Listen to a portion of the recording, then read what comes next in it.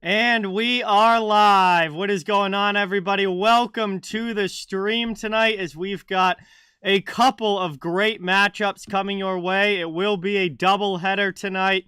We're kicking things off with an Original Six, now Atlantic Division matchup between the Toronto Maple Leafs and Detroit Red Wings. This should be a fun one tonight. These teams are right next to each other in the standings. Toronto, second place in the Atlantic right now. Detroit, third place. And this is way, way far away. But if the playoffs were to start right now, this would actually be a first-round playoff matchup in the NHL. So very excited for this first game here tonight. After this one, we're going to go right into the Florida Panthers against Edmonton Oilers. Another game coming up later that we'll be doing. But all the focus for right now, Toronto, Detroit, game one of the night.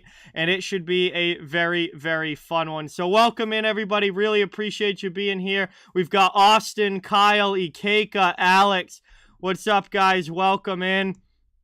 Thank you so much for coming by. Great to see you in the chat. I'm going to get the poll up in the chat so you guys can get your votes in on who you think is going to win this one tonight. We got the Maple Leafs on the road playing really, really well as of late. And the Red Wings trying to defend home ice. Detroit, not too shabby themselves with an 11-5-4 record. They're off to a very solid start this year as well. So Maple Leafs, Red Wings poll is up in the chat. Let me know who you guys think is going to win it. And appreciate you all being here as always. Hockey Legend, what's going on? BC Transportation, welcome in. Smokey Dan, Liam, Rick, Rob, welcome everybody. Good to see you in the chat. Thank you guys all for being here. Really good to have you.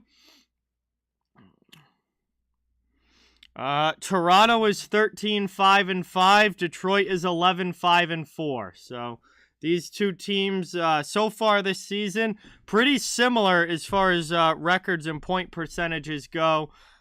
Just slight advantage to Toronto, but they've also played 3 more games than the Red Wings have. What's going on, Leaf 71? Welcome in. Thanks for being here. Really good to have you, as always. Isaac, welcome. Thanks for coming by. Really appreciate it. Yeah, there's been tons of upsets in the NHL already this season, so there's really not much that surprises me anymore. I mean, Vegas lost to Vancouver. Carolina lost to Arizona. There's been quite a few upsets, really just, I mean, obviously over the course of the entire season, but really just in the last week or so, we've seen some pretty major upsets around the NHL. So, honestly, at this point, nothing really surprises me all that much anymore. But this should be a fun one here. Toronto-Detroit divisional game. 2 teams that are right next to each other in the standings. Obviously, both looking for an important 2 points in this one. And anytime you can win a divisional game, it just has that little bit of more meaning to it when it's within the division. So we're getting ready for puck drop here, and it should be a good one. And then, obviously, like I said, later, as soon as this game ends, we're going to go right into the Panthers and Oilers game after this as well. So, doubleheader tonight should be a lot of fun. Right now, I'm watching the pregame show for the Detroit Red Wings, Leaf 71. I have no idea what exactly they're doing right now. Malika, what's going on? Welcome. Thanks for being here. Really good to have you. Aries, what's going on? Welcome in. Thanks for coming by. Really appreciate it.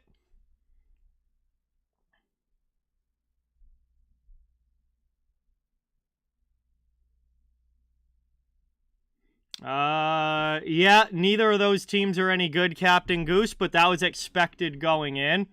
I certainly expected the Ducks and the Sharks to be 2 of the worst teams in the West, so it's not really a surprise to me, but they have been very, very bad. There's no doubt about that. What is going on here? God, ESPN Plus is so bad. Already freezing on ESPN Plus. I don't know why this app is so bad. Brad, what's going on? Welcome. Thank you for being here. Let's see. Well, I hope so, Harrys. They're not looking too great so far. Victoria, welcome. Thanks for coming by. Really appreciate it. Jeremiah, welcome in. Good to see you. Thank you for being here. Awesome to have you in the chat. We're getting ready for puck drop. One last commercial break before we get into the action. And, who do I think scores the first goal?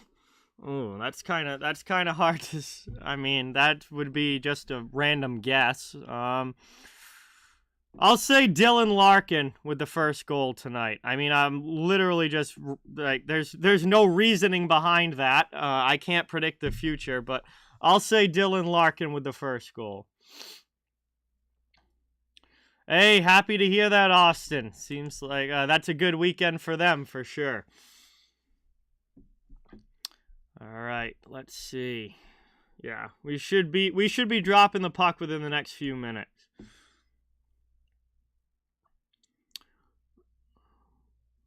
Man, I mean, both of these teams have been playing pretty well. I mean, no real complaints for the way that either of these teams have been playing recently. I'm gonna say 4-3 Leafs. Will be my prediction. My guess for tonight's game. I'm going to say 4-3 Leafs. Joey, what's going on? Steven, welcome in. Good to see you. Thank you guys for being here. Awesome to have you in the chat. Appreciate you coming by. 2 games tonight. So I got my monster for the first game. We'll get a beer for game number 2, but I got to make sure that I can stay awake and functioning through game number 2. So a little bit of wake-up juice first, then we'll have a beer later on.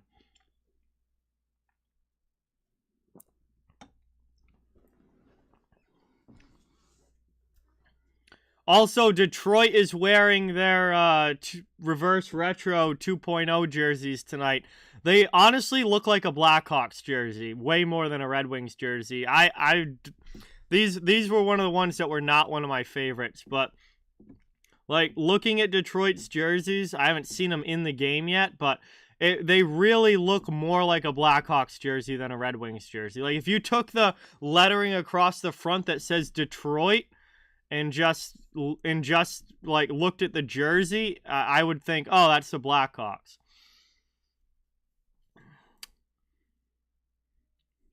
Rangers fan, what's going on? Welcome. Music Zombie, welcome in. Thanks for being here.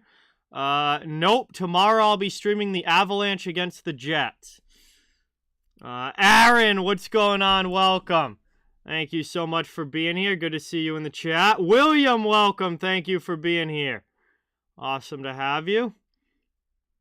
Yeah, Husso in net for the Red Wings. He's been playing really well lately. Murray in goal for Toronto, who's also been playing pretty well recently. Both of these teams are playing really, like, they're both playing good hockey. This is I feel like maybe a little bit underrated game.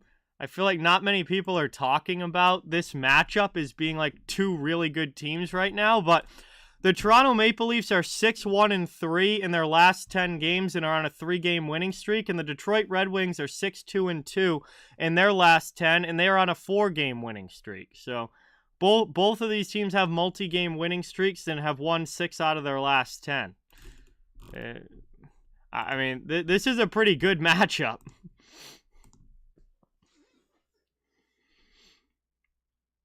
Donna, what's going on? Welcome. Thank you for being here. Awesome to have you in the chat. Baker, welcome in. Thanks for coming by. Good to have you as always. You're correct about that, BC Transportation. Montreal is 6-4 in their last 10 games, and they're on a 2-game winning streak. So they're not playing half bad either. They're tied in points right now with Florida. So, I mean, the Atlantic Division really is pretty tight. Obviously, Boston has kind of run away at the top with 36 points. But after that, you've got Toronto at 31, Detroit at 26, Tampa at 25, Florida and Montreal both at 23. The middle of the Atlantic Division is pretty jam-packed right now. There's 4 teams only separated by 3 points.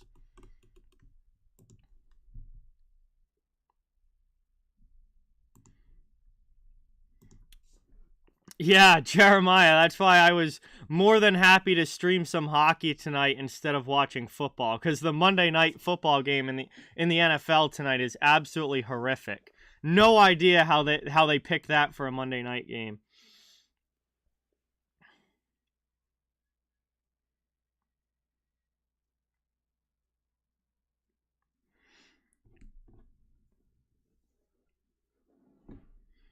Hey, Adam, thank you so much. You as well, man. Thanks for coming by. Awesome to see you. Hope you had a great Thanksgiving. They just finished up the national anthems. And we're going to get ready to drop the puck here. Brian, what's going on? Welcome in. John, welcome in. Detroit had a massive offseason, John. I talked about them all offseason as being one of the most improved teams. And they're living up to it so far. Like I said, we got Matt Murray versus Ville Husso in the pipes. And it's going to be a good goaltending matchup with both of them playing well this season and playing really well as of late. Val, what's going on? Welcome. Thank you so much for being here. I mean, Seattle continues to be one of the best teams in the Pacific Division. 5-game heater for them. Vancouver's on a 3-game winning streak, but they're still down in 6th place, so they still got a ways to climb. Anyway, in this game, we have dropped the puck. First period has begun, and we are underway in Detroit. With the Maple Leafs in town trying to work that one up the boards, Detroit gets it out of their end, and they'll chase up ice into the offensive zone. Shot wide of Murray. Played around to the far side. Taken here. Red Wings trying to set up in the offensive zone. Game is on. Appreciate you guys all watching. Derek, what's going on? Welcome in. Thanks for being here. Moved into the middle, trying to go back the other way. And all the way down there by the Maple Leafs is going to be an icing call as Detroit touches up, and we'll get a whistle just 33 seconds into this one. Snooter, what's going on? Welcome in. Hey, that's awesome, Victoria. I hope it's a great game for him and should be a fun matchup. Taken now, one back defensively by Tavares, but the forecheck comes for the Red Wings, trying to keep this one in the attacking zone. Gordon, what's going on? Welcome in. Thanks for being here. Detroit keeps that again in at the blue line. Leafs will try again to clear. Behind now, Giordano in the corner. He's checked by Larkin, trying to dig the puck out. Red Wings come away with it. Here's Perron. Perron with a pass in. Shot attempt gets blocked, and it's taken away by Justin Hall. And Hall's going to start the breakout now for the Maple Leafs as they come up through the neutral zone. Matthews loses it to Larkin. And the Red Wings are back the other way. Here's Perron. Kubalik chasing in against Liljegren. And gets it over to Sandin. He'll carry out now for Toronto as they cross the red line. Dumped into the attacking zone. Husso comes out of the net to play it.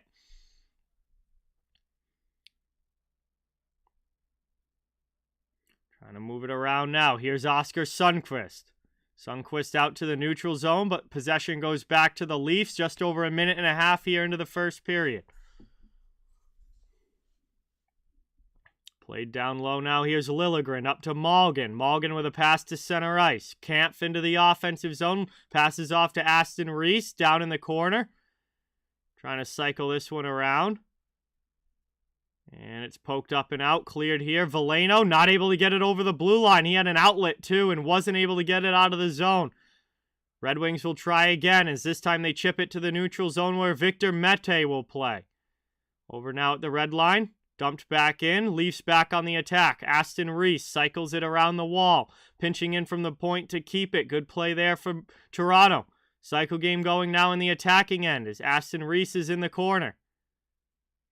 And that's cleared out now. Back the other way as it's dumped in by the Red Wings. No icing as Hall will chase. All right, sounds good, Victoria. Appreciate you coming by. Paul, what's going on? Welcome in. Thanks for being here. Good to see you in the chat. Moved out now. Red Wings trying to keep it in for now. Down low in the corner.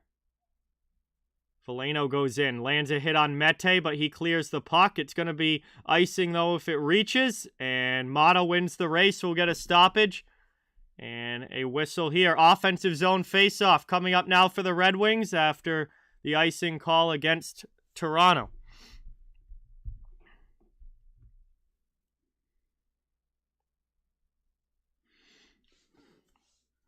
Wow, Rangers already take a lead over the Devils. Big game there. Metro Division rivalry between those two. And obviously, Devils have been so good so far this season. Rangers have not. That's a big game for New York to try and maybe get some momentum rolling in the right direction. Behind the net now, played by Mete. And he spins off the forecheck. Takes it back below the goal line and will carry it out on the near side. Passes it up, neutral zone. Leafs with it, turned over, back the other way. Red Wings, Pius Suter trying to keep it in the offensive end. He just throws it around to the far side corner. Giordano not able to clear. Suter backhands it deep again. That goes off of a skate. Kerfoot's trying to get it out. Gets it over to Marner. Marner sends it back to the D. And here's Marner now over the red line. He'll dump it across the ice. Into the offensive zone. Osterley chased. Gets it up to Raymond, but he gets double-teamed. Tavares digs the puck out, getting some help from Marner as well. It's played now to the near side corner. Youngkruk heavy on the forecheck. Lands a big hit on Wallman. Gerry, what's going on? Welcome. Great to see you. Really appreciate it. Moved over the red line now and dumped into the offensive end. Yeah, Jeremiah, I wanted to do the Rangers-Devils game tonight, but it's on NHL Network, so I can't get it, which sucks, because that's a marquee matchup for sure. But this one is not bad either. These are two teams playing good hockey right now. As Sherratt sends that all the way down. It's deflected into the attacking zone. Mete goes back to get it for the Leafs as we're down to 15:40 to go in the first period. A scoreless start so far. Back into the offensive end. Sider chased heavy by Matthews and others on the forecheck. Played around now. Good steal here. Toronto on the attack. Austin Matthews cuts to the middle. Couldn't get the pass through. And it's back out the other way. 2-on-1 for Detroit. Kubalik with Larkin. Shot. And a save there by Mario. Puck is loose in the crease. And finally, the Red Wings put it in. Larkin in the crease. Pokes away at the loose puck until it finds its way in. And Detroit has a 1-0 lead. And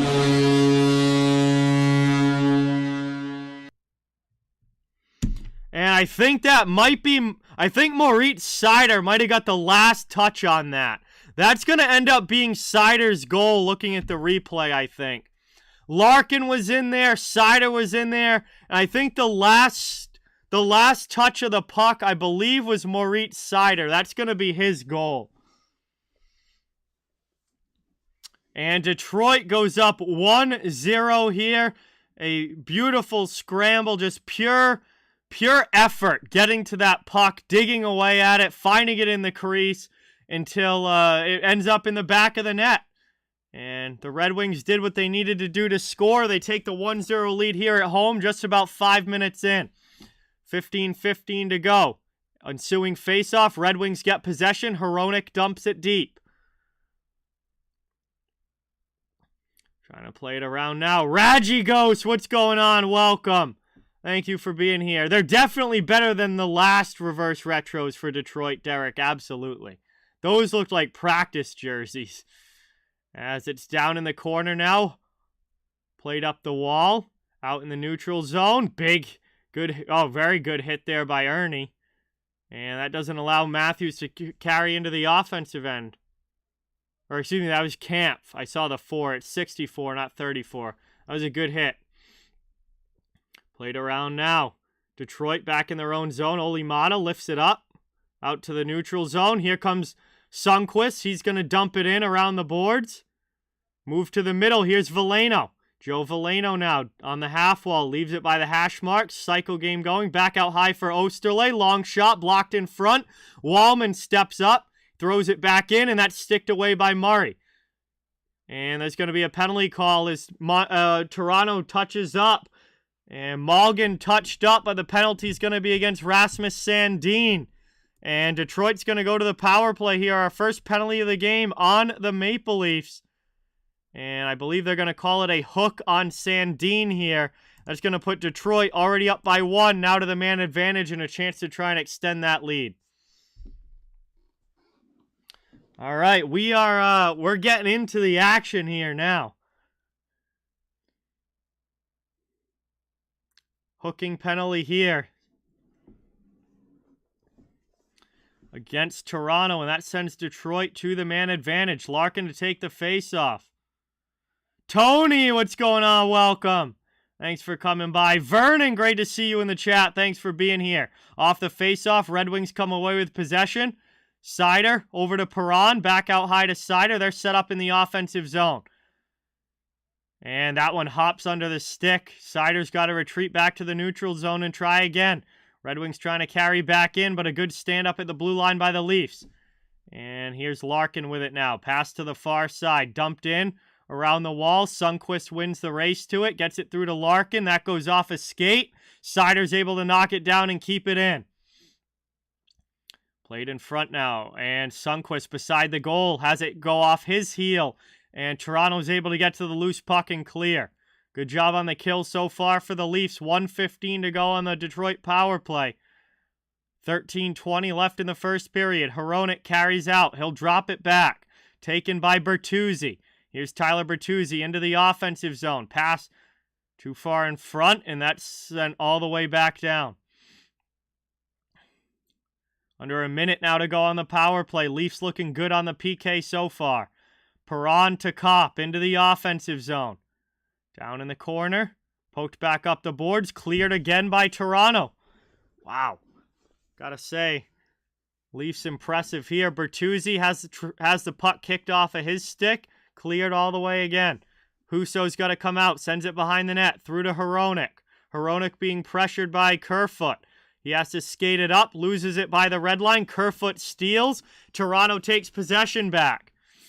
Here's Justin Hall with it into the offensive zone. Kerfoot feathers one to the far side. Engvall's all over Seider. It's played back behind.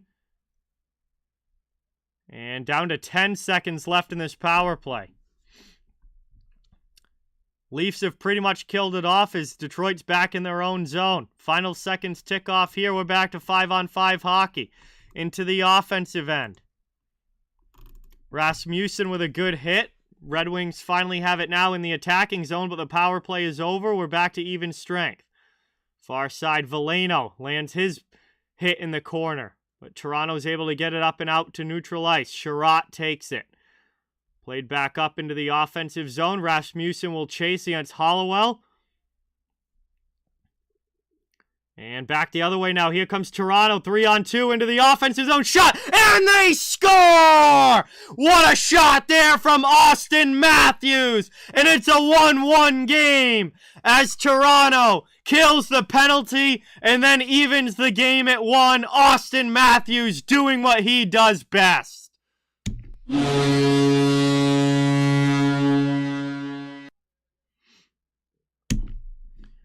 And a great transition goal there from Toronto as they break into the offensive end. 3-on-2. Nice drop pass from Bunting to Matthews, and Matthews makes no mistake. Fires it by Husso, and we've got ourselves a 1-1 hockey game.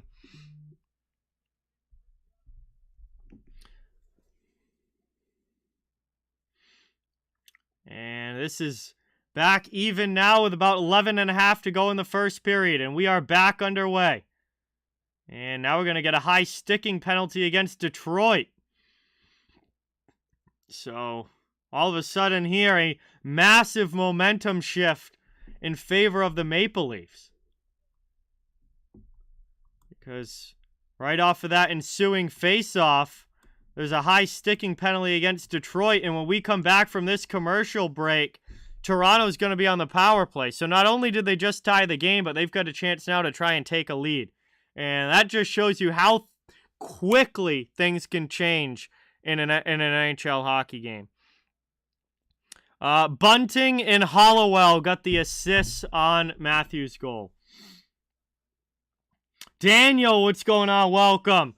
Thanks for being here. Really appreciate it. We have just gone to our first commercial break here of this one. We got just under 11 and a half minutes to go in the first period. And Toronto and Detroit is tied 1-1. Toronto will be on the power play when we get back. Thank you guys all so much for being here. It's great to have you in the chat. Please don't forget, it really helps the channel a lot and means a lot if you can hit that thumbs up button and subscribe if you haven't yet. I cover the entire NHL. Fans of all teams are welcome and wanted here. We're just trying to build a hockey community where everybody can come together, enjoy hockey, and have some fun. And really good game already with a goal for each team so far tonight. Also, that Toronto goal was their first official shot in the game. So, one shot, one goal so far for the Leafs. Detroit, I believe, has 5 shots, and obviously they got the goal from Seider.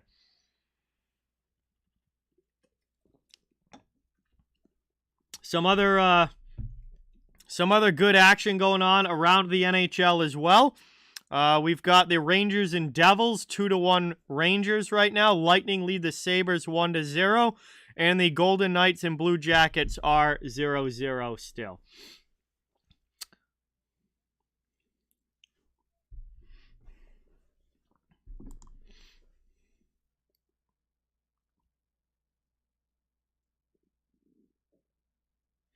Hey, Rick, what's going on? Great to see you in the chat. Thanks so much for coming by. Really appreciate it. It's the Red Wings off the ensuing face-off. Win it back and clear that one all the way down. A good start to the penalty kill for Detroit. But still, obviously, a long way to go as we are just getting underway on the power play. Toronto had a very good penalty kill a few minutes ago. We'll see if Detroit can match that. Play to the far side. Sundqvist takes it in the corner. Forecheck of the Leafs gets in there, though. Trying to work this one around. Back out high to the point. Played here to Nylander. Top of the circle. Pass back to the blue line. Here's Sandin with a shot through traffic. Rebound chance and they score! Willie Nylander puts it home on the rebound. And just like that, Toronto is taking the lead. It's a 2-1 hockey game.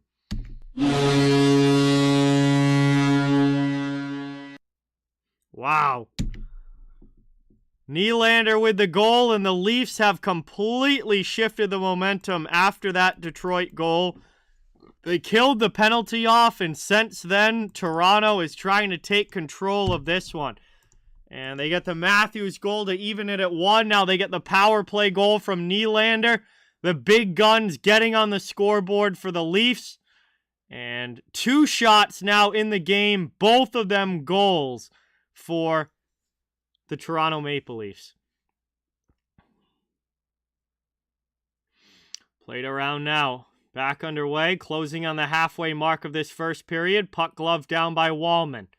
Out in the neutral zone. Red Wings trying to work it up ice. Wallman takes it back. And they're just going to work back into their own zone and start to regroup. Up ice into the offensive end. Driving wide. Wallman gets it in. Giordano trying to clear. Not able to. Bertuzzi's in on the forecheck. Red Wings keep it in the attacking zone. And then the puck deflects up and out. And that's going to lead to an offensive zone face-off for Detroit.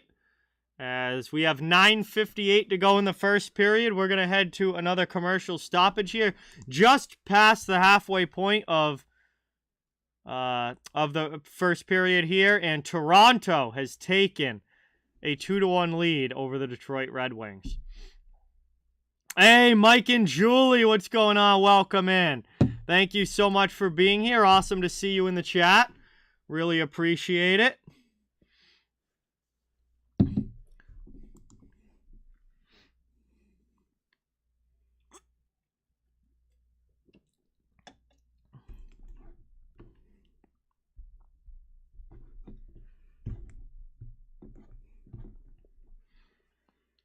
Good to have you guys here. So, man, couldn't have asked for much of a quicker start in this game. The Red Wings strike first with the Seider goal, and then all of a sudden, boom, Toronto kills that penalty off and completely changes the momentum of this game. They get the tying goal from Matthews not long after the penalty kill.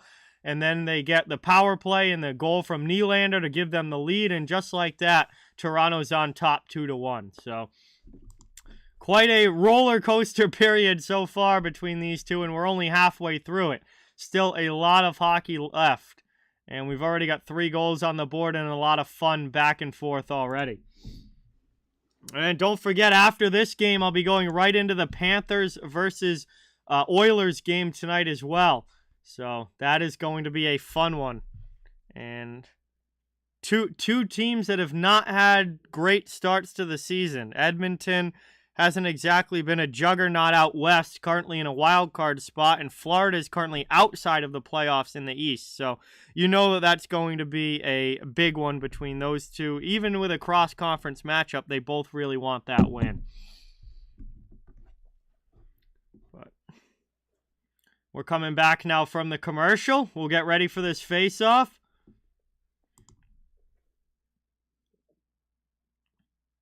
And behind the net, it's taken off the draw. Liljegren passes it out for Toronto up into the offensive zone. Hronek is able to poke that one away. Back up now into the offensive zone. Ernie chases on the forecheck. Toronto moves it quickly, though.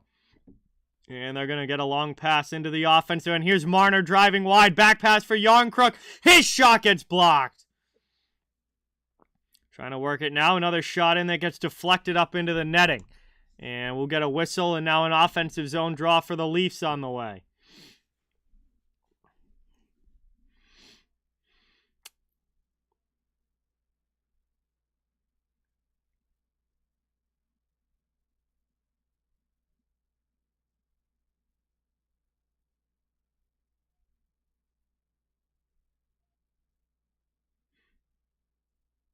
All right, here we go, attacking end. Linesman doesn't like the drop. He's gonna kick Homburg out, and Detroit's gonna win it back. Played there. Wallman pressured heavily by Engvall. Takes it behind the net. Got a couple guys on him now. Kerfoot and Engvall all over Wallman. Wallman skates into trouble, and the Leafs come away with the puck. Down on the near side. Here's Engvall trying to get the cycle game working. Knocked down there by Osterley, but Homburg comes in.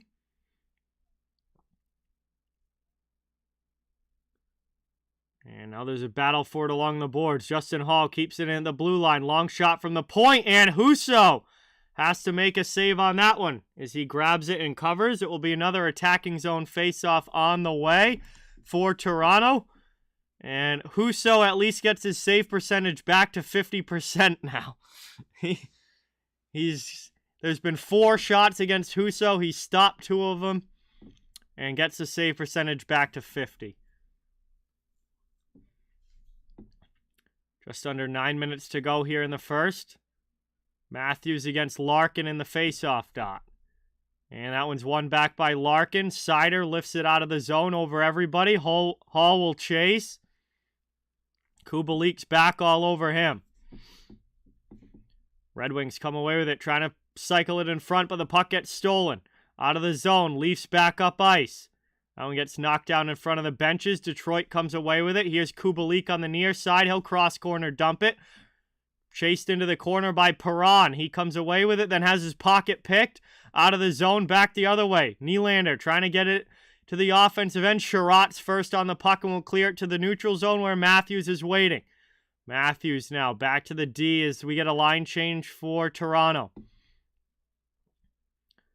Trying to wait for reinforcements. Now they work it up and out of the zone. Played through neutral ice. Morgan's pass gets deflected, but it's kicked into the offensive zone. And then Detroit trying to get it out. Finally able to muscle it to neutral ice where Aston Reese tries to steal. But it's eventually dumped the other way by the Red Wings as Bertuzzi in the corner works it free. Out high now to the point. Here's Wallman by the faceoff dot. His pass around to the far side kept in by Osterley. Moved across. Long shot blockered up there. Murray gets a blocker on that one. It goes into the netting. And we get a whistle and a stoppage. It'll be an offensive zone draw coming now for Detroit as they flip the ice the other way. Isaiah, what's going on? Logan, welcome in. Thanks for being here. Awesome to have you. If I had to guess, Isaiah, I would guess Avalanche, but I don't know for sure. That would be my guess. 7:38 to go here in the first period. Ozone draw on the way for the Red Wings. Trying to tie this one up. Shots are 6-4 Detroit, but Toronto leads 2-1 on the scoreboard. And it's played around now. Red Wings can't keep possession in the offensive zone. Sandin comes away with a puck. Pass up to Marner. Marner into the offensive zone. Oh, nice, Isaiah. It's a Vegas one. That's cool. Hey, awesome, man. I hope you enjoy it. Thunders, what's going on? Welcome in. Thanks so much for watching. Really appreciate it. Good to have you here. As we get a whistle here. As it looks like Toronto's offsides entering the zone and the linesman blows it dead. We'll have a neutral zone face-off on the way. And Ernie finished his check there on Yarncroke as the referee or the linesman was blowing the whistle. That drew a little bit of a chatter between the two, but not really much comes of it. Oh, so it's like a real authentic then, Isaiah, if it's got the fight strap on it. That's a legit, like, exactly what the players wear. That's awesome.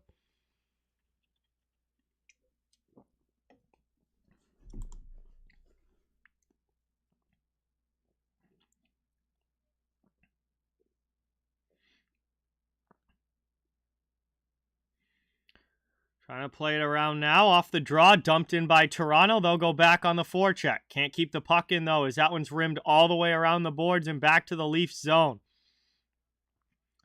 They'll try again behind the net. It's Sandin with the puck. Under 7 minutes remaining in the first. Back the other way now. Behind the net. Hronek with the outlet pass. That is deflected by Ernie, but the Leafs get possession back. Here's Hall with it now and out of his own zone to the red line and a quick dump in. Husso comes out, knocks it down, leaves it in the corner for Hronek. Good outlet pass up to Veleno into the offensive zone. Here's the Red Wings driving in, but Veleno falls down. Trying to steal it back now as Suter helps on the forecheck. Puck is just kind of eating along the boards. Both teams digging for it. Pops out to Mark Giordano. And Giordano gets it up. Kerfoot bounces off of him into the Leafs bench. We get a whistle with 6:15 to go and a face-off on the way. And this one might be coming back into the Leafs zone. Or it might be right outside at the dot right in front of the Leafs bench. We'll see where the linesman puts it.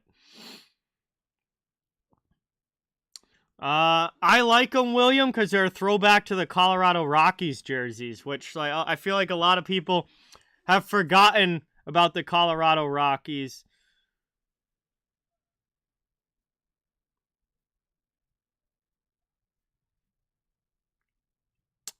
So I think it's cool.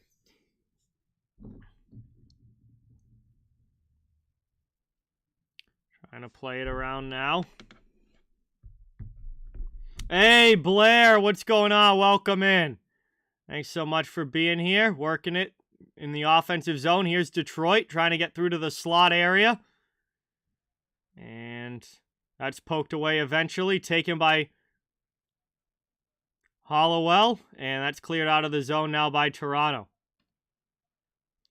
Into the offensive zone. Drop pass to Perron. And back out to the point. Long shot through traffic. That one bounces wide and ends up on the side of the crease where Murray is able to grab that one and cover it. With 15:33 to go in the first, and we'll have an offensive zone draw on the way for Detroit. They're pushing back here, trying to get this game tied up. But they still trail 2-1. First period, about 5.5 minutes to go. I have not, Blair. I don't watch soccer at all and haven't watched a single second of it. Avatar, what's going on? Welcome. Thank you so much for being here. Much appreciated. Awesome to see you in the chat. We head to our final commercial break now of period number 1.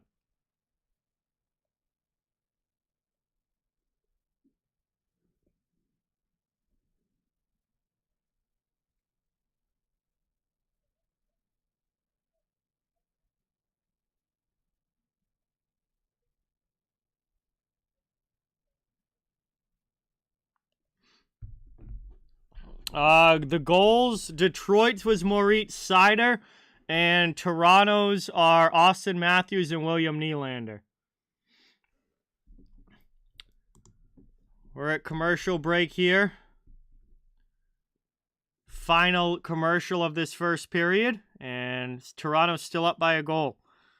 It's been a really good game so far. Both teams have had periods where they've been the better team at this point. And obviously, you know, Toronto's been able to score one more goal than the Red Wings have. But the Red Wings started well. Then Toronto, after that penalty kill, kind of took control of the game for a bit. Now the Red Wings are starting to push back over the last couple of minutes. This has been a good back-and-forth battle. But really appreciate everybody watching tonight. Thank you all so much for being here. And please don't forget, it really does mean a lot if you hit that thumbs up button and subscribe if you haven't yet. I cover the entire NHL. So fans of all teams are welcome and wanted. We're just trying to build a hockey community where everyone can come together, enjoy some hockey, and have some fun. Phil, what's going on? Welcome. Thanks for being here. Great to see you in the chat. We're back from the commercial break. And the Red Wings win it back, taken by Osterley around the offensive zone. He cycles it deep. Suter will chase against Liljegren. Taken now by David Kampf. He's chased by Veleno. Puck kicked away in the corner. Played out in front. Here's a shot there for Veleno and a great save. Wow. What a stop there. Matt Murray coming up huge on a net front opportunity for Joe Veleno, but Murray makes sure that that does not end up in the back of the net and makes what I would definitely say is his best save of the game so far, and is able to keep this one a 2-1 lead here for the Leafs. Little bit of a breakdown in coverage defensively, but hey, that's what you have a goaltender for. Boston Bruins lover, what's going on? Welcome. Thanks for being here. Detroit again off the faceoff. Shot gets blocked in front. Kampf comes away with a loose puck. He'll try and clear for Toronto. It's taken by Malgin along the sidewall. He cycles back behind the goal line. Giordano gets hit, but is able to clear the puck off glass and back down to the Detroit zone. Through neutral ice now, into the offensive end. Red Wings back, pushing on the attack. And it's taken down low by the Leafs D as they move it up. Out of the zone, back the other way, into the attacking end. Leafs trying to get the offense going. Under 5 minutes here to go in the first period. Played through, out of the zone, lifted all the way down. And Murray's going to play that. Takes it, gets it over to Liljegren, off his skate, back to Giordano. Behind the net, through the middle. Almost turned over to Andrew Kopp, but it bounces off of his stick and the Leafs get possession back.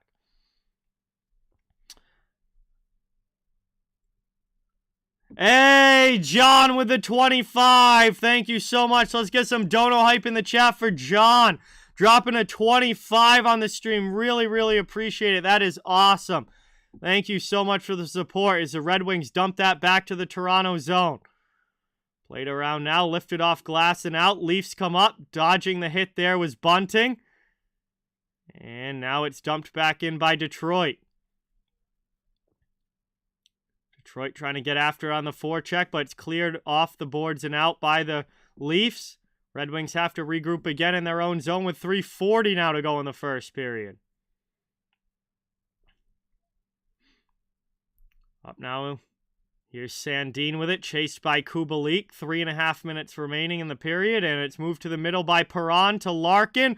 Larkin, spin around shot, gets blocked from the slot. And back the other way it goes as Toronto clears again. Good collapsing defense there to not allow the shot to get through on goal. Taken now up the boards. Leafs get it out, neutral zone. Chasing it is Marner. Detroit back in their own end. Sherratt behind the net. Gets it over to Seider. Seider with a stretch pass. Deflected in behind Murray. Murray comes out. He's going to leave it. Taken by Hollowell. And now into the offensive zone. Leafs speed. Pass too far in front of Kerfoot, but he knocks down the clearing attempt. Move to the middle of the ice. Bounces over Engvall and out to the neutral zone. Toronto still with possession. They'll regroup. Trying again. It's up into the offensive zone.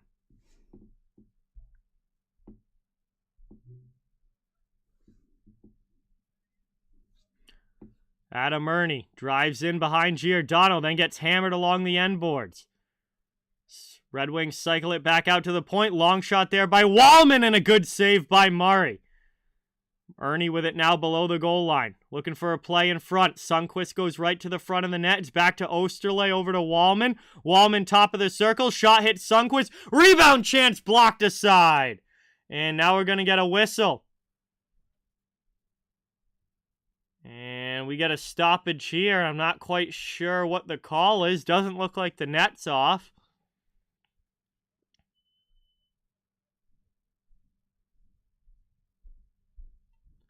Rasmussen ended up on top of Murray there.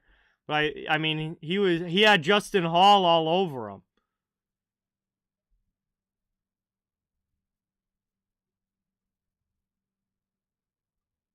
Did they call Hall for a penalty there? Or what was the whistle?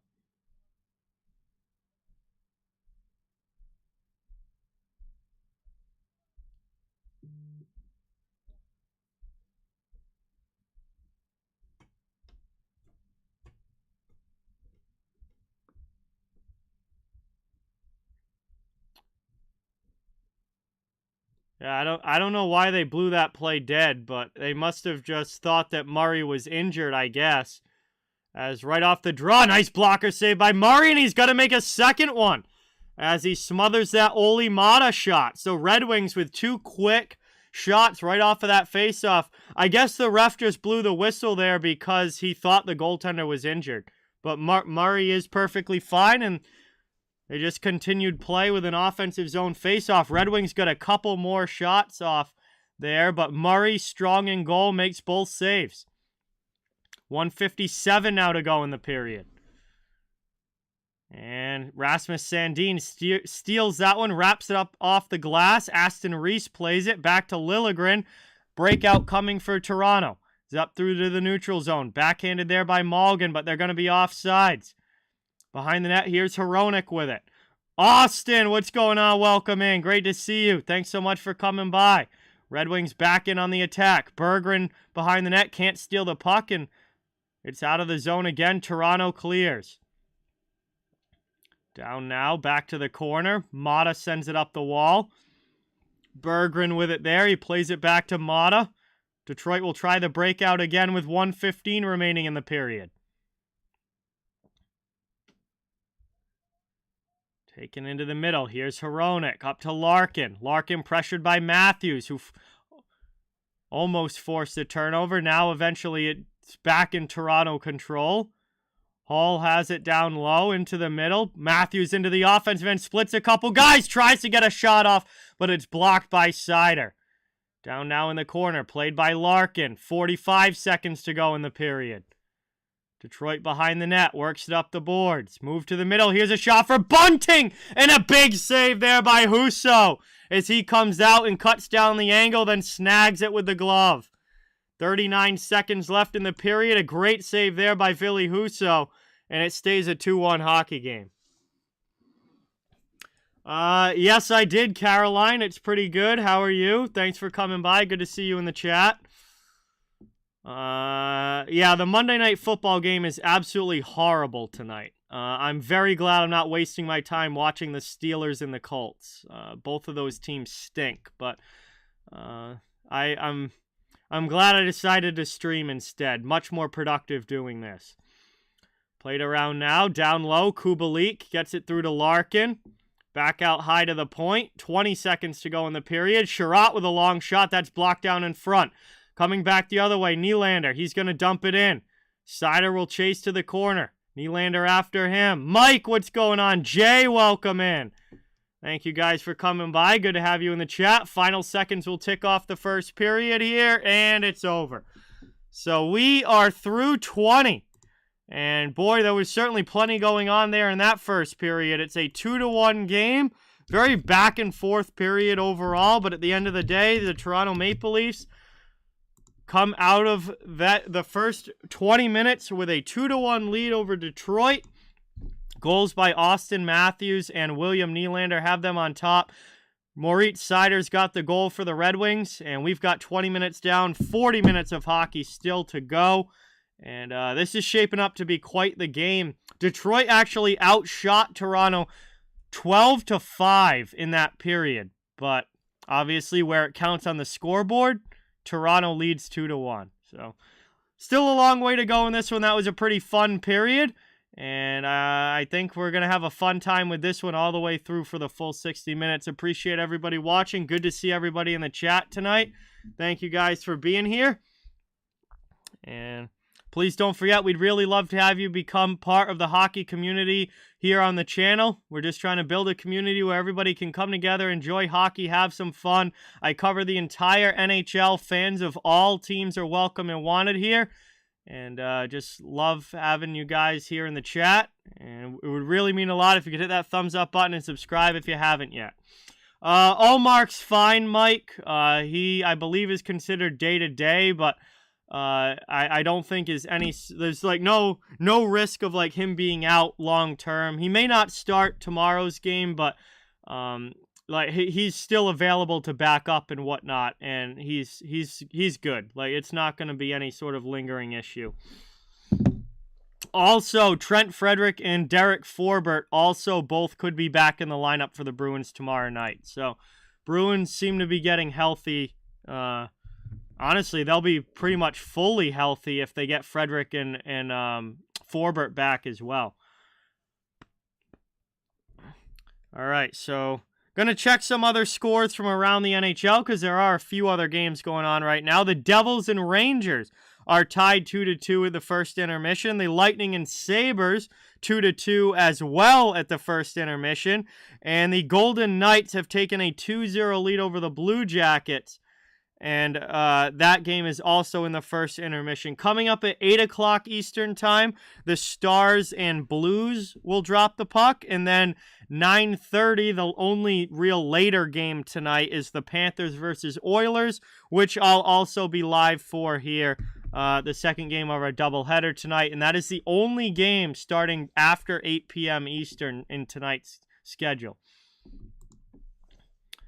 So not a lot of games tonight, but some decent matchups. I mean, obviously, this has been a really good game. That Rangers and Devils game is a marquee matchup. Stars and Blues should be a lot of fun. The Buffalo-Tampa game is a good one. Panthers and Oilers are both teams that could really use a win right now. Like there's some, not a lot of games, but there's some really good matchups tonight. Sharon, what's going on? Thank you for coming by. Good to see you in the chat. Let's see. Matthew, what's going on? Welcome in. Thanks for being here. Really appreciate it. Hey, what's going on, Brendan? Good to see you in the chat. Thanks for coming by. Smokey Dan, it kind of depends on what you're going for. Like, if you're going for, like, high-end, brand-new skates, like, they're going to be hundreds of dollars. But if you look for, like, a base model of something, I mean, you can probably get them for something a little bit more reasonable. You know, maybe like one.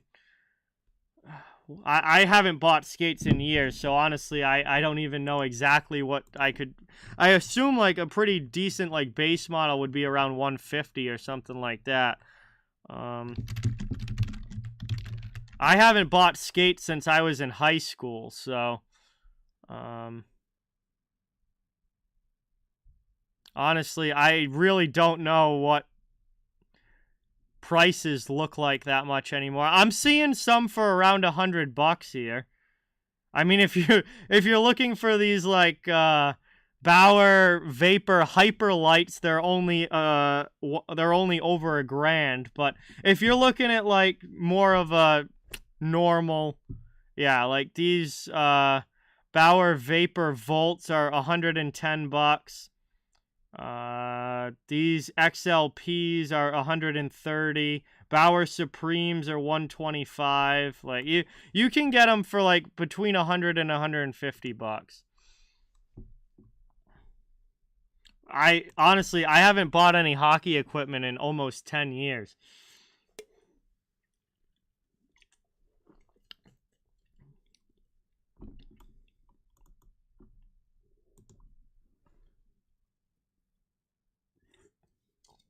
Oh, they're very good, Isaiah. They're very good.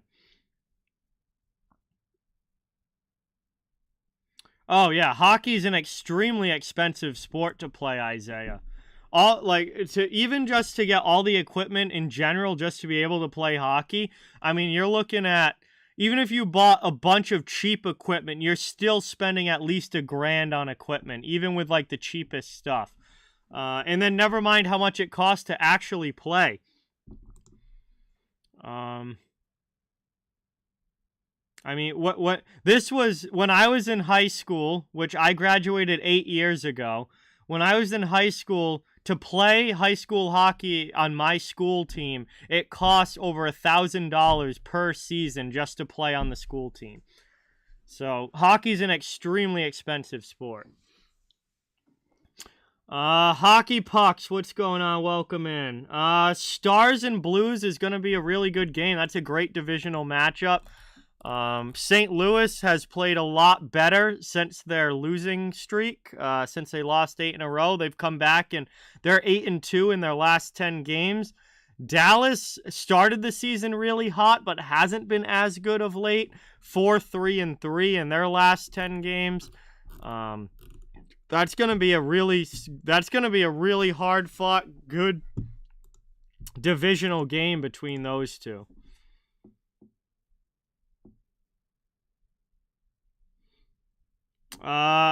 Aries, I played center in high school.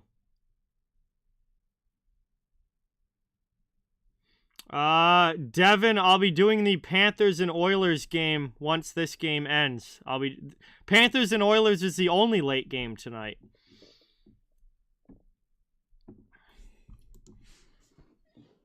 The only game on the entire schedule tonight that starts later than 8 p.m., which is like right about now, is the Oilers and Panthers game.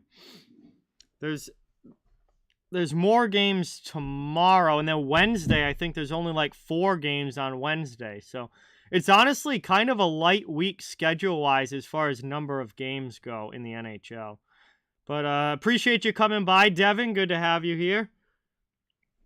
Hey, thank you, Sharon. This is one of my favorite hats, without a doubt. I absolutely love this hat with the original 6 teams on it. Yeah, Tyler Tucker with the Blues. He's actually, I've played decently well for a young kid, rookie this season, coming into the lineup and having to play some important minutes, and he's done a pretty good job with St. Louis. And that's cool that he's just like 30 minutes away. You're 30 minutes away from his hometown. BC4F, what's going on? Welcome. Thanks for being here. Awesome to see you in the chat. We're the first intermission between Toronto and Detroit, and it's been a heck of a game so far. 3 goals on the board already, some great chances, some good back and forth ebbs and flows to the play. Hopefully it's fun. Hopefully it's fun for the full 60 minutes.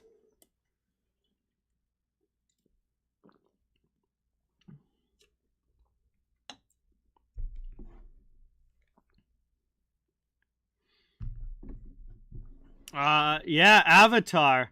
If you look standings, Winnipeg currently 2nd place in the Central Division, but with 1 more game played than Colorado. Colorado's in 3rd. They're separated by 2 points right now, but Winnipeg has played 1 more game, so there's your difference right there. Going to be a very interesting game tomorrow between the Jets and the Avs, and I'm very excited to see that one. Very, very excited to see that one. I've only seen 1 Jets game so far this year. So, really they've played very well to start the season, and I'm definitely excited to see them again tomorrow night.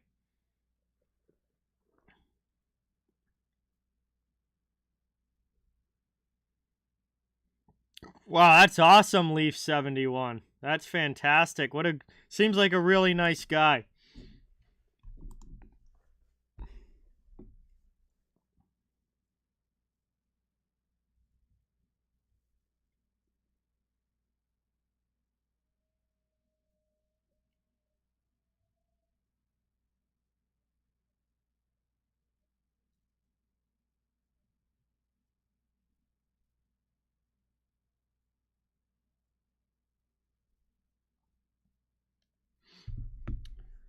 All right.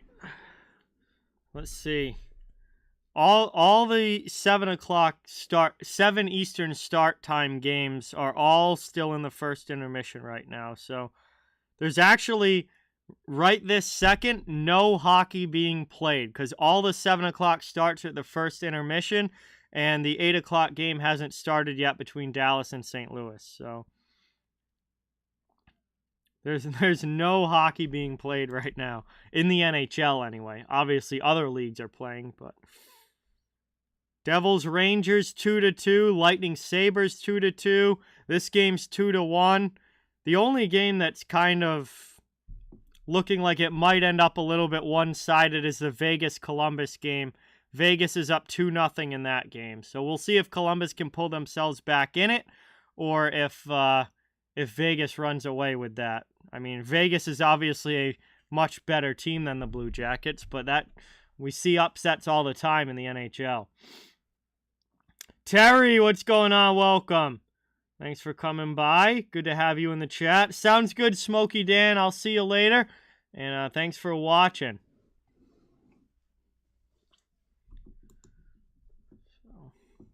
I should have looked at how much time was left in the intermission. That was dumb. Oh, just about 5 minutes. So we're actually getting pretty close to the start of the second, which is fantastic. We'll be getting back into the action here soon. Perfect.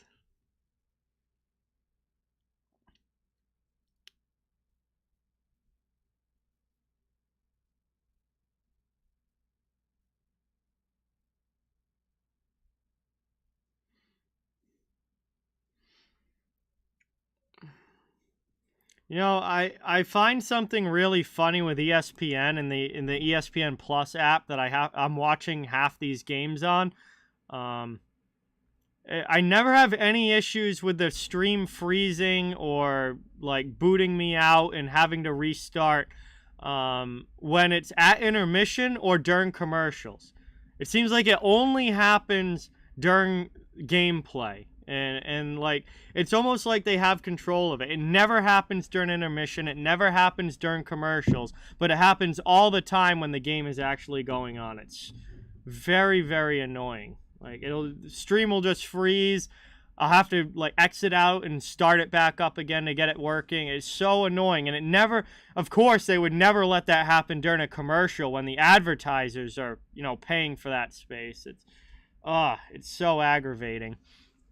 I've had, you know, I've just noticed here during this intermission, not even a hiccup in the stream during this intermission. But I bet you as soon as they get back to the actual gameplay, there'll be more problems with it as soon as the period starts.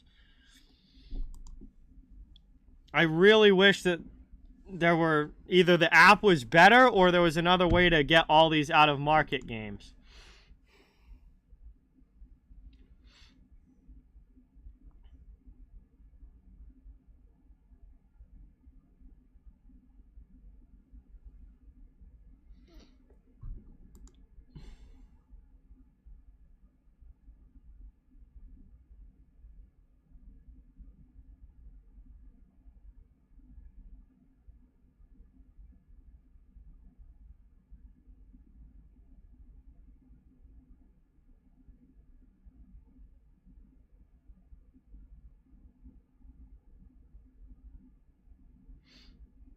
So this commercial break right now, I think, will be the last one of the intermission.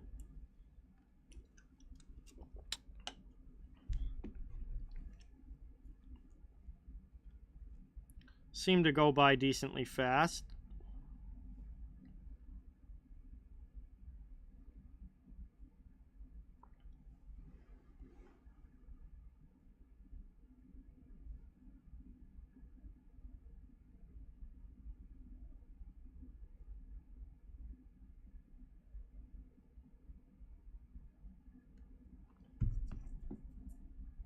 Hey, Lee, what's going on? Welcome. Thanks for coming by. Good to have you in the chat. We're just getting ready for the start of period 2. Just a couple minutes till we get back underway into the action. And Toronto with the 2-1 lead.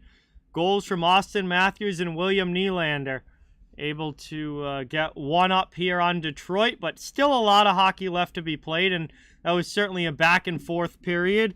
Overall, it's been a very good game so far, and I imagine it's probably going to be a good game all the way through to the end.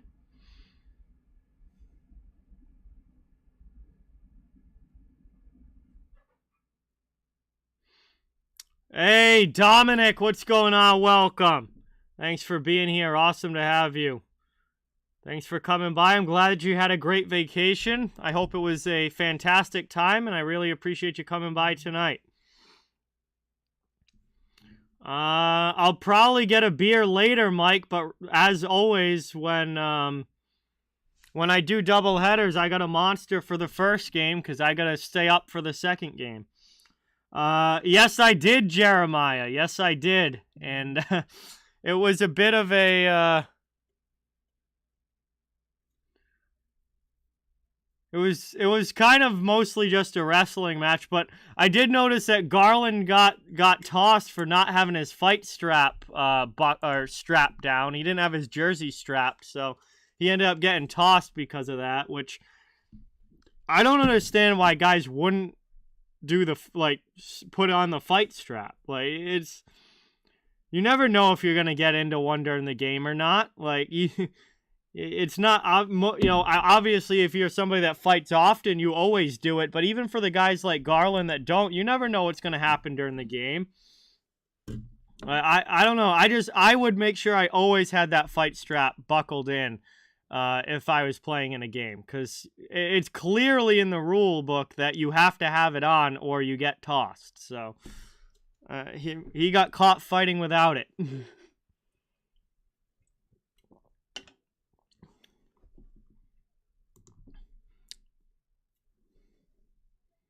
Oh, Raji Ghost, you gotta get one then.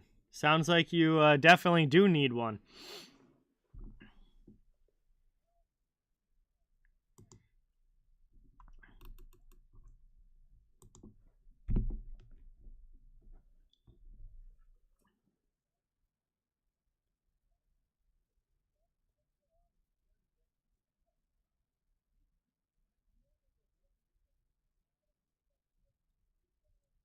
All right, here we are, back ready to go.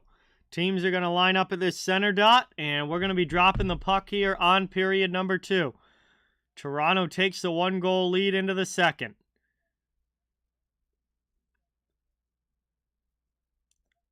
And centers are lined up. Referee making sure we're good to go. And he's going to drop it as the Leafs win it back. Tavares back to the D off the draw. Giordano passes up. Second period has begun. Out in the neutral zone. Trying to dig the puck out is Yarncrook. Back to Giordano. Over the red line and dumped in. Played to the corner. Yarncrook goes after it, but Hronek gets it to Mata. Back to Hronek now. Up and deflected into the attacking end. Not really deep, though, as the Leafs come away with it. And they dump it back the other way into the corner. Chasing is Tavares. First one in on the forecheck. Red Wings work it up the boards. Are they able to get it out? Yes, they are. Here's Lucas Raymond into the offensive end.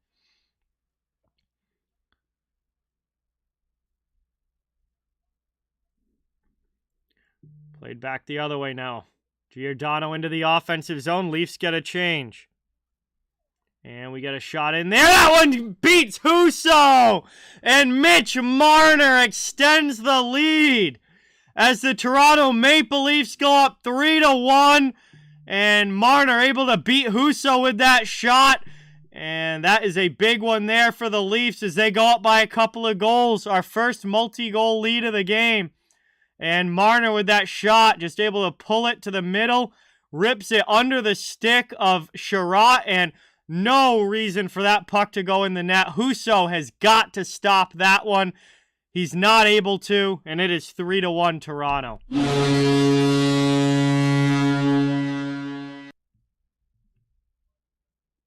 Wow.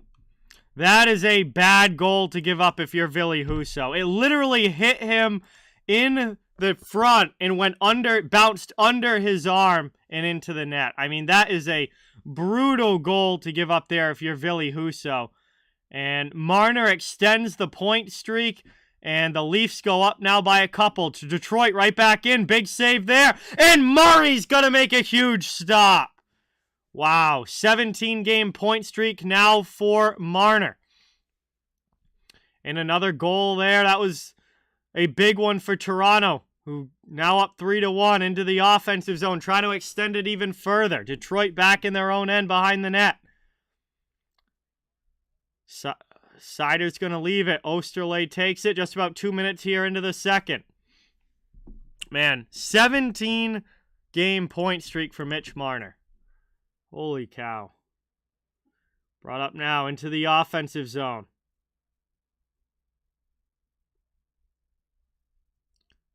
Shot for Seider gets blocked. He keeps it in. Spun around. That one's bouncing. And Murray able to blocker that one away. Boy, has Matt Murray played well. Rasmussen with a big hit along the sideboards. Toronto moves it up, though. Detroit now trying to come back the other way. Into the offensive zone. Osterley jumping into the play. Fires one into the glove of Murray.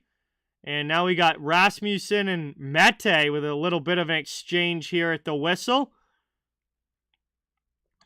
But we get a stoppage. And it will be an offensive zone draw now for the Red Wings. They down by 2. Nope, game is in Detroit, Daniel. 17:33 to go here in the second period. Toronto has 3 goals on 6 shots. Ville Husso's save percentage is literally at 50% right now. Cross corner, Leafs right back into the offensive zone. Behind the net, worked up the wall. Here's Suter. Moved her out to the middle of the ice, back the other way. Detroit takes it over the red line. They'll backhand it deep.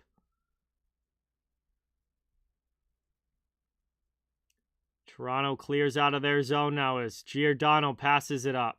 Into the offensive end, Justin Hall sends it, trying to drive in. Nice save there by Husso. Rebound chance, he gets a pat on that as well. Sandin keeps it in at the point. Toronto back on the attack. Offensive zone. Sandin trying to keep it away from Suter. Engvall in there helping as well. Worked out now. Cy, what's going on? Welcome. Thank you for being here. And all the way down, Murray plays it over to Liljegren. Good to see you, Cy. Welcome. MC Lego, welcome. Thank you for being here. Awesome to see you in the chat. I didn't really do anything for Black Friday, Isaiah. I mean, it was a decent day, but I didn't go shopping or anything. 16:15 to go here in the second. Over the red line, dumped in. Around the boards to the near side. Red Wings trying to get back in on the attack. They very much need the next goal in this game. Back the other way, though. Here comes Toronto. They're trying to make sure that that doesn't happen. Moved into the middle. Shot there from Tavares. Ripped wide. Red Wings trying to get it out of the zone. So far, not able to, but Mata has the puck. Passes it up to Bertuzzi. Over the red line into the offensive end. Raymond back to Bertuzzi. It hops over his stick. Out to neutral ice. Back the other way. Into the offensive zone. Bunting goes in. And Detroit moves the puck quickly out of the zone. But the pass for Raymond doesn't connect. That's going to be icing. And the Leafs will get an ozone face-off now on the way with 15:28 to go. Second period, and Toronto leads by 2 as the Mitch Marner goal. Able to put them up by a pair here, and they're starting to take more control here. Man, the next goal of this game is going to be massive. I mean, if Toronto makes this 4-1, I think that's going to be pretty much lights out. Detroit, to keep this close, has got to score the next goal. That one's deflected off glass. Leafs keep it in the offensive zone. Bunting and Giordano. It's taken away by Sherratt. He goes up the far side, and it's out of the zone. Chasing after it, and winning the race is Matthews, and that's going to lead to another icing call here against Detroit. Oh, wow, that Tavares shot went right off the crossbar. I didn't even realize it was that close. That went ping right off the crossbar. 15:01 to go here in the second. Another attacking zone face-off for the Leafs. And Tavares will take it against Kopp. Leafs win it back. Here's Marner. Looking for another point. Nice spin move. Takes it behind the net. Out in front. Shot there. Husso holds a post and makes a big save. Now dumped in by Seider. Blockered away by Murray. Far side. Played there. Liljegren to Sandin. Near side corner. Leafs send it back up the other way. Pass doesn't connect with anybody though. And Osterley sends it for Detroit. Into the offensive zone. Red Wings on the attack. Here's David Perron. Trying to get a pass in front. Shot there. Getting a piece of it was Murray. What's going on, Andrew? Welcome in. Thanks for coming by. Great to see you in the chat. Working it around now. Down low. Wallman to the corner. Played there. Taken back. Detroit trying to cycle below the goal line. Perron with it. He fights off a check. Gets it away from Sandin. Trying to work it to the middle. Layers defensively for Toronto, and they clear it out. Back the other way. Marner. Can't get it away from Osterley, but is able to disrupt things enough for Toronto to at least get a partial change. Now into the attacking zone comes Perron. Red Wings back on the offensive.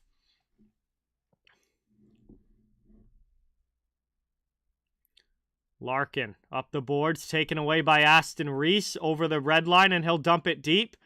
Chasing down low is Malgin. He tries to cycle, gets it through to the far side for Aston Reese to play it in the corner. He gets a pass now back to Malgin, who misses it wide, but pinching in his Mete to keep it for the Leafs. Puck deflected in front, lifted up and out by the Red Wings, all the way down. 13:20 remaining here in the second period. Red Wings knock it down in the neutral zone. In with some speed, Michael Rasmussen, and a big save there by Murray. Trying to work it down. The Flyers, BC4F. They haven't won in their last 10 games, but that's pretty much... There aren't a lot of long losing streaks right now. That's definitely the worst one. As the Red Wings putting on some pressure here in the offensive zone. Rasmussen through to Ernie. Ernie cycles it for Sundqvist. It gets by him, but the D pinches down low. Keeps it going in the offensive zone. It's Olli Mata. Behind the net is Sundqvist. Back out to the face-off circle. That one gets shot wide by Rasmussen. And it's out to the neutral zone. Toronto is able to clear. Taken now by Holmberg. Holmberg dumps it in and will chase on the forecheck as the rest of the Leafs finish out the line change. Kerfoot in there as well. Detroit moves it out to the neutral zone. 12:15 to go here in period 2. Closing in on the halfway point of this game, Toronto still leads by a couple goals. 3-1 hockey game as they carry into the offensive end. Holmberg's shot goes wide, but he gets the loose puck, takes it to the corner, has Suter and Hronek on him, and it's stolen away by the Red Wings. They'll take it now as Giordano knocks it down, being chased by Veleno. Played out in front. And Engvall in Hall. Leave it now into the offensive zone. Played around now, played by Matthews, back out to the point. Setting it up, Liljegren. 11.5 to go here in the second. Moved into the middle of the ice. Toronto swarming here in the offensive zone. Shot through traffic and they score! It is a 4-1 lead for the Leafs as that shot from Sandin finds its way through the traffic in front and past Husso into the back of the net. The Leafs extend the lead even further.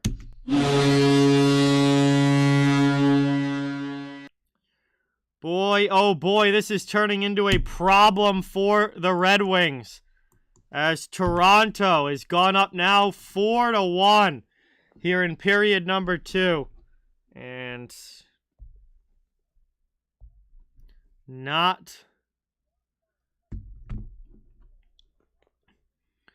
They're going to review it, though, looking for a potential high stick from Bunting in front. And I'm not sure if Bunting got a piece of this or...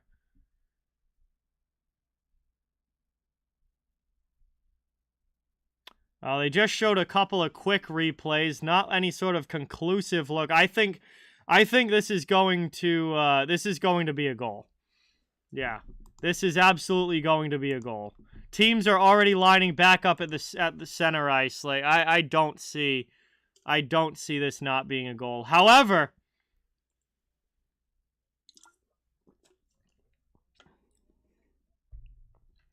we do have a goalie change for the Red Wings, as Alex Nedeljkovic is going to come into this game.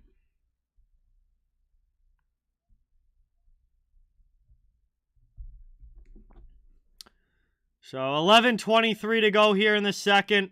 It is a good goal. The referees did confer over at their scorekeeper's bench for a short time, but no challenge or anything from Detroit, and it is a 4-1 hockey game. Raymond trying to get a pass in front for Kopp. It doesn't connect. Matthews sends it up the wing. Can't get it out of the zone. Second chance. Toronto still don't get it out. And back all the way down. Cleared there by the Leafs. Radio Free, what's going on? Welcome in. Good to see you in the chat. Thanks for coming by. Detroit's trying to work it out now. Sider, pass to the middle, into the offensive end. That one gets knocked down, and Tavares will take it. 10.5 to go here in the period. Wow, Buffalo's taking a lead. Good on the Sabres. Up now over the Lightning, 3-2. Up now through the middle of the ice. Detroit into the offensive end. Driving wide is Perron to the middle. Shot there. Murray able to get a piece of it. Around now. Hall behind the net to Giordano. He turns the puck over. Bad turnover there. But Murray's able to come across and is able to hold the post and keep that one out. Detroit's backup is Alex Nedeljkovic. Brought in now. Here's Marner to the middle of the ice. Kampf can't get the shot in on goal as it explodes on his stick. We're past the halfway point here of the second and of the game with 9:45 remaining. Detroit with it in their own zone. Over to Hronek, who goes D-to-D with Mata. Back to Hronek. Deflected into the offensive end behind the goal line. Forecheck coming for the Red Wings. They're trying to get something going here. Moved around now, deflected away, down behind the net, out in front, chance there! Shot gets blocked as Wallman was trying to jump into the play. 9:10 to go in the second period. Wow, Devils have a 4-2 lead on the Rangers. That's incredible. The Rangers scored the first 2 goals of that game. And now trail 4-2. I mean, what is going on with the Rangers right now? Holy cow.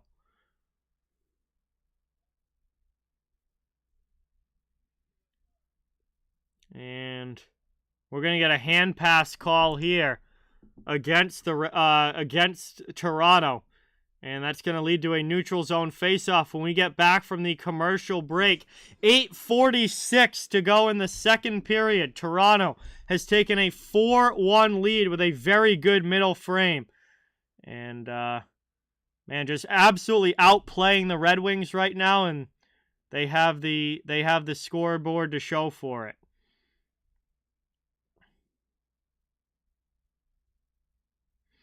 I mean, you're not really catching Boston, Blair. Every time Toronto wins, the Bruins also win. So you're more like keeping pace with Boston. You're not catching them. But both teams are playing really well right now, as is Toronto, or as is Detroit. I mean not tonight, obviously, but Detroit also has 6 wins in the last 10. Actually, if you look at the Atlantic Division, Toronto, Detroit, Tampa Bay, and Montreal all have 6 wins in their last 10 games.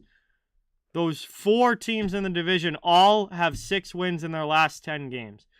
And then you have Florida, who's falling with only 4, and Boston, who's leading with 8.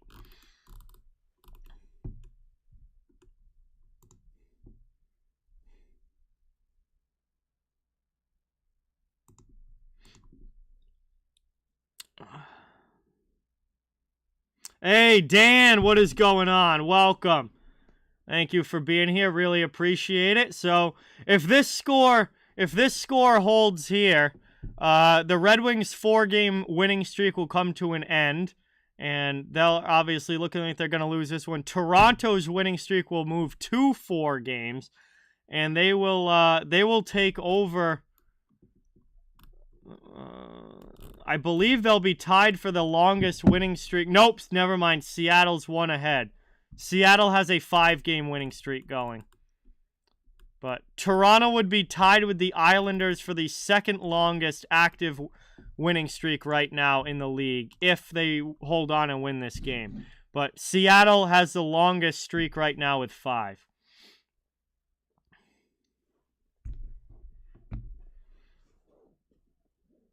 But Toronto's playing great hockey. Toronto is playing great hockey right now.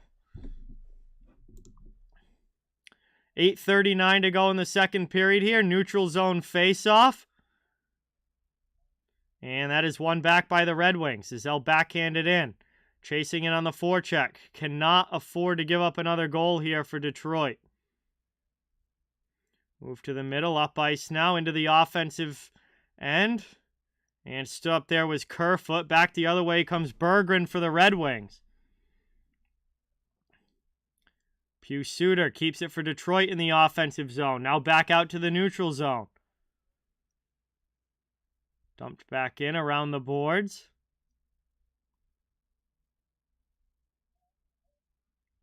Behind the net. Knocked down. Played there by Hall. Yes, I remember Lee. Absolutely. Welcome. Michelle, what's going on? Welcome in. Thanks for being here. We tick under 8 minutes to go now in the middle frame. Moved out in front. Red Wings have the puck. Back to the point. Wallman, D to D. Osterley. Osterley fans on the shot attempt. And he just sends it back deep, looking to make a possession play to Berggren. Hall with a hit, trying to kick it to the stick. We have 7.5 to go now in period 2. Giordano takes it, and he's going to carry it out for Toronto. Over the red line and dump it in. Forecheck comes from Engvall as Wallman sends it up the boards and clears for the Red Wings. Trying to work this one around. Played there by Matthews. He's hounded by Andrew Kopp. Bertuzzi in there as well, trying to steal the puck. Matthews just goes off glass and all the way down. And Nylander beats out the icing, so we don't get a whistle. Heavy forecheck coming from Toronto now. Under 7 minutes remaining in period number 2. Gonna work this around. Raymond comes in trying to dig the puck out. It's pinned along the boards. Big scrum for it. Eventually, Lucas Raymond has it, but Matthews is all over him. Up the boards it goes to the blue line and out to the neutral zone. Sandin will knock it down and play it for the Leafs.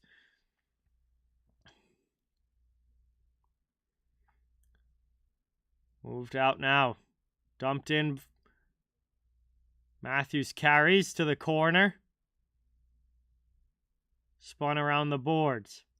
Kept in now. Bunting plays it deep to the far side. Tyler Bertuzzi first to it.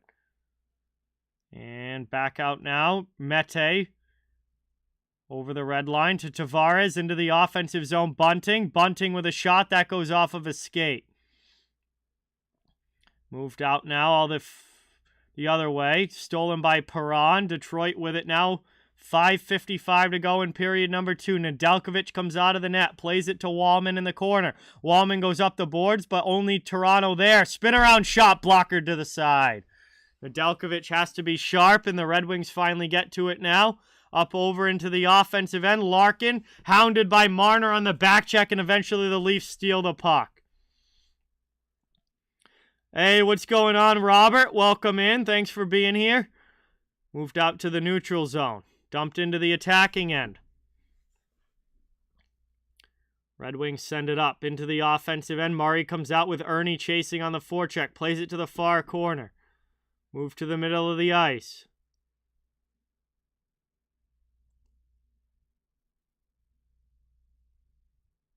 And we're going to get a too many men on the ice penalty here, I believe, against Toronto.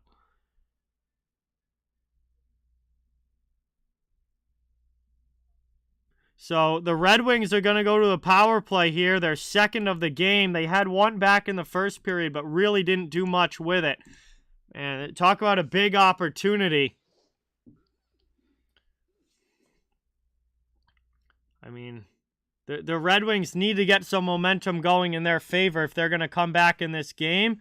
And this power play might be the opportunity to do it. We'll see if they can take advantage of that or not. But we're going to go to our commercial break here. And again, we're getting down now to the final few minutes of period 2. And Detroit's got themselves in trouble, down by 3. Completely agree, Rick. Goaltending has been a big improvement. Both goalies have played well. I mean, really, all the goalies have played well, particularly recently, Rick. And the defense is definitely better than expected. So, we're at a commercial break here. Toronto with the 4-1 lead. And Detroit trying to get themselves back into this game. We'll head to the power play when we get back. But thank you guys all so much for watching. It's great to see you in the chat. Reacts, what's going on? Welcome in. Really appreciate you all being here. Please don't forget, it means a ton if you can hit that thumbs up button and subscribe if you haven't. I cover the entire NHL, so fans of all teams, welcome and wanted. We're just trying to build a hockey community where everybody can come together, enjoy hockey, and have some fun. And we got ourselves a pretty good game, particularly for the Leafs going here tonight. They have played very well. And fans of all teams, welcome and wanted here on the channel. After this game ends, I'll be going right into the Florida Panthers against Edmonton Oilers. That game is going to be coming up in about an hour or so. But we'll be going to that one as soon as this one finishes up. Depends on where you are, Michelle. I am watching on ESPN+. But depending on where you are, it's going to be on different channels or a different way to get it. Here we are now off the faceoff. Dylan Larkin back to Moritz Seider. The Red Wings trying to set up on the power play. They really need a goal here, but that pass through the middle is stolen. And the Leafs, with a great early clear, send it all the way down. Toronto looked really good on the penalty kill back in the first period. And we'll see if they can kill off with ease again here in the second. As Detroit trying to get this one deep. They do, to the corner. Out to the point. Here's Perron to Seider. Have a good night, Robert. Thanks for stopping by. Worked out to the blue line. Now to the far side. Shot there. Gets blocked by Hall.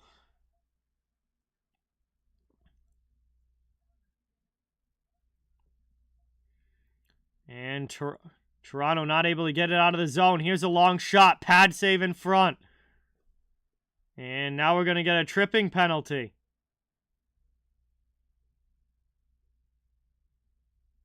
And now we got some action down in the corner. Giordano not happy with Larkin. And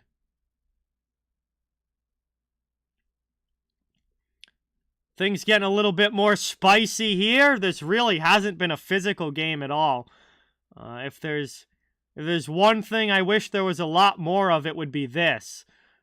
Things starting to get a little bit spicy here, but Detroit's going to be done on the power play. Sundqvist is going in the box for tripping, and that is going to make it 4-on-4 hockey here. And hopefully we get a little bit more nastiness between these teams now that they're starting to heat up a little bit. Giordano trying to get at Larkin there. Larkin went right after Marner, trying to tell him to learn how to skate.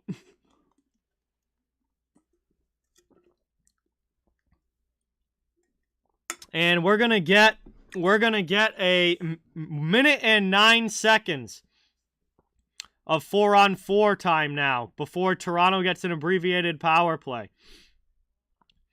Moved out high. Here's Mete. Toronto cycling in the offensive zone.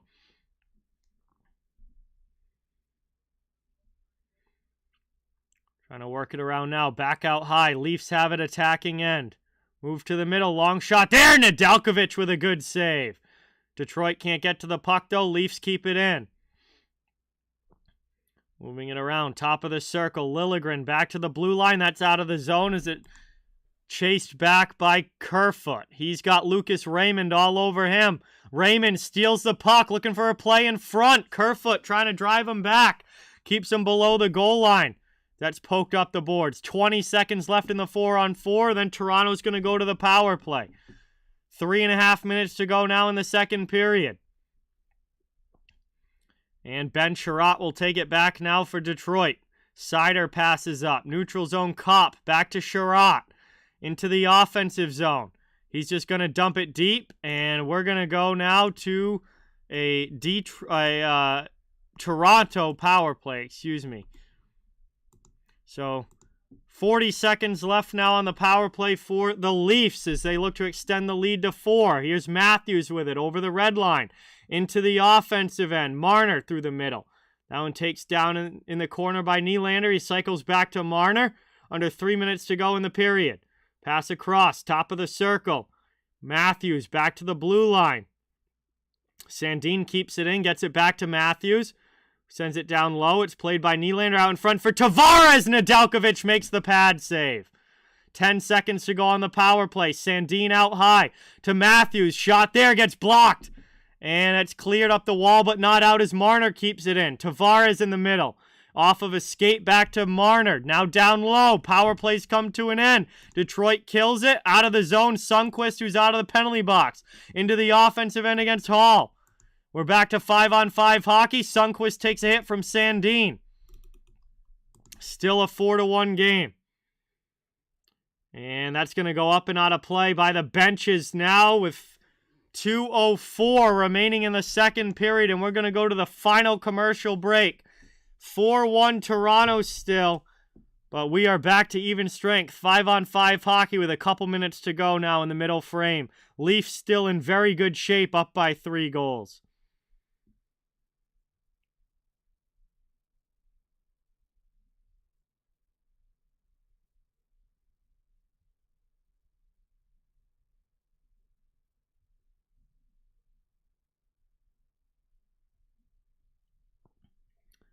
We'll get a commercial stoppage here and a chance to catch our breath.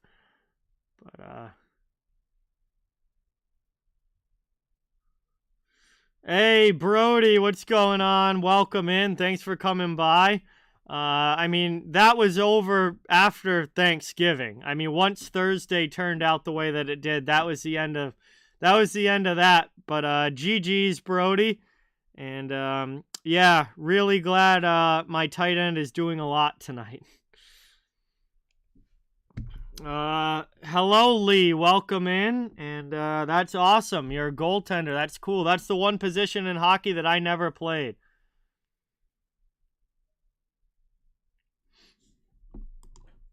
So we're late here in the second. Toronto with the 4-1 lead.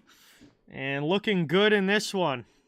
Once this game ends, I'll be going right into the Panthers Oilers game as well for the second of our doubleheader tonight.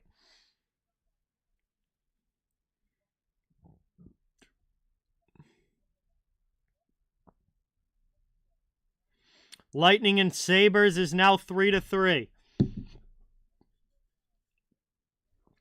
And we're going to get back to dropping the puck here in this one. Atlantic Division standings. Boston at 36 points.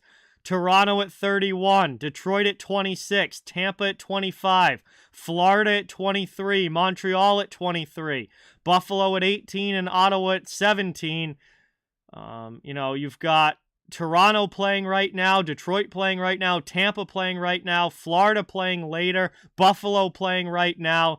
Big night for the Atlantic Division tonight, and we could see some point shifts depending on how these games go. As Toronto dumps that one in, 1:56 to go now in the second. Played around there. Malgin in the offensive zone. The biggest thing we could see would be Tampa Bay if they win, passing Detroit if they lose for third place in the division. Back the other way, over the red line. Dumped into the offensive zone. Detroit trying to drive. Suter in on the forecheck. He's able to knock the puck loose. Driving in there. Shot for Berggren in front. Murray makes the save and covers up the loose puck in the crease as well. And nice stop there again by Matt Murray. He's playing very, very calm, cool, collected goal. And honestly, it doesn't even look like he's needing to make these monster saves because he's just so in position and just making it look real easy in net right now for Toronto. He's played fantastic keeps that one out and keeps it a 4-1 hockey game. 1:24 to go here in the second. Kopp wins it back for Detroit. Long shot from Hronek. Another easy save there for Murray, and the loose puck is carried out of the zone by Toronto. Yarncrook into the offensive end. Sent deep there by the Leafs. Hronek plays it behind his own net. Goes D-to-D with Mata. Detroit starts the breakout. Trying to come back the other way. Into the offensive zone. Not able to get it through the D, and Tavares clears for the Leafs back up ice. Into the attacking end. Played below the goal line. Hronek and Tavares. Trying to get a pass out in front, but that one's taken by the Red Wings. They gain the red line and chase now into the offensive zone. Hollowell, pressured there by Mata. Can't get the puck out. Here's a chance in front. Bertuzzi just sends one wide. Back out high. Here's Perron with it. Fakes a shot over to Seider. Seider's shot attempt gets blocked, and that goes off shin guards and out to the neutral zone. Detroit's got to regroup again with 20 seconds left in the period. Trying to get something before the intermission, but now they ice the puck, and it doesn't look like that's going to happen. 16.8 to go in the second, and it will be an ozone draw for the Leafs. They still lead 4-1, and if they take that 4-1 lead into the third period, which it certainly looks like they're going to, they're going to be in a really good spot to close out this win. And I guess they decided it was offside. I don't know. They put the drop at center ice there, not all the way back at the Detroit zone. So they must have decided that it wasn't icing. But it's brought up now by Toronto into the offensive end. Final seconds. Pass in front. Doesn't end up connecting, and that is going to do it for the middle period. As we are through 40 minutes, and a couple more goals for the Toronto Maple Leafs make this a 4-1 hockey game. With 40 minutes down and 20 minutes to go, we're headed to the second intermission. We'll have a third period coming up, and we'll see if Toronto can close this one out and ice the win, or if Detroit has a comeback in them. 20 minutes of hockey remain, and we'll have to wait and see what happens. But thank you guys all for being here. Great to see you in the chat tonight, and appreciate you all watching. Again, please don't forget, every like and new subscriber goes such a long way in helping the channel. Fans of all teams are welcome and wanted here. We'd love to have you become part of the channel community. We're just trying to build a place where everybody can come together, enjoy hockey, and have some fun. I did always as a kid, Michelle, but not anymore. Not anything organized anyway. But we are at the second intermission now. We've got a little bit of time here before the third begins, and then after this game, which it looks like Toronto is probably going to be able to hold on to. We'll be going into the Panthers and Oilers game coming up after this one. That is the only game tonight that has not started yet. The other action around the league, the Devils have a 4-2 lead over the Rangers. The Lightning and Sabres are tied up 3-3. The Golden Knights have a 2-1 lead on the Blue Jackets. And the Dallas Stars and St. Louis Blues are 0-0. No goals in that one yet.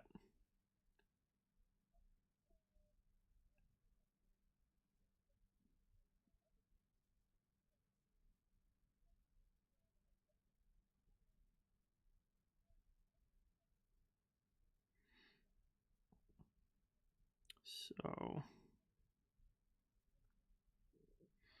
the Oilers game starts in a little less than an hour.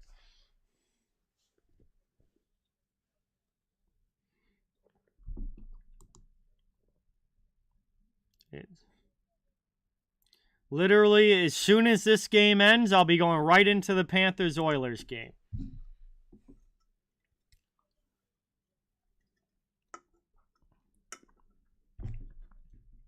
Yeah, Toronto's played very well tonight, Donna. They're certainly in complete control of this game as of right now. They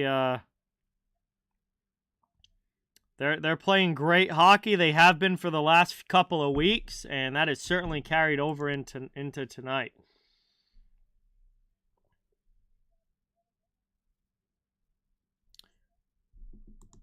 Yep. Always the same stream. We'll be going right into that one. Same stream, and we'll be doing the Panthers Oilers.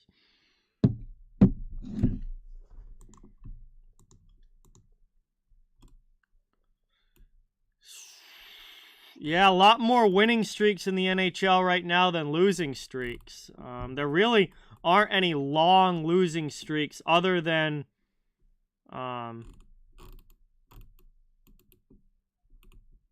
Philadelphia being 0-7-3 in their last 10. But there's a lot more significant winning streaks than losing streaks in the league right now. A lot of teams playing well. Obviously, Detroit's winning streak looks like it's going to be coming to an end unless something miraculous happens in the third period.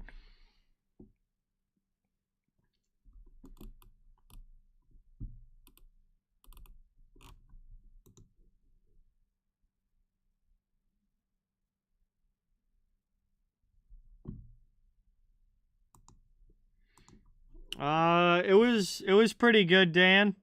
It was good. Had a fun weekend. Enjoyed some time with my friends, and now getting back into hockey. Teams that are underperforming, Mike. Let me take a look here.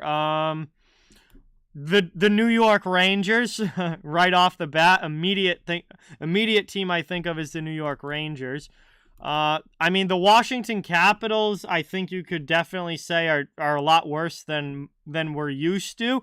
Now, I actually thought that the Capitals were going to see a decline this year, so I wouldn't say that it's a surprise to me, but I do think that they're underperforming compared to most people's expectations for Washington.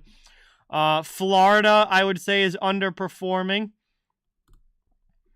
Ottawa has certainly been disappointing this year. There was so much talk about the Senators, with the offseason that they had making a big jump, and that just has not happened at all. Nashville has been very disappointing to me. I thought the Predators were going to be a lot better, although they have started playing better recently. They're 6-3-1 in their last 10 games, so they have kind of gotten it on track here recently, which is good. Edmonton and Calgary have both been disappointing to me. The fact that Edmonton is in a wild card spot right now and Calgary is not even in a playoff spot right now, that is very disappointing. So there's quite a few. There's quite a few teams that are overachieving what my expectations were for them. And for every team that's playing better than I thought, there's certainly some teams playing a lot worse than I thought they were going to.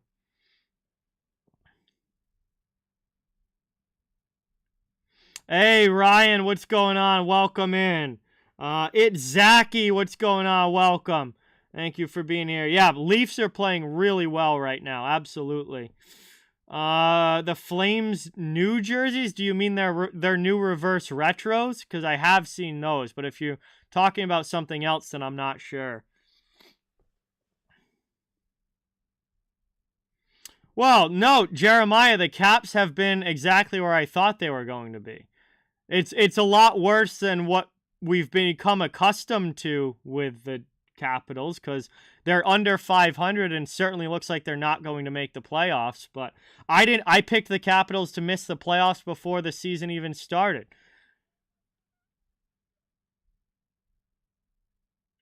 Avi, what's going on? Welcome. Thank you so much for being here. Good to see you in the chat. Appreciate it. Yeah, Devils are easily the most pleasant surprise of the year. I mean, I thought the Devils were still at least a year away. But for them to have the start that they've had, they're definitely the biggest surprise.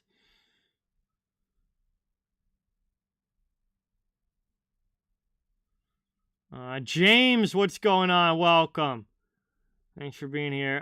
They're definitely not one of my favorites, Caroline, but I do like these better than their first reverse retros, which were absolutely putrid. However, I still don't love these. I think if you took if you took where it says Detroit across the front off of the jersey and just looked at the jersey colors, I would think that it was a Blackhawks jersey, not a Red Wings one. Like, it literally looks like something that Chicago would wear.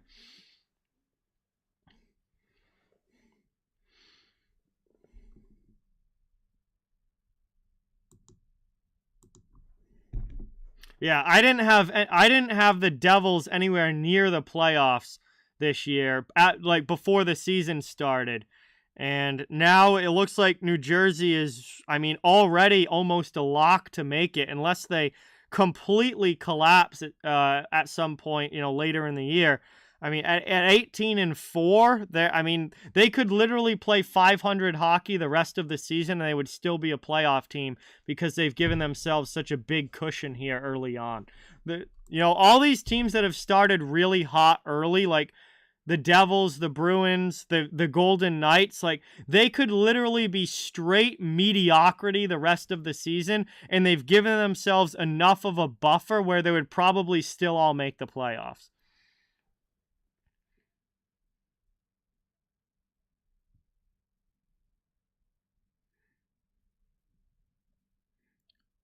Like, if you think about it, New Jersey at 18 wins right now only needs 32 more wins to get to 50 wins on the season. And a 50-win season pretty much guarantees you a playoff spot. You're a high-level team if you win 50 games in the NHL, and they've already got 18 wins, meaning they only need 32 more to get to 50, and they've only played 22 games. So that means that they have 60 games to get 32 more wins, and that would be not counting overtime losses where you get the 1 point. So, from a points perspective, but from a wins perspective, the Devils could, from this point on, the Devils or the Bruins, who also have 18 wins, are in a very similar situation. They could go 32-30 the rest of the year, which is pretty mediocre. Right, a little bit above 500, and they would still have a 50-win season, which just shows you, like, the cushion that they've given themselves already with their hot starts. They could literally be almost a 500 mediocre team the entire rest of the season and still get to 50 wins. It really shows you what a big start can do for you. And for that to even happen, they would pretty much have to collapse, down the stretch. They would have to collapse to be that bad after playing this well to start the season. I just don't see it happening. I think there are a lot of teams that have put themselves in a really good spot already. Pretty much anyone who's got 30 points already is in a really good spot to make the playoffs. So, that's Boston, that's Toronto, that's the Devils, that's even the Islanders. The Islanders have more games played than a lot of other teams, but still, the Islanders at 30 points have put themselves in a decent spot. Vegas has put themselves in a very good spot. I think anybody with 30-plus points right now is in a very good spot to be a playoff team. Avi with the 2. Let's go. Let's get some dono hype in the chat for Avi. Welcome in. And thank you so much. Awesome to have you. Really appreciate the support. Let's give Avi that hype. Thank you, thank you, thank you. We're getting ready for third period action here. Toronto looks like they're going to get their 14th win of the season and their 33rd point of the year, with a win if they can hold on in this third period. And then after that, we're gonna go into the Panthers and Oilers game, which is coming up in a little over half an hour from now. Exactly, and 50 wins gets you to 100 points, not even counting the extra points for OT losses. So if you win 50 games in the NHL, you're in the playoffs. Yeah, Austin, I absolutely do. I absolutely do. Boston beat Tampa last week. The Lightning are going to be on the second half of a back-to-back because they're playing tonight against Buffalo. So I definitely think the Bruins can win that game.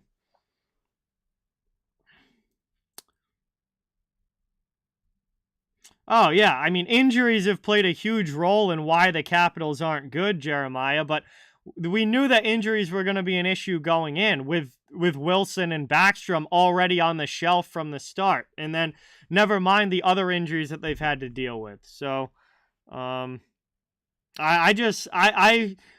saw this coming a mile away with Washington. And they're one of the older rosters in the league as well, which doesn't help.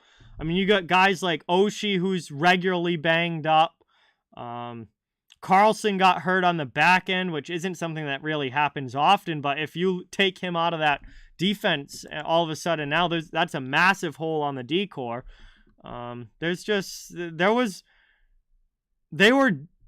Washington was a team that was just hanging on to begin with, and now you start taking key players out of the lineup, and you have a team that's in a lot of trouble. And I saw that coming with the Capitals, which is why I'm not surprised that they're in the situation that they're in. Hey, Jeremiah, Pittsburgh's not far behind you. Pittsburgh is not far behind you. Maybe it's not this year with Pittsburgh, but another year or two, and they're going to be in a very similar spot. Should be only a few minutes away from the start of the third, Leafs. Probably around 120, Cy. I mean, obviously we don't know that for sure, but probably somewhere around 120. If you look at last year, obviously the Panthers ended up with the President's Trophy last season, and they had 122 points. So, in all likelihood, the President's Trophy winning team this year is going to be right around 120 somewhere. Maybe a little bit above, maybe a little bit below, but somewhere in that ballpark. What's going on, Victoria? Welcome back. Thanks for being here.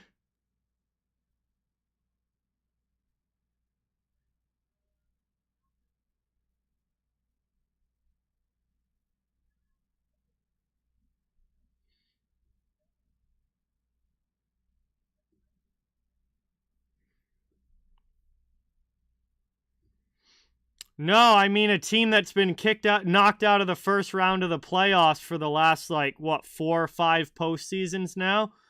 I mean the same thing's happening with Pittsburgh. I don't think Pittsburgh or Washington has won a playoff series since 2018. Because Washington lost to Carolina in round 1 in 2019. They lost round 1 in 2020 against... Oh my God, who did they lose to in 2020? I don't even remember 20. It was they lost to the Bruins. Is that a couple years ago now? Yeah, Washington hasn't been beyond the first round since 2018. And Pittsburgh's the same thing because they met in the second round. They met in the second round in 2018. That's when Washington finally slayed the Dragon and got by the Penguins. But then I don't think either team's won a playoff series since then. Because Pittsburgh kept losing to the Islanders. Pittsburgh lost last year to the Rangers. The 2 years before that was when they lost to the Islanders. The year before that was the bubble playoffs, if I'm not mistaken. 2020 was Boston. That's right. Yeah, I'm just they're in very similar spots, and they're struggling. They haven't gotten by round 1 recently, and you see the downward trajectory. Wrist Rider, what's going on? Welcome. Thank you for being here. Rift, welcome in. Thanks for coming by. We're getting ready to start the third period.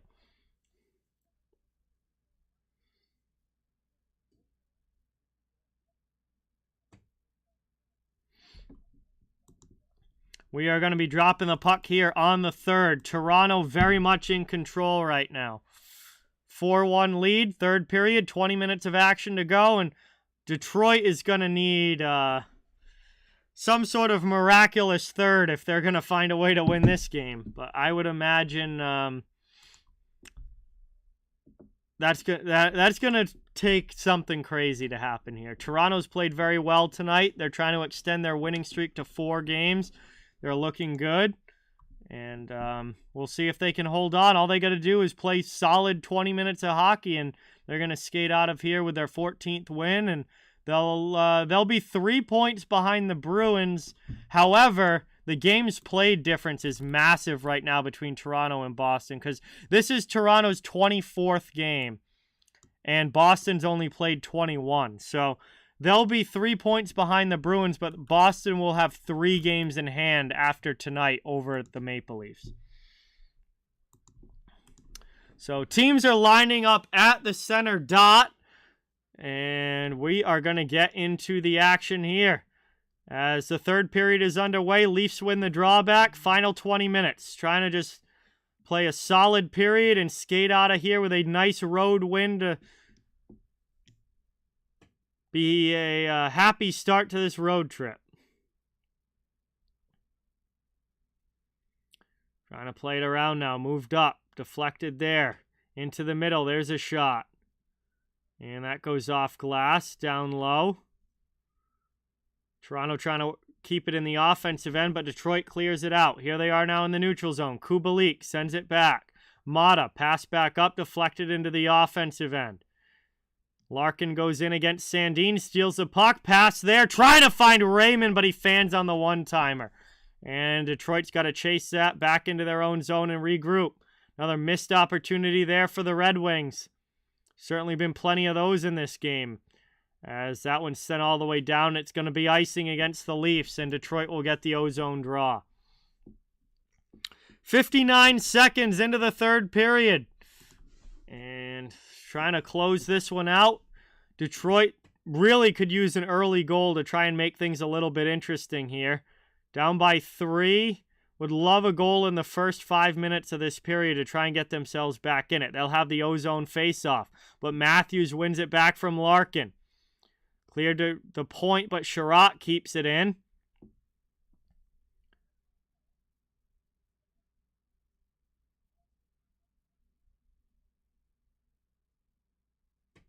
Top of the circle now. There's Seider. Shot gets blocked by Bunting. It snaps his stick in half. But the Leafs are able to clear it out of the zone. Back all the way in. Knocked down there by Murray. Klisterf, welcome in. Sjogren's a solid third goaltender, and he can be the backup if the Leafs need him to. Obviously, I think in a perfect world, he's the third goaltender, and he's playing down in the AHL while Samsonov and Murray are manning the net in the NHL level. But Sjogren, I think, is a solid enough goaltender to be the backup if the Leafs need him to be. Play it around now. Detroit keeping it in the offensive zone. Mete from the corner looking for the clearing attempt. He gets it out to neutral ice. Rasmussen falls down. Detroit's got to tag up to get on sides, and they just dump it into Hollowell. Moved up now at the blue line. Played in there. Backhanded down. Behind the net. Mata gets it up the wing. Veleno passes to the middle. Back into the offensive end with Berggren. Throws it in there on Murray, who makes the easy pad save. Puck gets taken by Sandin, and the Leafs break out. Up ice now, Liljegren jumping into the play with Engvall in the offensive zone. Liljegren drives wide, gets stapled to the boards by Mata, but Engvall takes the puck. He's hit now, and Detroit takes it back in the corner. Veleno double-teamed. Back out high by the blue line into the middle. Here's Holmberg. And Holmberg's pass gets to Sandin, who sends it back down low. Hronek steals for Detroit. Red Wings coming back the other way, just over 3 minutes in. And Berggren takes a big hit there from Liljegren. Leafs trying to steal the puck back. Behind the net, here's Holmberg. And he spins off a check. Gets it back to Liljegren. Out of the zone, it's cleared up and into the offensive end by Kerfoot. Move to the middle. 16.5 remaining in the third. E-Money, what's going on? Welcome in. Steve, welcome in. Steven, good to have you in the chat. Appreciate you guys all coming by. Thanks for watching.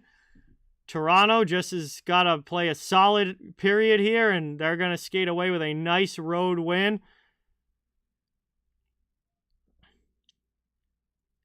Playing it around now, up the boards it goes. Here's Tavares. Out to the neutral zone. Marner with it. Pass into the middle. Here's Tavares to the middle. Shot there, and a save by Nedeljkovic. Along the boards now, Marner to Tavares. Pass through, trying to get it to Yarncrook there, but couldn't connect on the pass. Tavares takes it back behind the net now. He's pressured.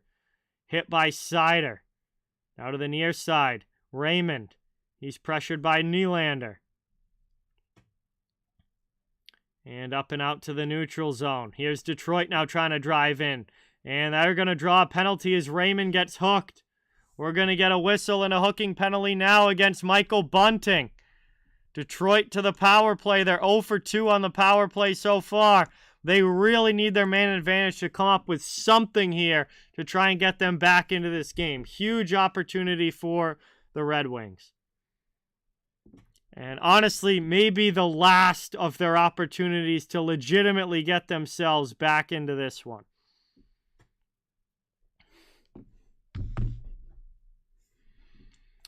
So a 2-minute power play now for Detroit, trying to cut into the 3-goal lead. This is a big part of the point of the game right here, because if Detroit can score, there's still about 15 minutes left, and with it being a 2-goal game, it's not completely over at that point. If Toronto kills this one off, I think that'll just about stick a fork in the Red Wings. As Seider plays it out high, shot there from Larkin, and that's smothered. Nice easy save there from Matt Murray, who's honestly made everything look easy in this game. He has been outstanding in goal. And that, I believe, will be his 28th save of the game. Lisa, what's going on? Welcome. Thank you so much for being here. Awesome to have you. Much appreciated. All the way down, cleared there by the Toronto penalty kill. That was Murray's 27th save of the game.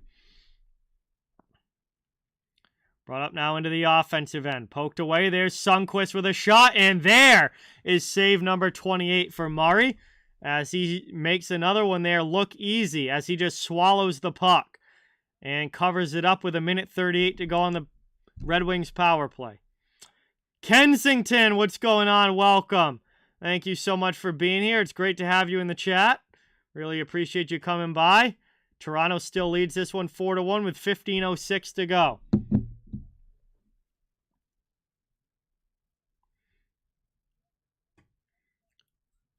And that one is one to the corner. Here's Kerfoot lifting up and out of the zone all the way down. Behind the net, here's Seider. Hey, TTC, what is going on? Great to see you in the chat. Thanks so much for coming by. Really appreciate it. As Detroit's offside trying to enter the zone there. We're going to have a neutral zone face-off coming up. Feel like I haven't talked to you in quite a while. Good to see you, TTC. I think I think Toronto is hoping that Murray is the starter, Blair, but you're right. They've got both guys playing well, so it would definitely be a tough decision for Keefe, to decide who's going to play. But I really think that Toronto as an organization is hoping that Murray takes the reins as the starter. Brought out now to the neutral zone. Detroit with it into the offensive end. Still a minute to go on the power play as they look for a goal to try and get back in this one. But Toronto clears it all the way down. Man, Toronto is just playing great hockey right now.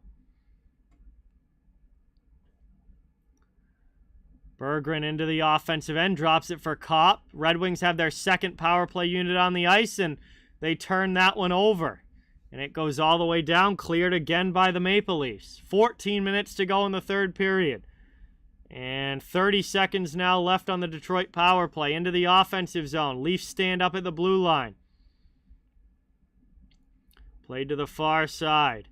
Down low there, Berggren back to getting double teamed along the boards. Tried to get it back to the point. Couldn't. Here's Bertuzzi. He can't get it in front for Raymond. And it's cleared all the way down again by Toronto's penalty kill. Toronto's PK has been fantastic in this game. And with that, the final seconds will tick off the power play. Red Wings are 0 for still on the man advantage. And we are back to 5-on-5 hockey as Bunting's out of the box. Veleno back to the point. Red Wings with a shot there through traffic that gets blocked to the corner. Matthews can't get it out of the zone. Here's Veleno. Good save by Murray as he grabs that one and covers it with 13-11 to go here in the third period. And Toronto continues to hold the 4-1 game. Detroit with a power play chance to get back into it, but not able to score. And that is a big missed opportunity for the Red Wings there. And I don't like their chances now, down to about 13 minutes to go and down by 3 goals. Especially with the Leafs playing as well as they are. That is going to bring us to the first commercial break here of period number 2. Or, excuse me, oh my God, period number 3, excuse me. It's not even that late yet. I don't know why I'm jumbling up stuff already. It's not even that late yet. But first commercial break of period number 3. We do have a second game coming up after this one. As soon as this game ends, I'll also be covering the Panthers versus Oilers game. That should be a real fun one between those two. And it's a doubleheader night here on the channel. Great to have you all watching. Really appreciate you guys being in the chat. Please don't forget, really means a lot. Helps out a ton if you can hit that thumbs up and subscribe if you haven't. I cover the entire NHL, so fans of all teams are welcome and wanted here. We're just trying to build a hockey community where everybody can come together, enjoy hockey, have some fun. And gonna be streaming all season long, all playoffs long. Just enjoying the chat and enjoying some good hockey. Leafs looking really good in this one tonight.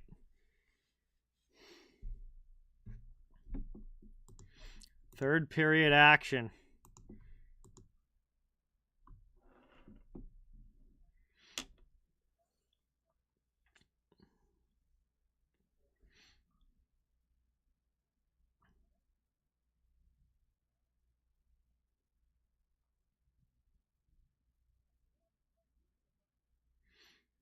All right, we're coming back now from the commercial break. Hey, Cap, what's going on? Welcome. Thank you so much for being here. Really appreciate it. I'm doing well. How are you? Awesome to see you in the chat as always. And Detroit off the draw with a quick shot that's blocked high off glass. Loose puck goes to Nylander. Toronto's out of the zone. Leafs chase now into the offensive end. Hronek trying to cycle it up the wall so Detroit can clear their end. Veleno with it. Up the boards, out to the neutral zone. Pass across in front of the benches. Hronek circles back.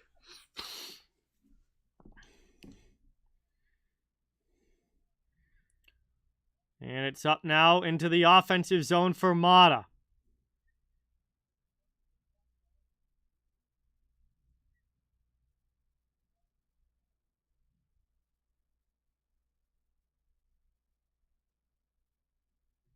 We're down now to 12:20 to go in the third period. Behind the net. Detroit with it. They'll start the breakout. Brought up, taken by Larkin with speed into the offensive zone. Worked around here. He circles back, plays it down low. Giordano takes the puck away from Raymond, but second chance able to clear it all the way down. And that is going to be an icing as that one didn't connect with anybody. Offensive zone faceoff on the way for the Red Wings. 12:01 to go in the third. They're still down by 3, running out of time. And down by this many goals, the clock is absolutely a factor now at this point.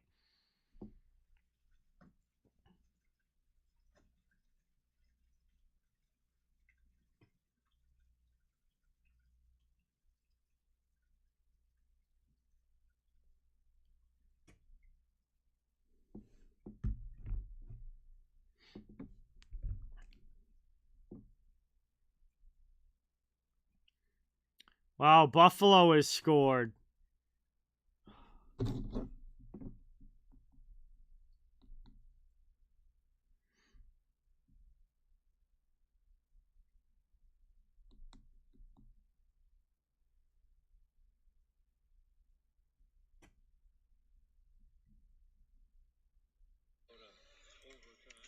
We've got it now. Leafs trying to get out of their zone. Back 11.5 to go in the third period.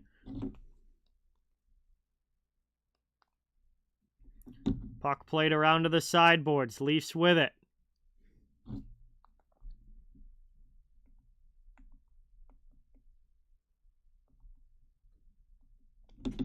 Back out to the neutral zone as we tick down to the final 11 minutes of the third period. Buffalo back with a lead over Tampa. Another Atlantic Division game tonight. Detroit clears that one all the way down. And it's on edge. No icing. Murray leaves it for Mete to play. Victor Mete working it now. Up and trying to get it out of the zone. Shots are 30-20 in favor of Detroit.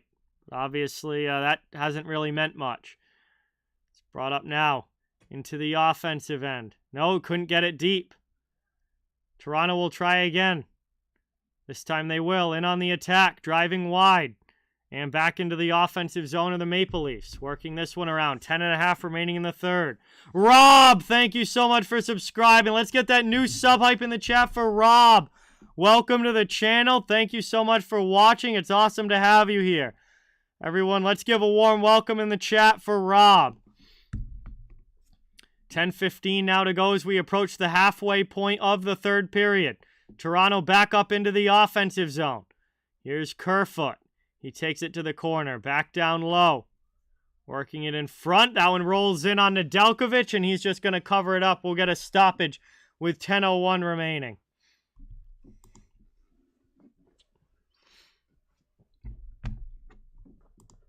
Vegas has a 2-1 lead over Columbus.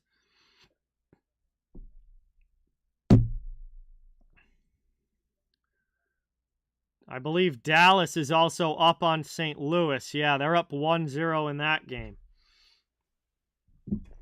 And that one's stolen by Suter and cleared out of the zone. The Leafs send it right back in, but they've got to tag up to get on sides. New Jersey is still beating the Rangers 4-2. Other games going on. Veleno dumps it in on the backhand. 9:45 to go here in the third period. Played up by Hall. Berggren takes it behind the net, passes it into the middle, goes off of Suter. He sends it back to Sherratt. His shot gets blocked, and the Leafs come back the other way. Over the red line, Nylander into the offensive zone. Toronto trying to put this one away with another goal. Nedeljkovic makes the pad save. Worked around now. And both teams are going to get line changes as Moritz Seider holds behind the net. 9:10 to go in the third. Trying to work this one up over the red line. Dumped in. Murray has to smother that one in the chest. And that's going to lead to a whistle and a stoppage here with 9:03 remaining. Third period, still a 4-1 lead for Toronto. And I believe we're going to do another commercial break here. Wings will have an ozone face-off when we get back. But they are really running out of time now. I mean, New Jersey made significant changes to their blue line in the offseason. They had loads of young talent to begin with that is now really starting to come into their own at the NHL level. And the biggest difference, I think, for the Devils this year compared to last year is how good the goaltending's been. I mean, the Devils had, borderline worst goaltending in the league last season. I think, honestly, but it was probably New Jersey and Seattle probably were the two teams that had the worst goaltending in the NHL last year. And now the Devils are one of the best teams in the league as far as goals against go this season. So that's the biggest difference for New Jersey from last year to this year, is that they are keeping the puck out of their net like 100% better than they did last season. And it's not all necessarily just goaltending, but it's overall defensive play. But the goaltending certainly does play a role in that as well.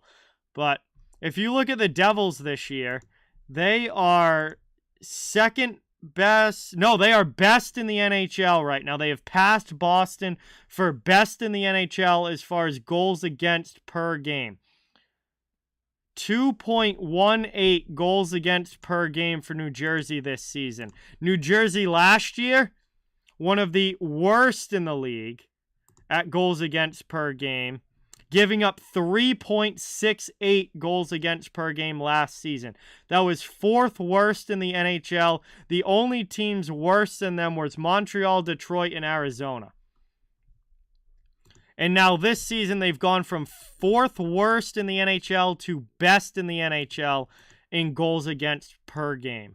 I mean, that's your difference right there as far as why this year's team is winning and why last year's team was a loser.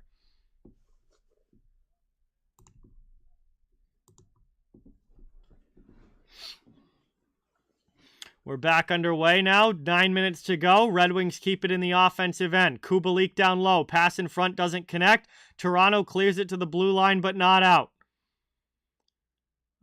Yeah, I mean, they're a team coming out of a rebuild, Rick, so they've still got cap to work with, too, absolutely. And they've got more young talent that hasn't reached the NHL yet as well. I mean, imagine when they add Luke Hughes to that blue line, who they drafted a couple years ago.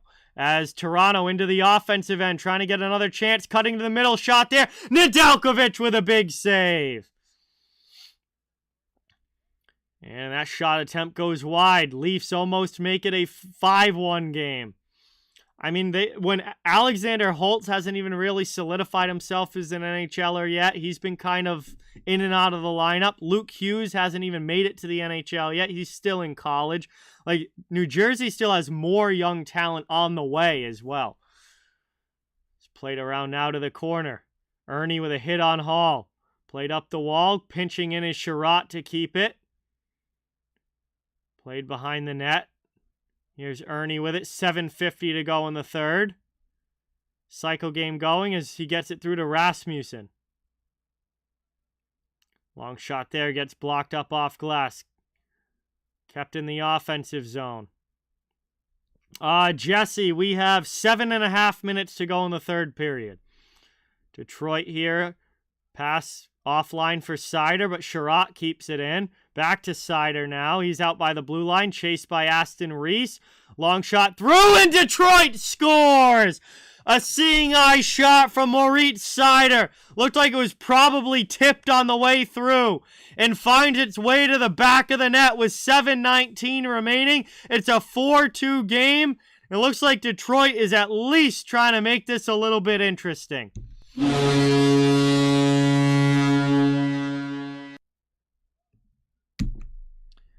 And I believe that definitely deflected. That might have been a double deflection in front, as there was a ton of traffic in front of Matt Murray. Seider just threw it on goal. I think the last person it went off was Mark Giordano. It actually hit the Leafs defenseman in front, and he was the last person that it went off of.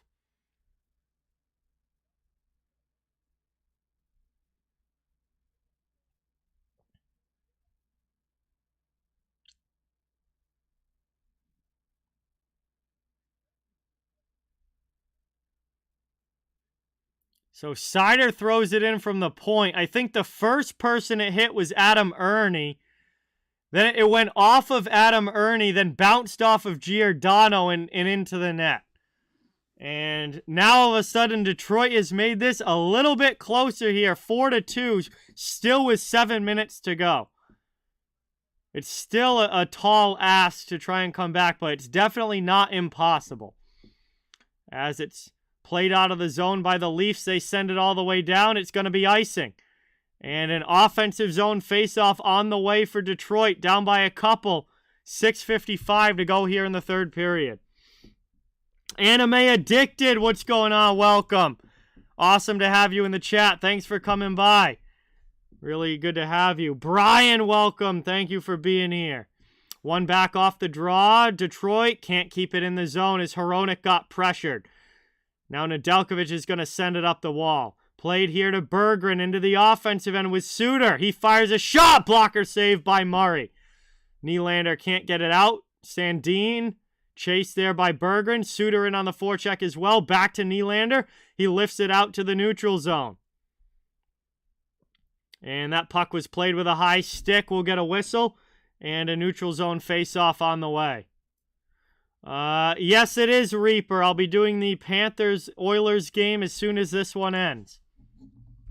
We still got 6.5 minutes to go in this one, though, so not quite over yet.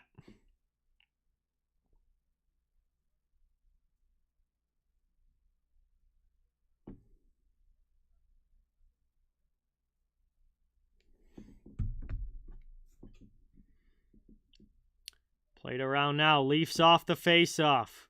Still have the 2-goal lead. Certainly not panic time. They're still in good shape. Just need a solid hockey here. Detroit, they've got to push hard for this comeback and try and get some more offense going. Leafs on the rebound. Chance in front. Tavares doesn't get the shot off. And eventually Nedeljkovic able to cover it. Wow. Tavares took way too long to make a decision there. I mean, if he ripped a shot right off of that rebound, he had a good chance to score, but he waits a little too long, and Nedeljkovic is able to take the puck and cover it.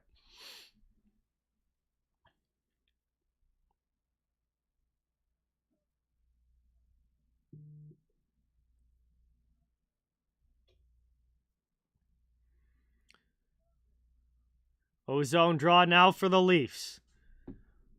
Trying to regain their 3-goal advantage.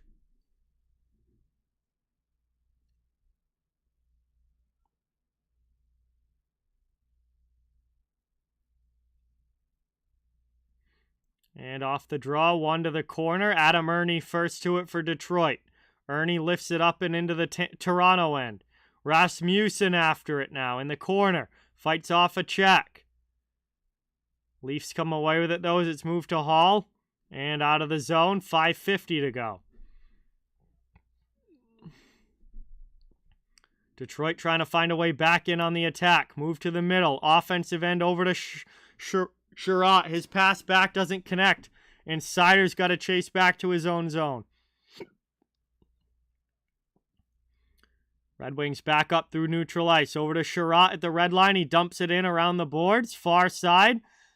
Gotten through. Hollowell. Engvall back there. Mete comes in. Kopp cycles it through to Bertuzzi. Here's Tyler Bertuzzi in the corner with Mete on him. Back to the point. Long shot through traffic from Mata. That misses wide.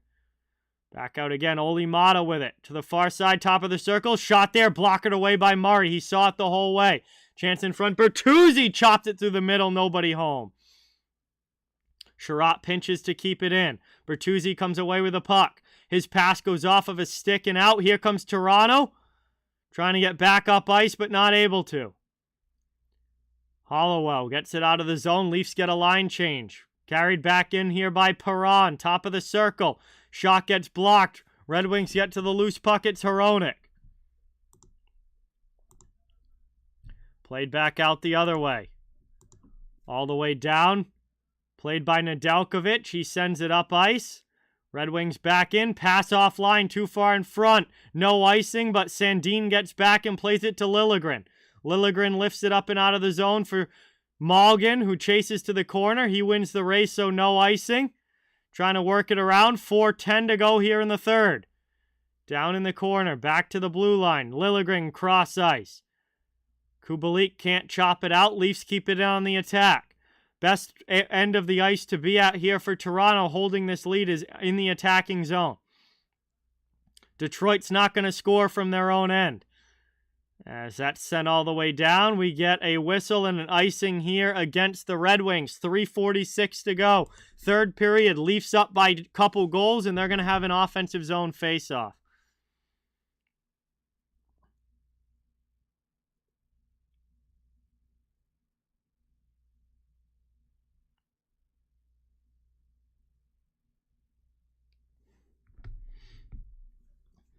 Back out now. Hull with it. Through the middle. Justin Hall's shot ends up being deflected to the corner. Trying to work it around. 3.5 minutes left. Leafs come away with the puck. Back to Hall at the blue line. It's kept in. Here's Bunting. Back to Matthews. Matthews just rips one wide. And that deflects up into the netting. We get another stoppage. 3:18 to go in the third. Another attacking zone draw here for Toronto.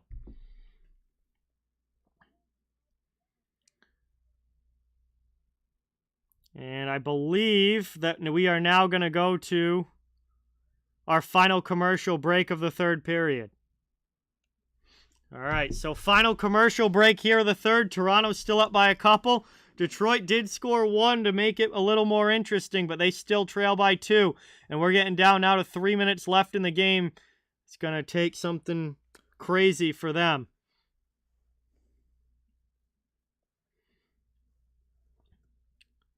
We'll see what they can do when we come back. Appreciate everyone watching. Great to have you here tonight. Thank you guys so much.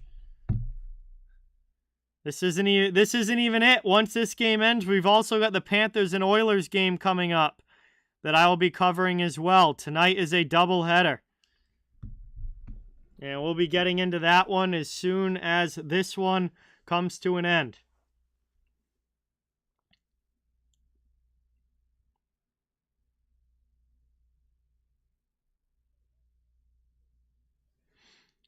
What a fun night of hockey this has been. We still got a whole other game to go.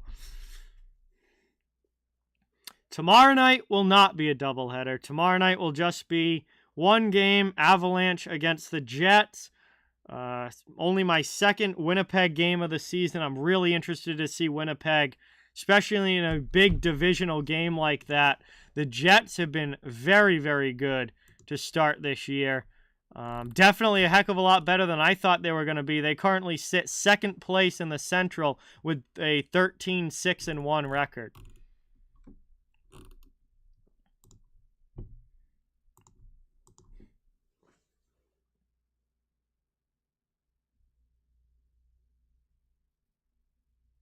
Oh, yeah. Devils have had an unbelievable start to the season. 18 wins already. It will be 19 if they win tonight. All right, we're back from the commercial and getting ready to drop the puck.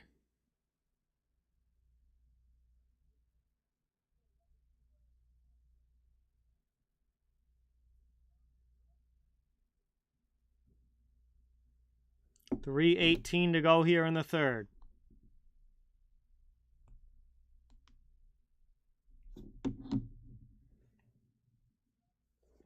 Lining up at the dot. Tavares to take it for Toronto against Kopp for Detroit. Red Wings come away with possession. Hronek gets chased, though, by Marner on the forecheck. Wings move it up and out to the neutral zone. Leafs take possession back. 3:05 to go in the period. And probably the game. It's dumped back in. Down below. Off glass and up the wall. Veleno can't clear. Red Wings running out of time here now. Final 3 minutes. They're down by a couple of goals. They're going to have to get Nedeljkovic off the ice. I imagine he'll go to the bench as soon as they can get it into the attacking zone. It is an empty net now as the Red Wings bring it into the offensive end. Extra attacker on for Detroit. That one there blocked from Raymond and deflects to the corner. Working it around now. Lifted up and out. All the way down and no icing. So Hronek's got to go back and get it. Empty net for Detroit. They've got 6 skaters on. 2:20 remaining in the third period.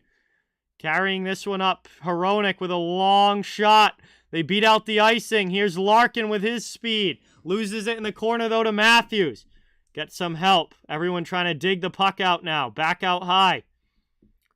Behind the goal line. Around to the far side. Psycho game going. 2 minutes to go here in the third. Lifted back out, and Sider will play it.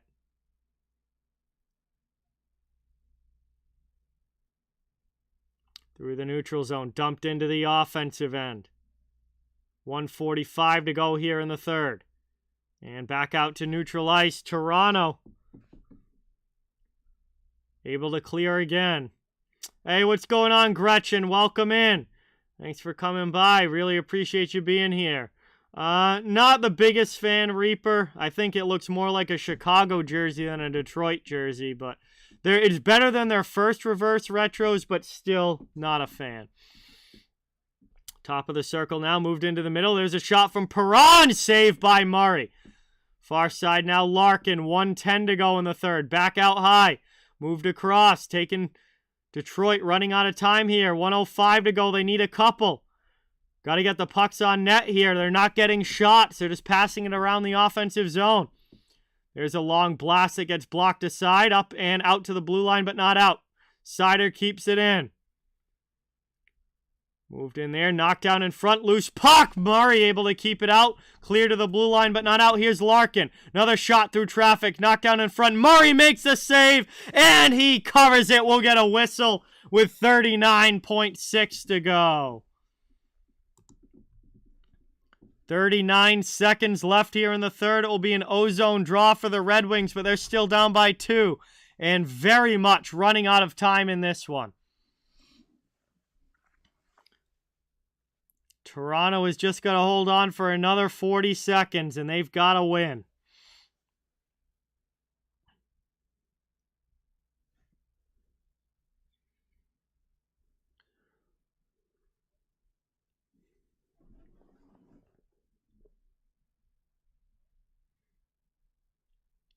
As that one's won back by Tavares. Big D-zone draw for the Leafs. They clear it out to the neutral zone. Wings have it back. Turn it over. 25 seconds to go here in the third period. Detroit with it up into the offensive zone. Veleno cuts to the middle, loses the puck. It's back out to neutral ice. Trying to dump it in now to the offensive zone. 10 seconds to go in the third. Leafs clear to the blue line, but not out. Chance in front. Big save by Murray. Another stop there on Ernie as well. Puck to the corner, and that is going to do it. The horn sounds, and the Toronto Maple Leafs extend the win streak to 4 as they beat the Detroit Red Wings 4-2 and get their 14th win of the season as this one goes final. And the Leafs hang on in the third and win this one by a couple. And a very, very good win there for Toronto as they get the job done on the road here in Detroit and win this one by a score of 4-2. Eternal Render, thank you so much. Really appreciate it. So that's it for game number 1 tonight. Toronto with the 4-2 victory. Congratulations to them. Red Wings had won 4 in a row, but they get that winning streak stopped here tonight and broken by the Leafs. So that is going to bring us to the end of our first game. I will be doing 2 games tonight, so we're just about ready to go into the Oilers and Panthers game coming up as well. Really appreciate you guys all being here. If you're not sticking around for the second game, it would really mean a lot if you get that thumbs up button and subscribe. If you haven't yet, before you go, I cover the entire NHL. Fans of all teams are welcome and wanted here. We're just trying to build a hockey community where everybody can come together, enjoy hockey, and have some fun. Hope you enjoyed the stream. Hope you enjoyed the game. And hopefully I'll be seeing you guys all really, really soon. Have a great night if you're not sticking around here for game number 2. And really, really appreciate you watching.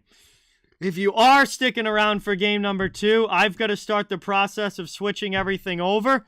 But we're going to be going into the Panthers-Oilers game coming up next, and I'm going to start the process of getting everything ready for that game. It does take me a little while to do everything, so my apologies if I miss stuff in the chat and whatnot.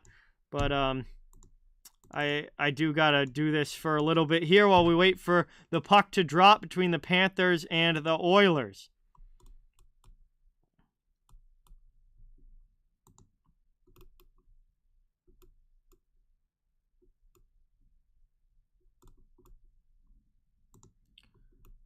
All right, so we'll have Florida on the road. We've got Edmonton at home.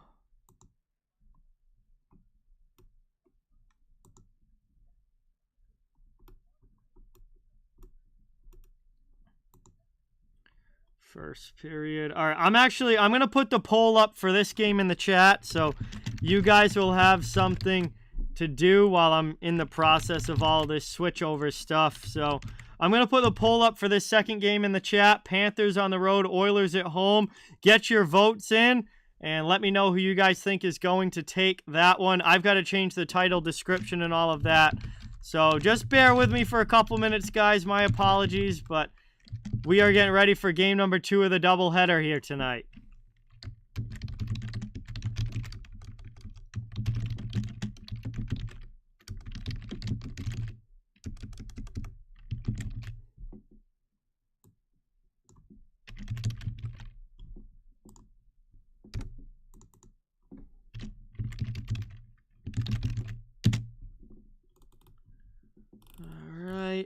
That's good. That's good. Gotta change.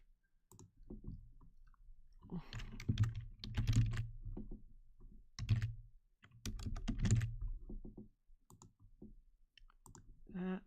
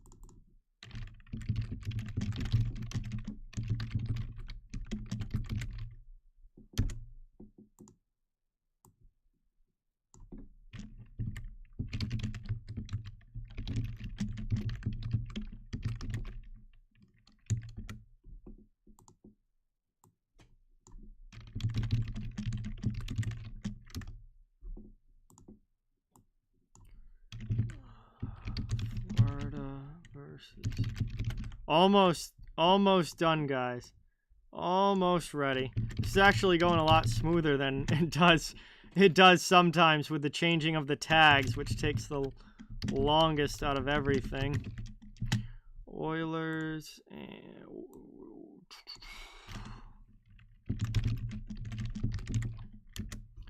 one last copy and paste, and then we'll be good to go here for game number 2 of the doubleheader. Appreciate you guys all bearing with me as we're getting ready for puck drop. Looks like they're doing the national anthem now. Look at this. We haven't even missed any of the game. Unbelievable. Haven't even missed any of the game yet. We should be good to go now. All right. Welcome in, everybody. If anybody new has come on, thank you so much. Lucas, welcome. Good to see you. Good to have you in the chat. We've got Spencer Knight in goal for the visiting Florida Panthers. And down at the other end of the ice, we've got Stuart Skinner in net for Edmonton. So Spencer Knight versus Stuart Skinner in goal in this one. Florida and Edmonton about ready to drop the puck. No Mander, what's going on? Welcome in. I'm not rooting for anybody anime addicted. I have no preference on who wins this game. Just hoping for a fun game that's nice to watch. Teams are lined up at the center dot. We are going to be underway here in just a moment. Welcome in, everybody. Really appreciate you guys all being here as we get ready for puck drop for game 2 of our doubleheader.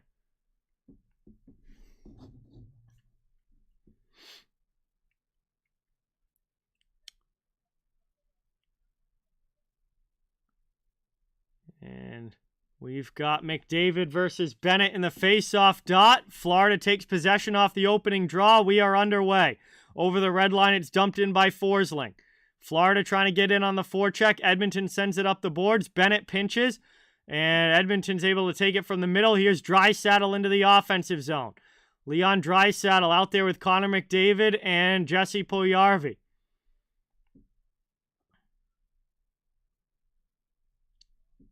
Into the offensive zone. Here's Bennett into the middle with Tkachuk. Bennett offensive end trying to cycle it back. Gets it by Draisaitl. Forsling's long shot gets blocked. Draisaitl with it now.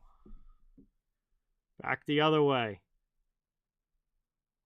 Down behind the net, we get an early icing call against the Oilers and a whistle here just 42 seconds into this one. Offensive zone face-off for the Panthers on the way. No, I am not No Mander. I have not watched a second of it. I just do not care about soccer whatsoever.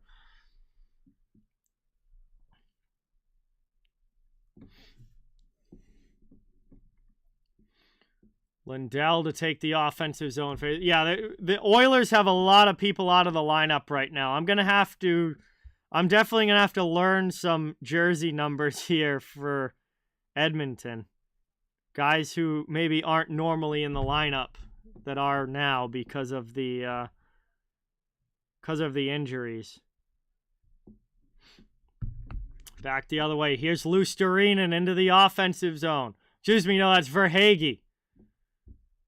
Trying to work it around. Cycle game going now. Reinhardt sends it low.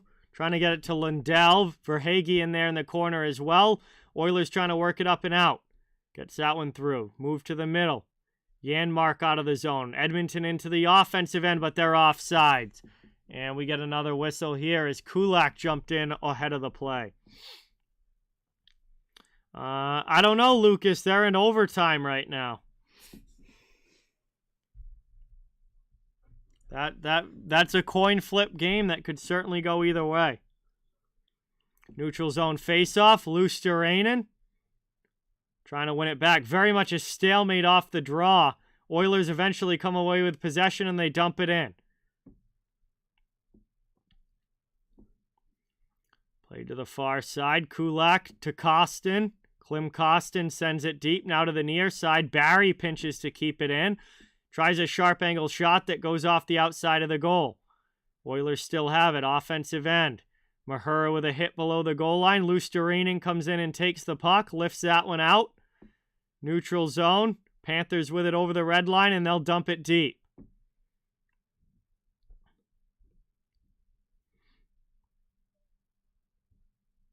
Barry sends it over now. Far side. Just over 2 minutes into this first period. Edmonton with some speed up through the neutral zone. Holloway takes a hit from Stahl. Gets it down low for Hamblin. Pass across. I think they play tomorrow and Anime Addicted, but I'm not 1,000% sure on that, but I believe they play tomorrow. Mark Stahl getting double teamed by the Oilers forecheck. Trying to work the puck out of the corner, and it's up to Lomberg. Out of the zone, cleared there by Florida. Lightning win in overtime. Stamkos with the OT winner to beat Buffalo 6-5. Wow. Worked up now. Oilers back the other way. McDavid to Puljujarvi into the attacking zone. Stolen away by Forsling. Florida comes the other way. Dumped around the D. Back to get it is Ceci. Ceci sends it up past Puljujarvi out to the neutral zone. Dumped in by Forsling. Bounces off the end boards to Skinner, who plays it to the corner. Trying to work it up now through the neutral zone. Edmonton with it. Into the attacking end. Move to the middle. Far side on the cross corner dump. Bennett will carry out for Florida. And they're going to go offside, so Bennett curls back with possession. Here's Mahura now into the offensive zone. 16.5 to go in the first period. Good pace to this one so far. Not a lot of whistles. Bennett keeps in at the blue line. Gets it through to Tkachuk. Tkachuk takes a hit from Nurse. Down low it goes. Here's Nick Cousins. Back out high. Spun around. Nurse gets in the way. Bounces in front. Huge save there. Rebound in Florida. Scores! Matthew Tkachuk on the doorstep. Stuart Skinner made the first save but couldn't stop the rebound chance. And Matthew Tkachuk, every Oilers fan's favorite, is able to score on the rebound, and Florida leads 1-0.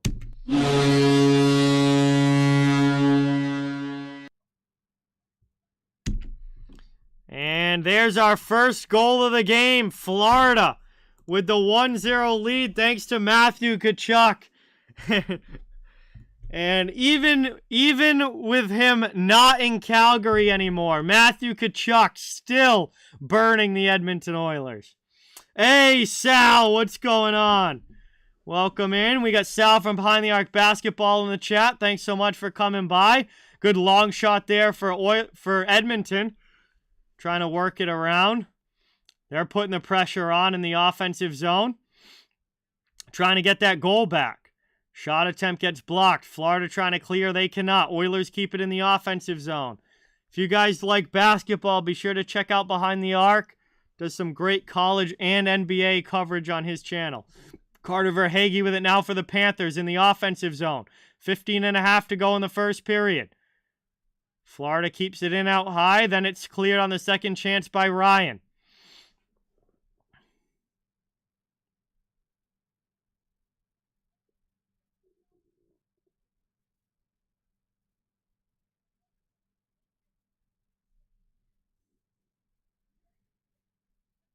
Dumped in deep, chasing after it to the corner. Luosterainen Backhands one off the outside of the goal.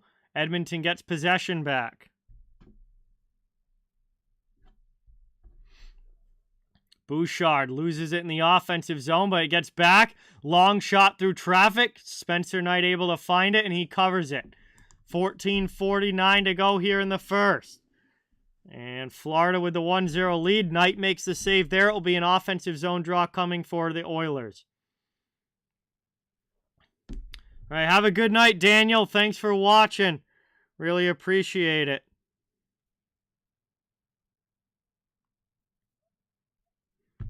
Knight with a stop there.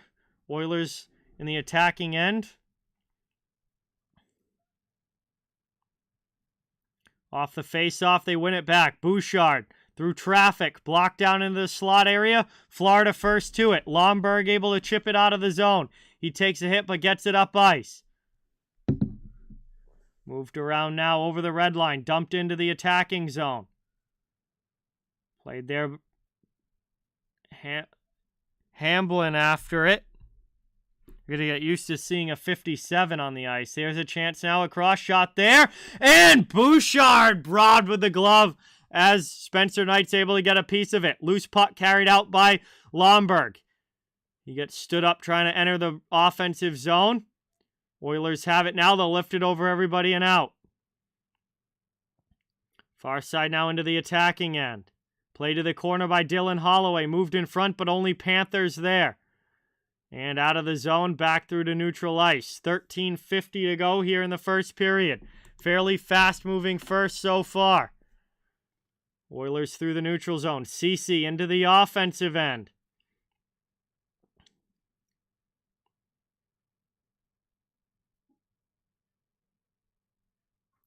Trying to work it around. Back out to the blue line. Ceci D to D.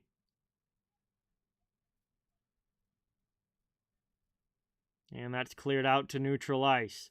Oilers trying to bring it right back in. Draisaitl. Behind Puljujarvi. Turns the puck over. Florida comes away with it. Here's Verhaeghe. Up to Tkachuk into the attacking zone. Sends it deep. Skinner comes out behind the net. Verhaeghe trying to steal from him. Sends it up the boards and is able to get it out. Forsling is going to dump it right back in for the Panthers.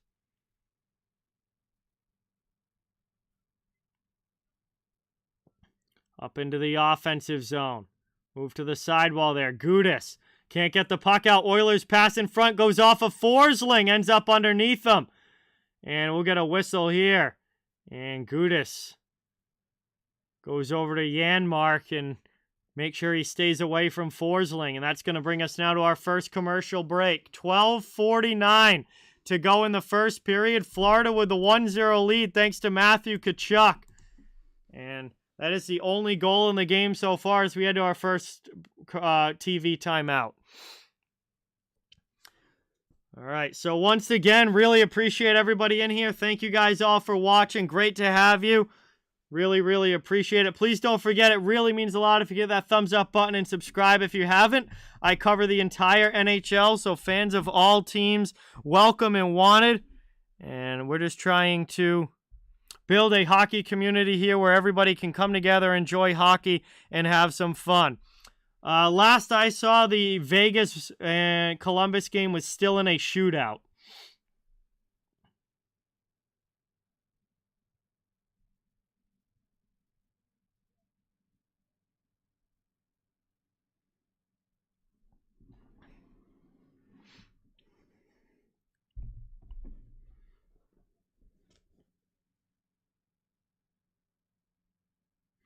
Commercial break here, first period action. Only one goal so far, but still a long way to go in this one. Not even 10 minutes in.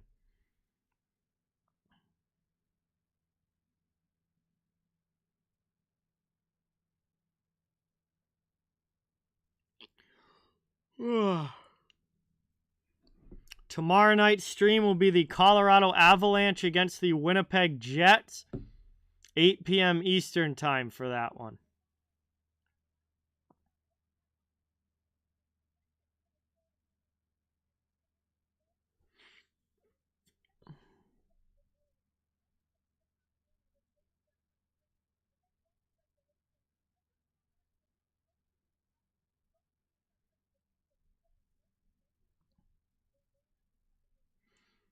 Played around now, right off the draw. Oilers trying to drive in. Behind the net. And we get a deflection up and out of play there and a whistle. Another face-off on the way. I think that's going to be different for everybody, Reaper, based on which team you root for. I mean, for me, I would say if there's any like singular standout moment so far, it was when Hampus Lindholm scored the game-winning goal in overtime for the Bruins against Pittsburgh in the game that they came back from being down 5-2 in. Wow, we got a mad scramble there in front of Spencer Knight, and Knight is somehow able to keep that puck out of the net as that one squeaked through and was loose in the crease. Everybody was digging for it, but Knight eventually falls on the puck and is able to make the save. But for me personally, as a Bruins fan, that would be my standout moment so far. Just that comeback in general for the Bruins, coming back from 3 goals down in the third to end up winning that game. But I think it's going to be different for everybody based on what team they root for. As there's a long shot from the point, and Spencer Knight able to make that save as Janmark gets dumped by Montour in front. 12:27 to go here in the first, and we'll have another offensive zone faceoff for Edmonton. Vegas wins in the shootout. So there you go, Vegas with a win over the Blue Jackets. Ryan, they have not had a good first month and a half, that's for sure. Very disappointing first 6-7 weeks of this season, for sure. As that one's back out high. Oilers with another long shot, purposely wide. Draisaitl plays the carom off the boards. Passes it back. Out to Ceci at the blue line. He plays it down to McDavid. Back to Ceci out high. Long shot there. Nice save by Knight. And Forsling will start the breakout. Florida up ice into the offensive zone. Forsling fires one in, and Skinner's got to glove it, as he'll cover that, and we'll get a whistle now with 12:01 to go. And it'll be an offensive zone faceoff coming for Florida. So play getting a little bit choppy after the commercial break. It was a very kind of fast back and forth start to this one, but the last few minutes play's gotten a little bit more choppy here.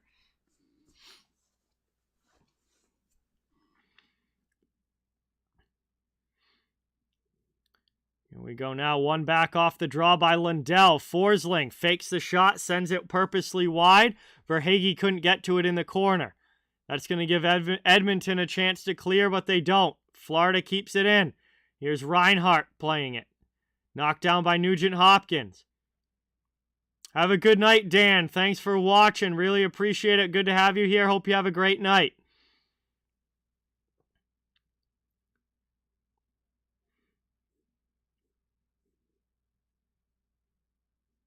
I mean, it's not just the last 2 games, Reaper. It's the season in general. The Rangers have been a massive disappointment this season. They're barely over 500. They're 5th place in the division. I think they're currently out of a playoff spot. Yeah, if the playoffs ended today, the Rangers are out of, or if the playoffs started today, the Rangers are out of a playoff spot. They have been very disappointing this year.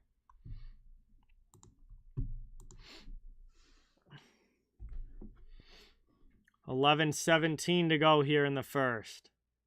Now, I'm not saying there isn't enough time for them to turn it around, because there certainly is. God, we're only 20-something games into the season. There's a long way to go. And the Rangers are 1 winning streak away from getting right back into the top 3 of the Metro Division. I'm certainly not saying that their season is over. There's a lot of hockey left, but so far in this season, the Rangers have been disappointing. That can change if they start a winning streak, but right now, I have not been impressed with New York.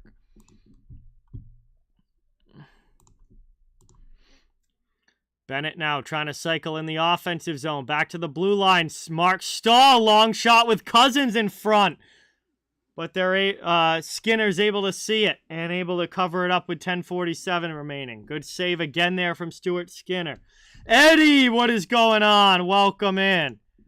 Thank you so much for being here. Awesome to have you in the chat. Really appreciate it.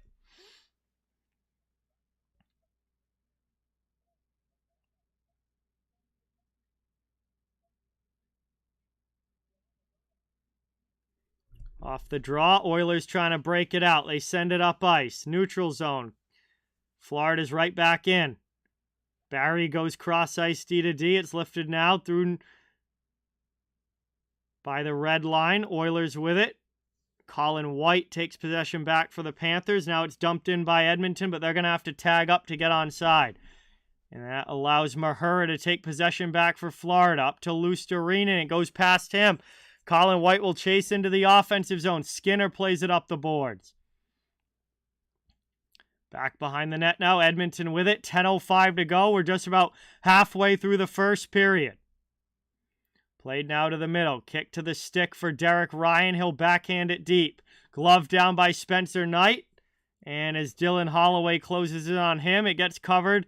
And we get a whistle. Ozone draw for Edmonton when we get back from the commercial. Still 1-0 Panthers. 9:55 to go in the opening period.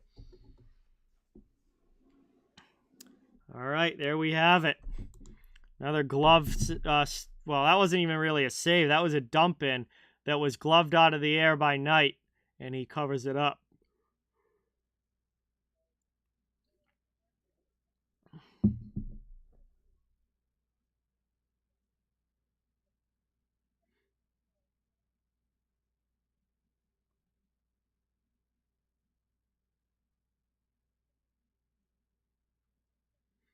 Well, 75 on any given year, 75% of the NHL teams that are in a playoff spot at Thanksgiving will make the playoffs. That is a documented, followed trend over the course of many years in the NHL. That 3/4 of the teams in a playoff, usually, I mean, that's just an average, but on average, 3/4 of the teams that are in a playoff spot at Thanksgiving are a playoff team come the end of the year. So that leaves about 1/4 of the playoff spots still potentially up for grabs for teams to move around a little bit. But when you think about it, 16 teams make the playoffs. That means statistically there's only like 4 spots up for grabs compared to where we were at Thanksgiving. So, I mean, that's just an average, but that is kind of a documented trend in the NHL that 3/4 of the teams in the playoffs at Thanksgiving will be in the playoffs come playoff time. You really don't see a lot of major changes except for maybe 2 or 3 teams that some drop off and others come in and replace them.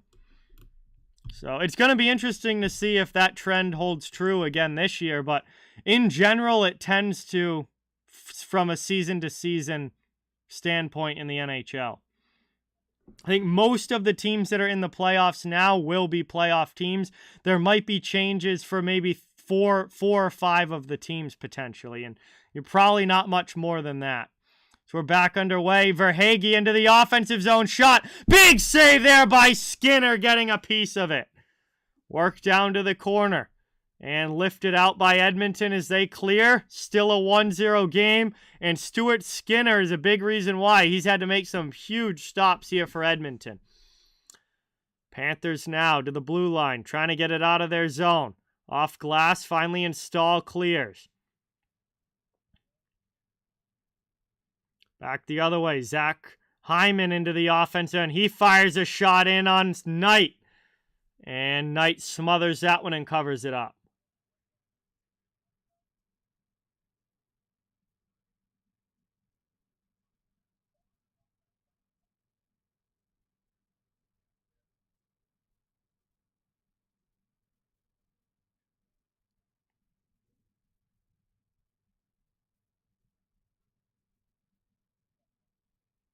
Shot in there right off the draw, and Spencer Knight squeezes that between his arm and side, and that results in another offensive zone faceoff for the Oilers on the way. 8:56 now to go here in the first period.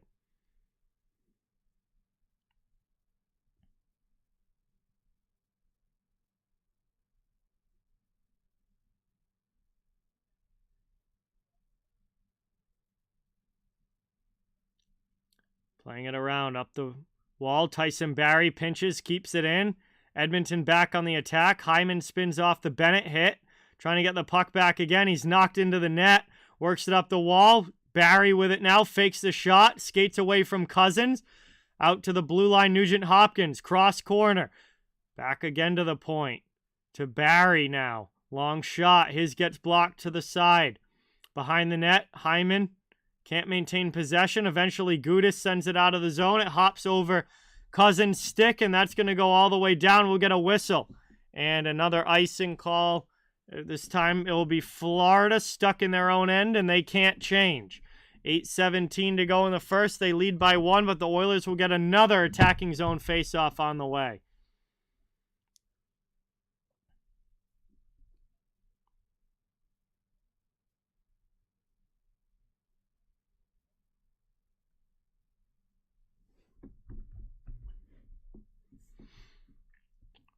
Good pressure from Edmonton, trying to find the tying goal. McDavid to take the draw against Bennett.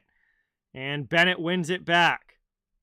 Lifts it out all the way down. Going to be icing again. So we'll basically just redo that last sequence. Fallon, what's going on? Welcome. Thank you so much for being here. Good to have you in the chat. Appreciate you coming by.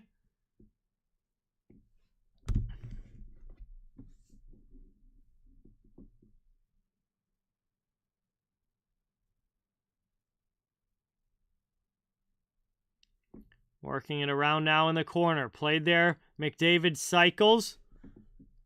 Back to Draisaitl. Draisaitl to McDavid in the corner. Bennett's all over him, but he's able to work it up the boards and cycle back down low with Draisaitl. Long shot off high glass there. Gudas clears the zone all the way down into the offensive end. Played to the corner. 7:37 to go here in the first. Moved up into the offensive zone. And we're going to get a penalty here. Edmonton's going to the power play. And it looks like Radko Gudas is the one headed to the penalty box. And Edmonton is going to the man advantage. And a big opportunity here to tie this game for the Oilers with 7:33 to go in the first. Edmonton's very lethal power play is going to get an opportunity here.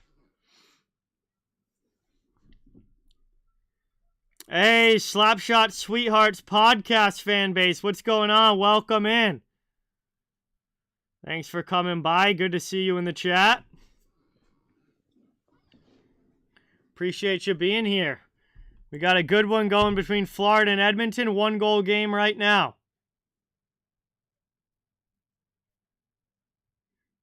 Oilers trying to keep it in the offensive zone. Sent all the way down by the Florida penalty kill. Off to a good start on the PK. Edmonton carries back up over the red line. And all the way down. Behind the net.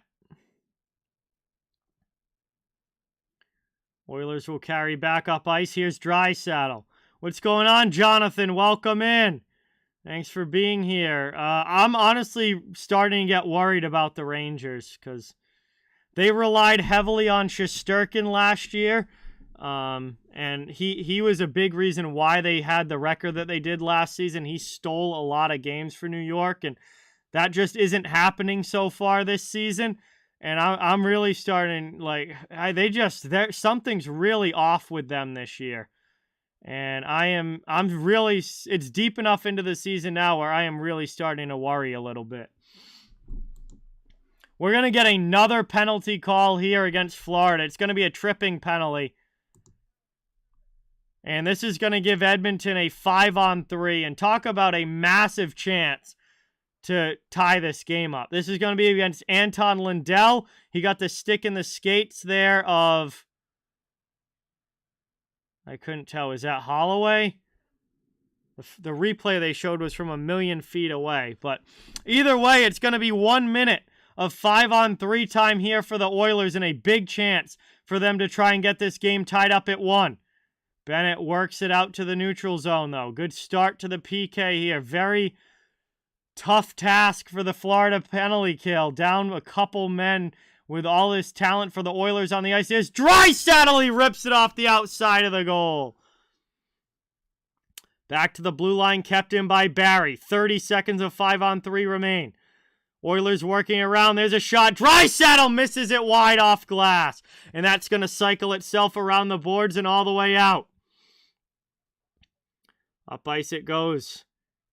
Into the offensive end. Here's McDavid behind the net looking for a play in front. Through to Draisaitl, who spins back. Top of the circle. Back out. Long shot there. That one gets blocked. Barry keeps it in. Florida's just going to hold on. Here's another one. Draisaitl with a shot. Blocker save. Chance again. Oh, a huge stop by Knight.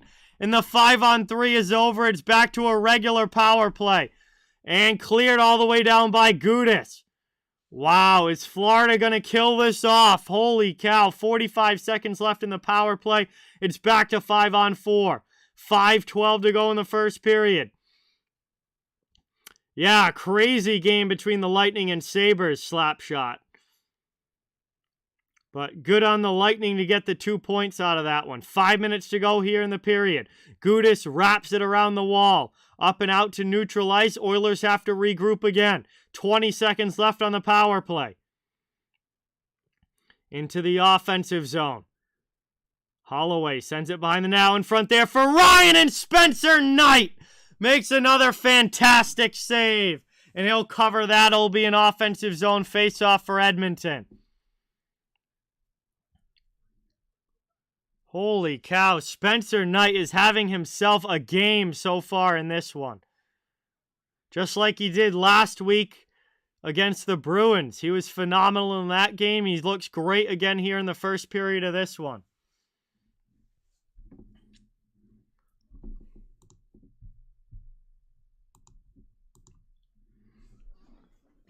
Here we go, worked out high.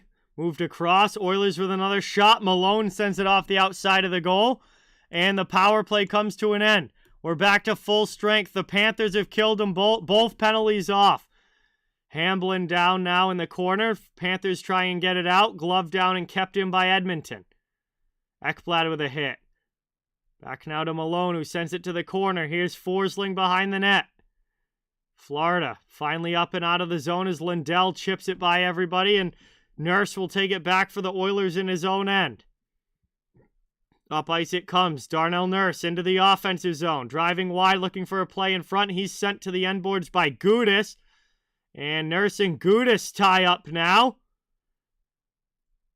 Nurse rips off Gudas' helmet as we get a little bit of a scrum going behind the net. And we'll get a whistle here. Face-off coming up. 4 minutes to go in the first period.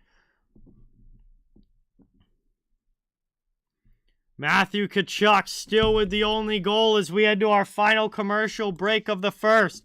Florida with the 1-0 lead, and man, huge chance for Edmonton on the power play. Even had a 5-on-3, but not able to score, and it stays 1-0. Down to the final 4 minutes of the period. Thank you guys all for being here. Great to have you in the chat. Please don't forget, really means a lot if you get that thumbs up and subscribe if you haven't. I cover the entire NHL, so fans of all teams, welcome and wanted here. Just trying to build a hockey community where everybody can come together, enjoy hockey, and have some fun. This has been quite a first period between these two. This has been a fun game so far. Lots of chances. Goaltender's playing really well.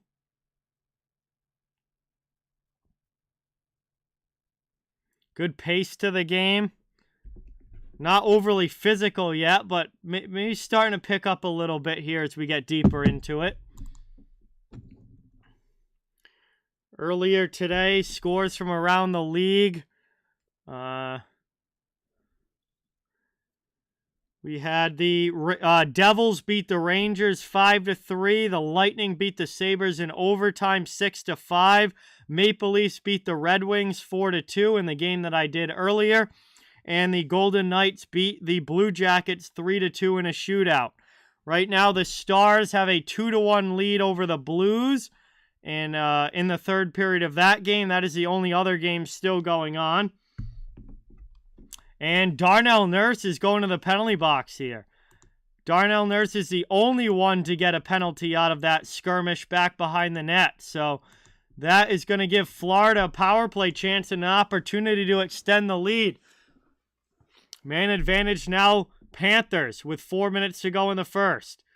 As right off the faceoff, that's cleared all the way down.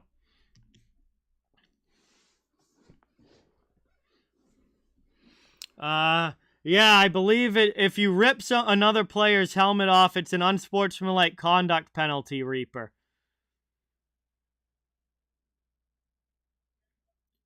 Played around now, down behind the net, Matthew Tkachuk.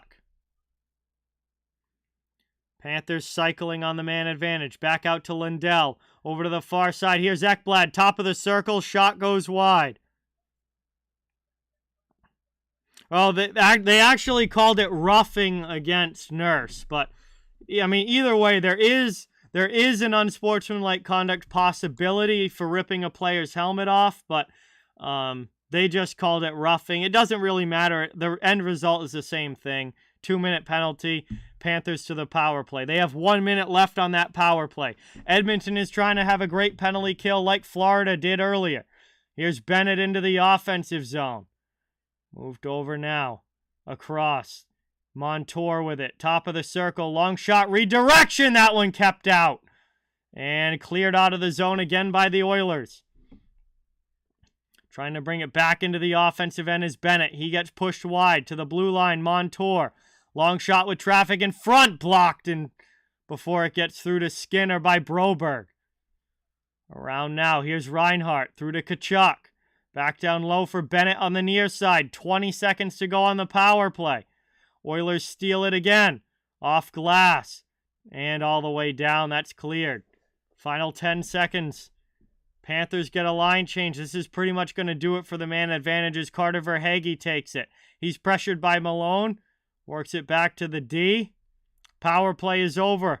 Edmonton kills that. We're back to 5-on-5 hockey. Panthers still with the 1-0 lead. Under 2 minutes now to go in the first period. Dumped into the offensive zone. Luostarinen will lead the forecheck.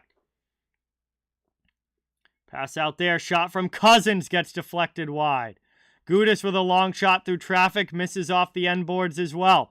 Lomberg with a hit, but the Oilers are first to it. Some pushing and shoving now between Lomberg and Hamblin. Trying to dig that puck out in the corner. Here's Cousins with Ceci. Worked around to Luostarinen. Into the middle and out of the zone. Cleared. Step up by Gudas, but it's into the offensive end as Forsling chases. 1:15 remaining as Forsling carries out now for Florida. Over the red line and into the offensive zone. Knocks it down behind the net. Stahl trying to get in there after it. Looking for a working play in front. Hornquist to Eric Stahl. Nurse knocks him down. Florida keeps possession of the puck. Here's Hornquist. Puck gets stolen in the corner by the Oilers. Stolen back by Eric Stahl. He fires one sharp angle, and that's shouldered away. Skinner gets a piece of it. Looking for a play in front there. Lomberg going in. Lands on top of Skinner. Skinner comes across and makes a great save with 40 seconds to go. And this stays a 1-0 game. As the Oilers goaltender comes up with another huge stop.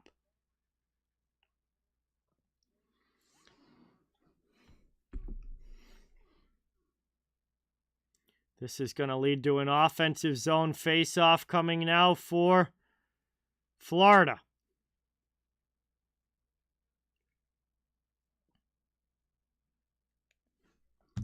One back now off the draw by the Oilers. They lift it up and out of the zone. All the way back in. Knight's got to come out to play it.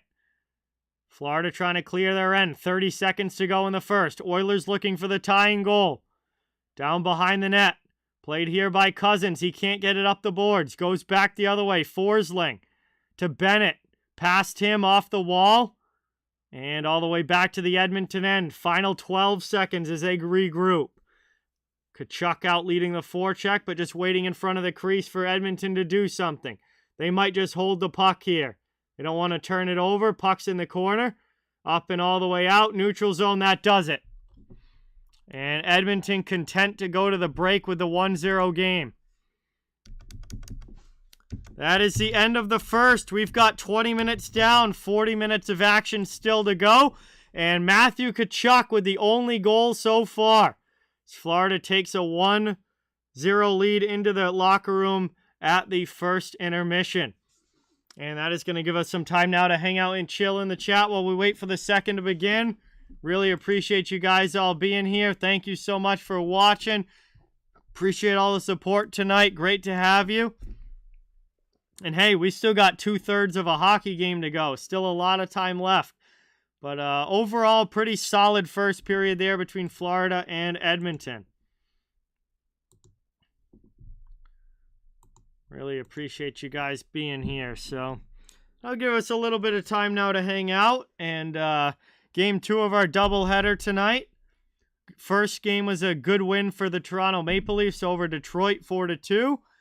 And now we got the Panthers and Oilers doing battle here in game number 2.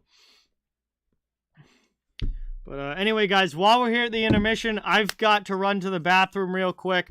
I'm also going to grab a beer as well for the rest of this game. So I drank my Monster in the first game. Made sure that I was ready to go for doing 2 tonight. But now I'm going to grab a beer and we can enjoy the rest of this one. But I'll be right back in a couple of minutes. Don't go anywhere. Talk amongst yourselves in the chat. Have a great time. And I'll be right back in a minute or two. And we'll get ready for the second period.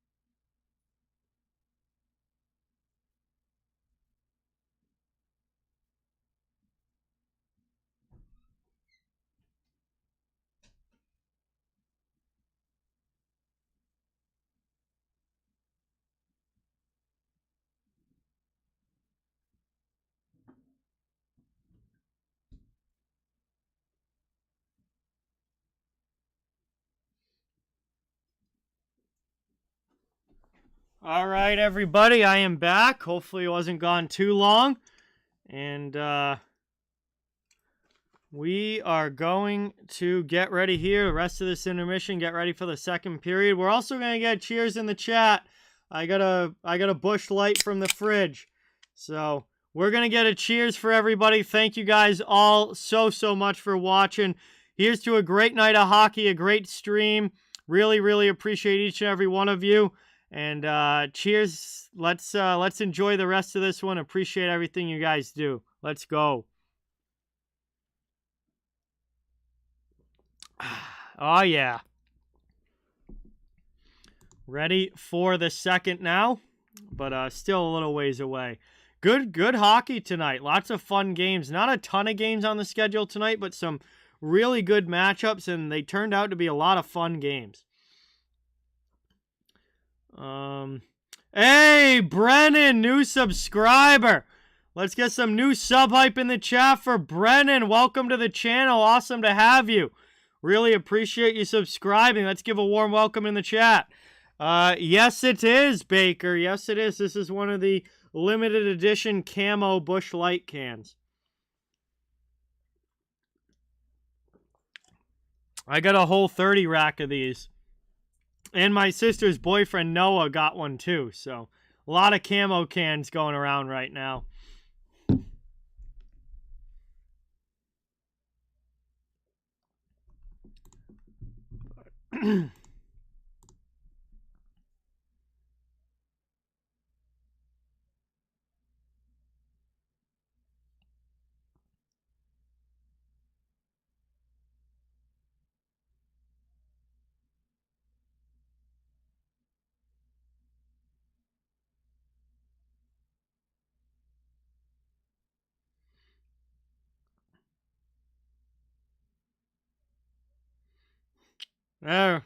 We'll see if it brings you better luck, Reaper. I mean, obviously, this game's still got a long way to go, and both teams are still very much in it.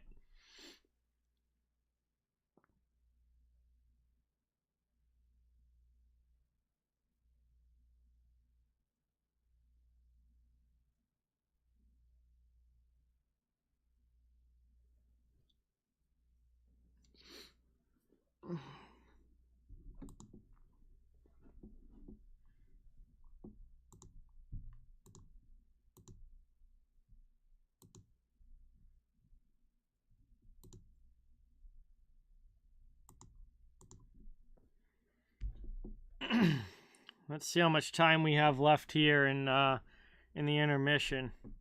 Probably still yeah, it's still like 10 minutes. It's a while. I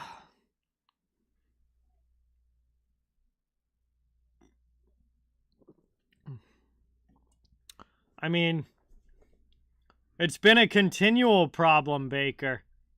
I could not tell you the last time I thought Edmonton was a good defensive team. They're not, and they haven't been. I mean,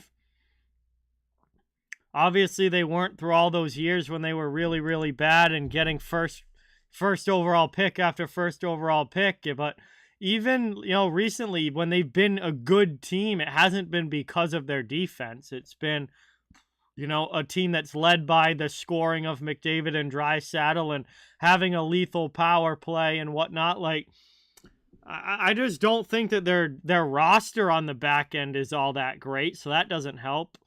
And they're not a defensive team. They're a team that relies heavily on scoring goals and particularly has relied heavily on most of their offense come from, two players involved, whether it be the actual scoring itself or assisting on the goals. McDavid and Draisaitl have had to carry a very heavy burden over the last, 5 years, over 5 years now. It's hard to believe Connor McDavid has been in the league as long as he has, but, he was a 2015 draft pick. It's now 2022. I mean, we're looking at like 7 years now, and they've had to carry a heavy burden with this Oilers team, and it seems like, so much relies on them.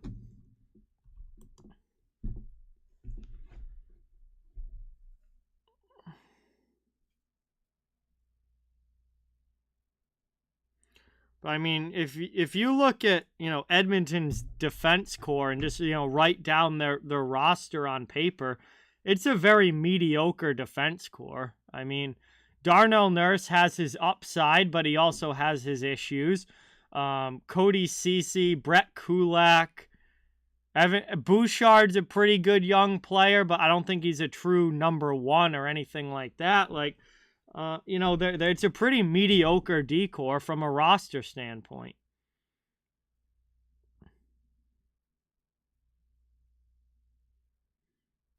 Yeah, honestly, Reaper, you're 100% right. The last time the Oilers, decor was really looked at as, a good top decor, you literally, Chris Pronger was there. I mean, we're talking about, what, mid-2000s at that point? Donovan, what's going on? Welcome. Thank you so much for being here. Really appreciate it. Good to have you in the chat. Thanks for coming by. Yeah, that was 2005, 2006 was the year that Pronger spent in Edmonton. That was the year that they went to the Stanley Cup final but lost to Carolina in the finals. That was the one year that Pronger was in Edmonton. And honestly, like, since then, Edmonton has never been looked at as like a good defensive team since way back then.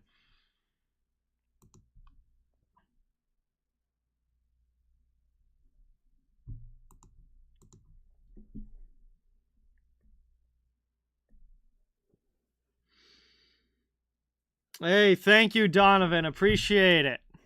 Thank you so much.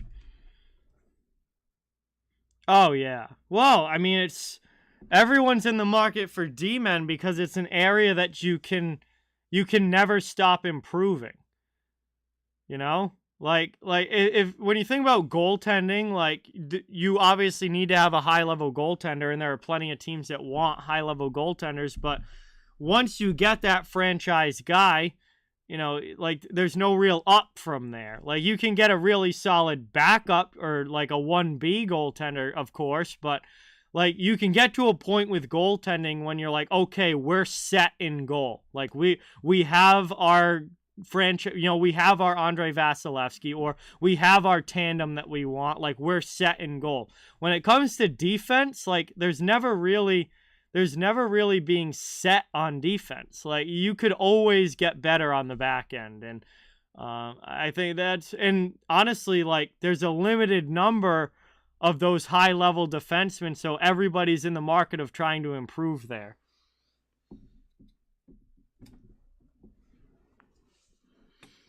Because if you look around the league, I would say probably almost every team is playing somebody in their lineup that they probably look at and go, you know, we could make an improvement there. You know, we could get better at that spot in the lineup if we were to make a trade. So, of course, you know, all of a sudden that really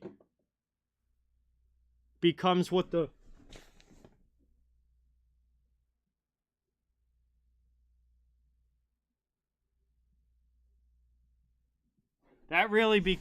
market is all about. I have no idea what that noise was. It sounded like something just fell down behind me. Anyway. Well, so far this year, Donovan, Tampa has been better than Florida. Florida's actually been a little bit disappointing. They're only a couple games above 500. Like, they have been definitely not at the level they were at last year, where they were winning the President's Trophy. So Florida's been a little disappointing. Tampa's gotten their game together for the most part. They won again tonight and moved up into third place in the Atlantic, and they're 7-3 in their last 10. Tampa's playing pretty well.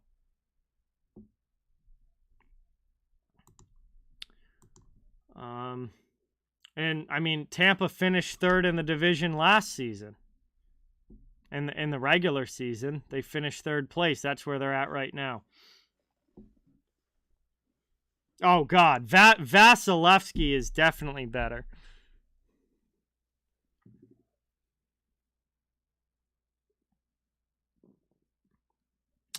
Yeah.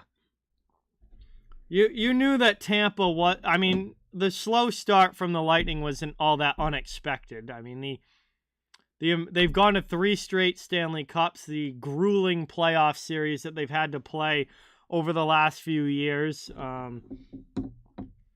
Just the amount of hockey that they've had to play. You know, a slow start from a veteran team like that is not uncommon. And it's also nothing to panic about, because you know that sooner or later they're going to get their game on track and just go right back to being the Tampa Bay Lightning. And I mean, they didn't have a great October, but they've certainly gotten their game on track the past couple of weeks, and now they're 13-7-1. They've got a 2-game win streak, and they're 7-3 in their last 10 games. And they're pretty darn good at home, 7-3-1 on home ice. Not as good on the road, but they've got a very good home record. So I'm really not worried about the Lightning.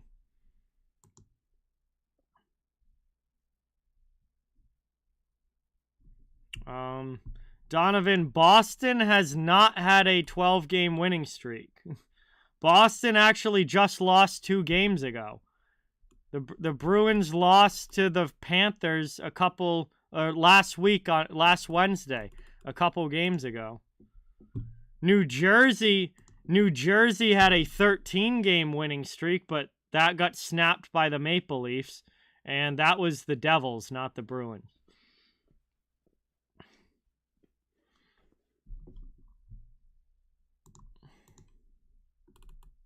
Nope. Boston's longest winning streak this season, I think, was they got up to 8 games. They got up to an 8-game winning streak, I believe, before that got snapped.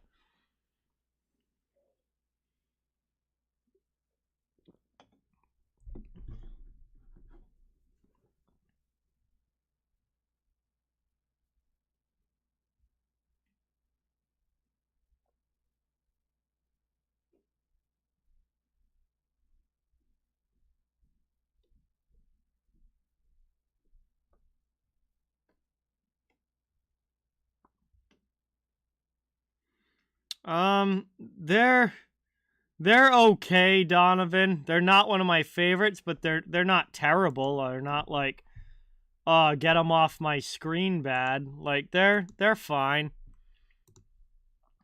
I mean, I have a lot more faith, Rick, in Calgary recovering than Vancouver. I mean, they're pretty. I mean, they both are at 21 points right now. Calgary's got a game in hand. I mean, both of them have not had good starts to the season, obviously, but I just, man, it's with Calgary, and I mean, Daryl Sutter behind the bench is honestly one of the best coaches of the modern NHL. He's been a phenomenal coach throughout his coaching career. I'm a huge Daryl Sutter fan.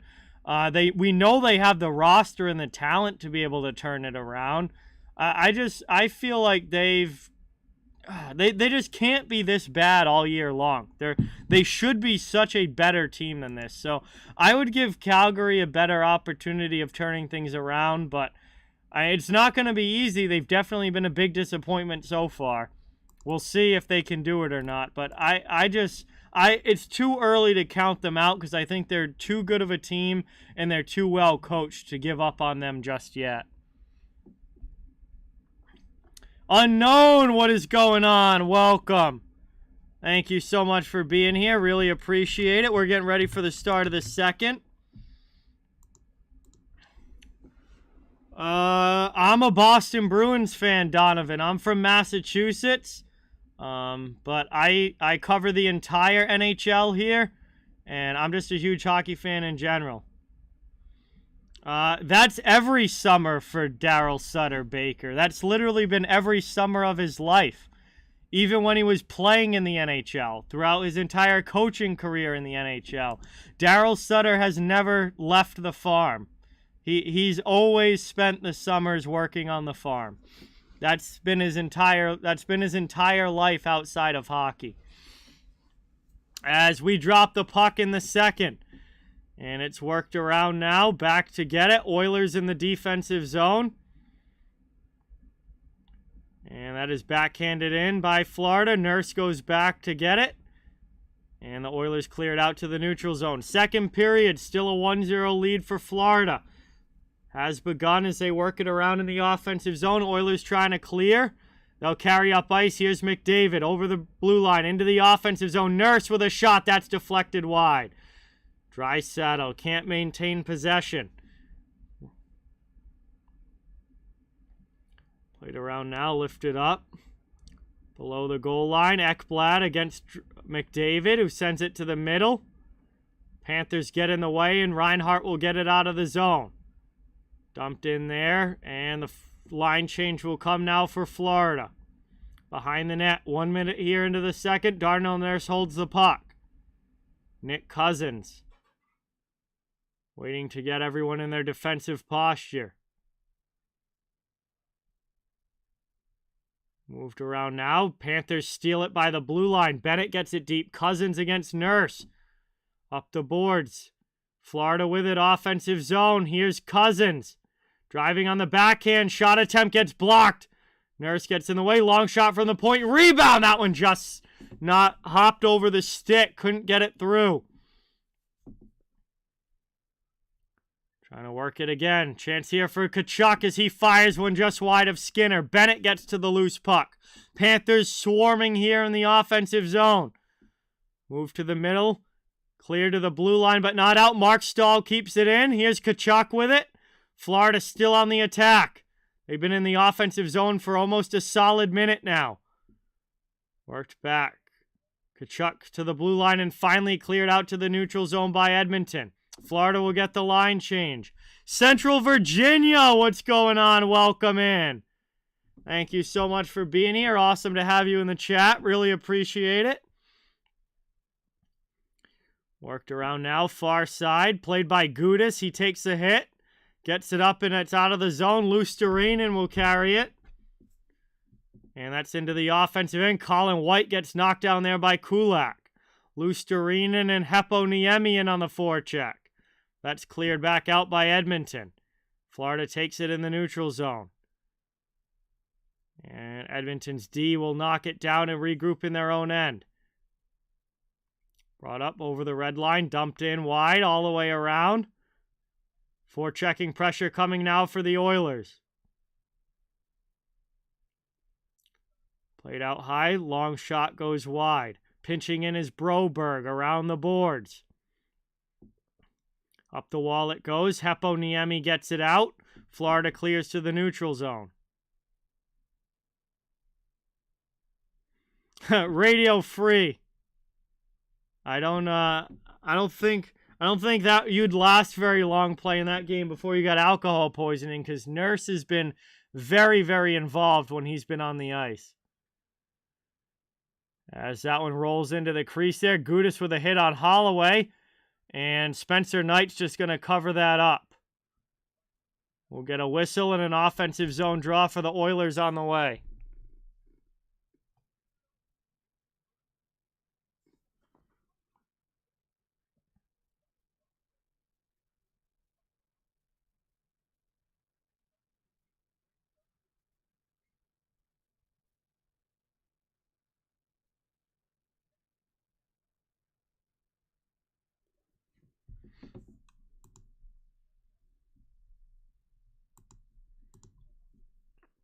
Yeah, that's awesome, Rick. He's also traveling at the perfect time with the Leafs on this win streak. He's picked a good time to watch Toronto on the road win all these games. Big pad save there by Knight. Hornquist now trying to work it out of the zone, able to get it up. Past Malone into the offensive end. Here's Eric Stahl. Stahl for Florida, for Hornquist, who takes a hit and works it to Lomberg. Lomberg now in the corner, gets pinned along the boards by Bouchard. There's a shot from Hornquist that gets blocked. Second chance stopped as well. Florida gets it back to the point. Montour sends it down low. We got a penalty call coming up. It's going to go against Edmonton. And Hornquist looks shaken up. It's going to be a cross-check against the Oilers. And we're going to get a power play here for Florida as they'll have an opportunity to extend the lead to 2. And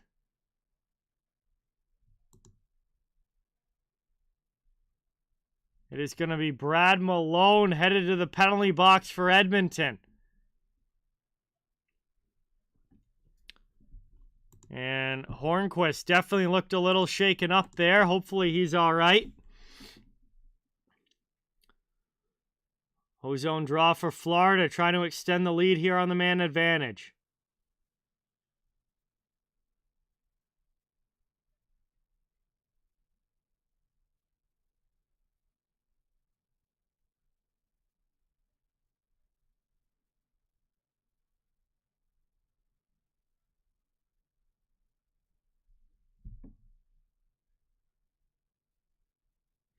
Played around now.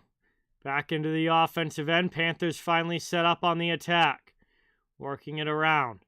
Down below the goal line. Played here to Ekblad. Gets past him, but it's kept in by Lindell. Second chance. Oilers clear it all the way down. Knight quickly sends it right back up, trying to catch Edmonton in a change. Here's Reinhart. Pass across. Doesn't connect with anybody. Kachuk after it. Kulak there for Edmonton. Move to the middle of the ice. And Reinhart's able to keep it in. Played to the corner. Chance there, shot from Reinhart. That deflects just up high and into the netting as we get a stoppage. 1:07 to go on the power play for Florida. 15 minutes to go in the second period.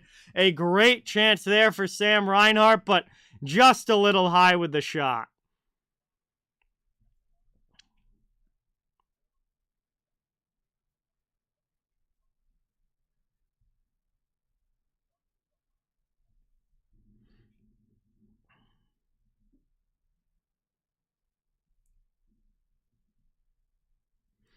Here we go now. One back and all the way down. Cleared there. Another good penalty killing clear here for Edmonton. 50 seconds to go on the power play. Reinhart trying to carry out of the zone. Running out of time over the red line into the offensive end. Down to 40 seconds on the power play. Ekblad gets pressured. Moved up, kicked out of the zone. Edmonton clears again. Good job by the Oilers on the PK. Up into the offensive zone. Ekblad will chase. Montour trying to keep it in. That's gloved out by the Oilers. Back to get it is Hornquist. Guess he's not too injured after that cross-check. He is right back out there. And Florida deflects it into the offensive zone and up into the netting. So we get another stoppage and a whistle here. Doesn't look like the Panthers are going to get much, going on this power play. Only 9 seconds left, and it's still a 1-0 hockey game.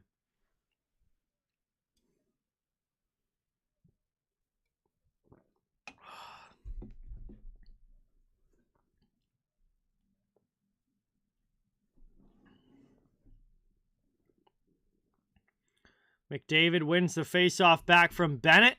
Oilers send it all the way down the ice, and that is going to do it for the man advantage. Edmonton kills off another one.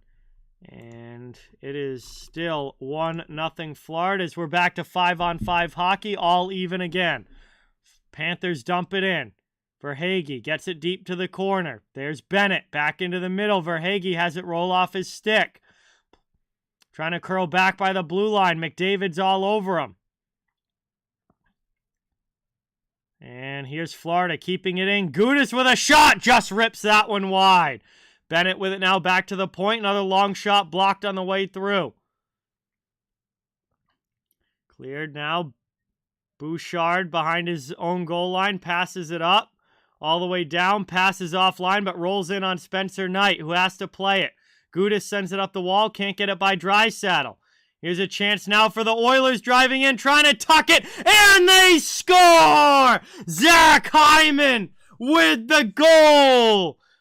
And it is a tie game now with 13:01 to go in the second as Zach Hyman tucks it by the pad. And we are all even again.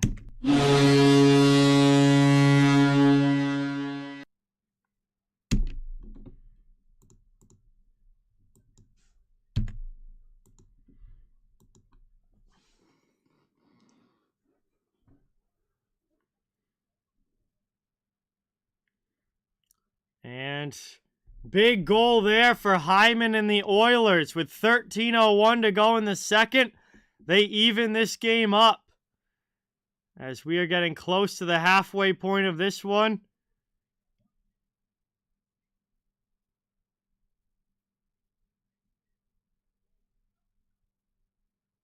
And hang on a second, we're getting a look at this.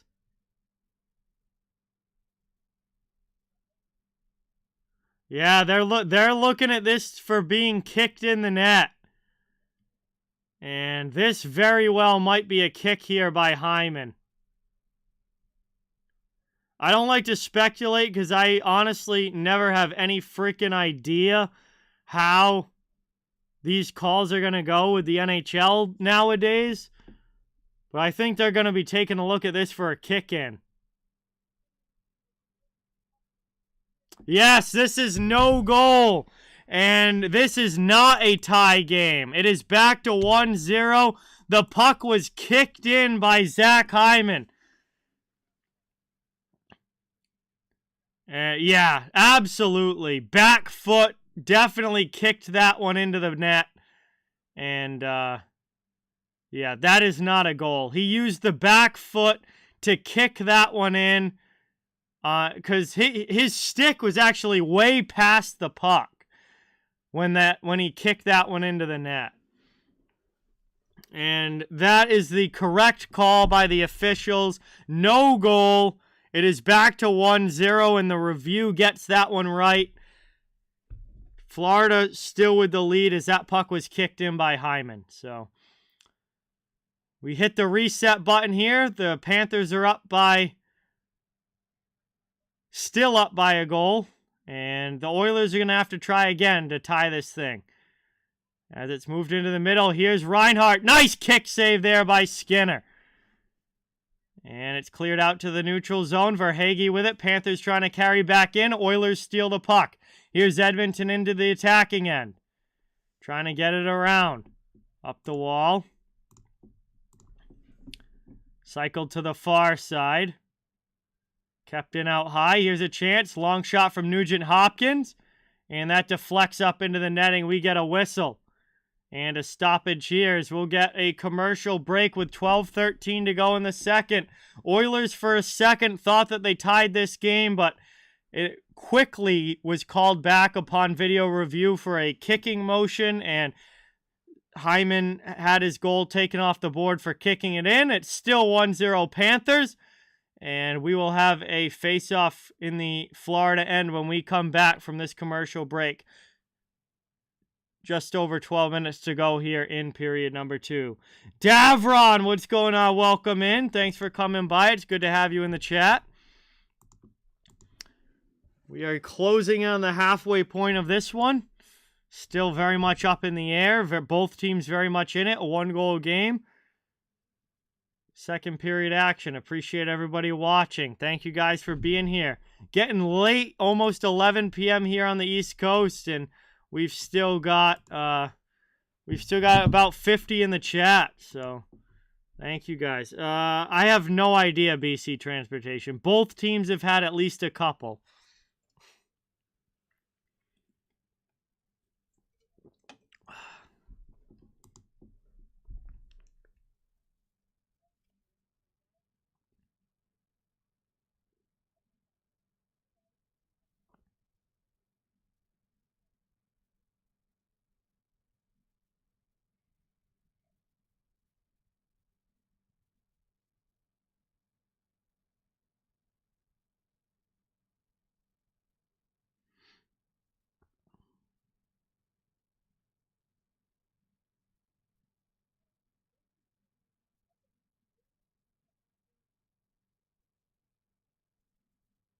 All right, we're coming back now from the commercial break.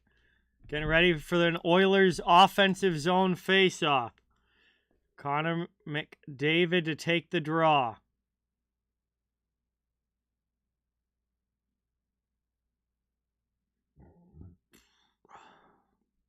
Linesman doesn't like how everyone was lined up, so he's going to reset everyone before dropping the puck.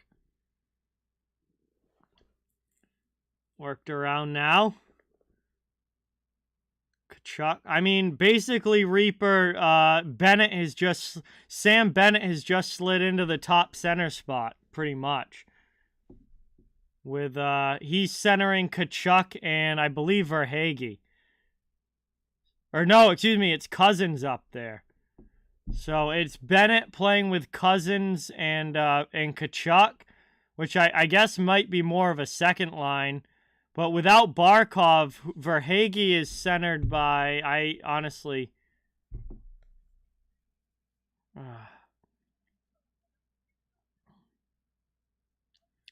Wow, net comes off here. Oilers are not happy with the net coming off. Let's see.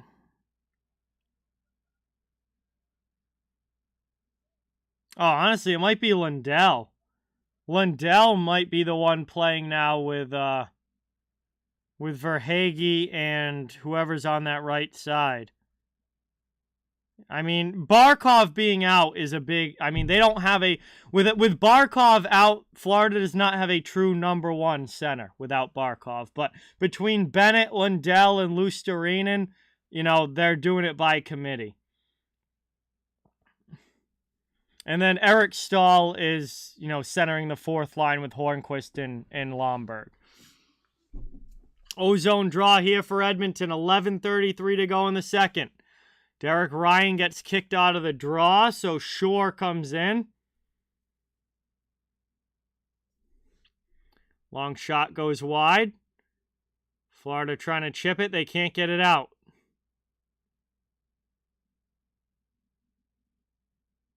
Moved out now. Driving in. That one's Costin trying to get to it. He cannot. Back to the point. Broberg long shot misses wide.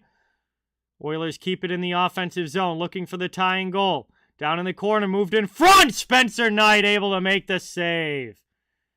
Nice play there. Redirected on goal by Costin right on the doorstep. But Spencer Knight able to readjust and cover it. 11:07 remaining in the period. And it will be an offensive zone face-off coming up for Edmonton. Still looking to tie this game up.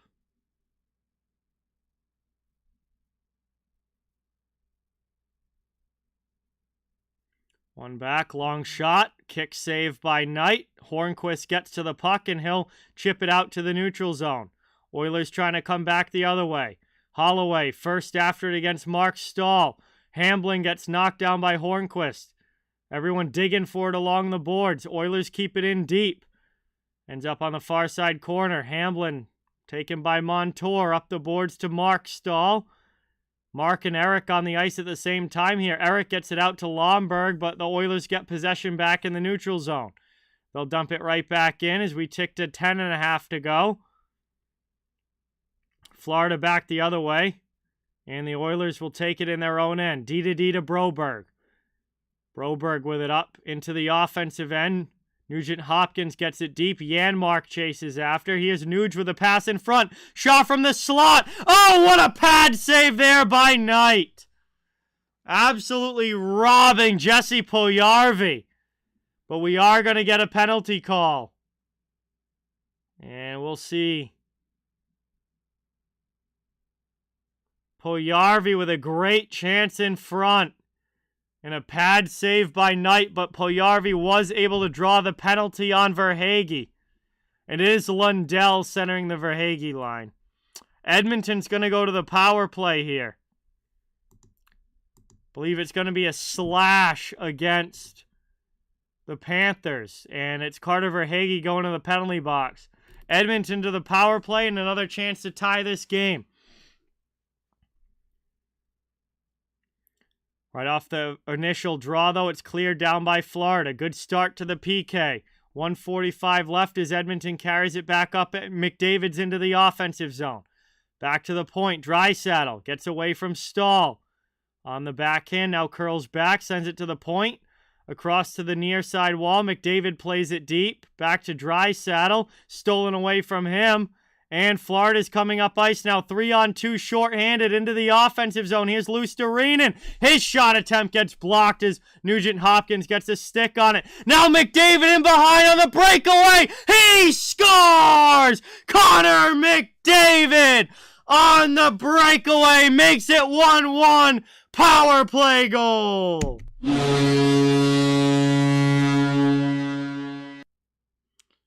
And that one is going to count. No doubt about it. This is a 1-1 game as McDavid gets the power play goal. And Florida got caught up ice looking for the shorty. Not able to get it as Luostarinen shot got blocked wide. And that allowed the Oilers to send McDavid in behind everybody. And with 9:25 to go here in the second, we've got ourselves a 1-1 hockey game. Linkser, what's going on? Welcome. And, of course, the garbage ESPN Plus feed is going to freeze. All right, we're back now. Ensuing face-off. Oilers dump it in. Played behind the net. Edmonton with it, looking to get a lead. They're out shooting Florida 21-12 in this game. Played behind the net. Worked up. Gudas pinches to keep it in. Move to the middle. Out over the red line. Dumped into the offensive zone. And Gudas back to get it. Reinhart clears for Florida. No icing as he dumps it into the offensive zone. Oilers come back the other way. Gudas tries to hammer Holloway, but misses him on the big hit. And that allows Edmonton to get it deep into the offensive zone. Now Gudas with a breakout pass. Can't get it through. Oilers keep it in again. A third chance. Finally, Florida's able to clear. Bouchard takes it back for Edmonton. 8:20 to go in the second. Kulak over the red line will chip it deep. All the way down. Sam Bennett gets it over to Montour. And all the way back the other way. Skinner comes out before Florida can get to it, plays it up the boards. The Panthers trying to keep it in. Edmonton carries out to the neutral zone. Here come the Oilers into the offensive end. Sent deep by Hyman, who gets behind Ekblad, then takes the hit. Up the wall to Tkachuk, and Florida's back the other way. Into the offensive zone.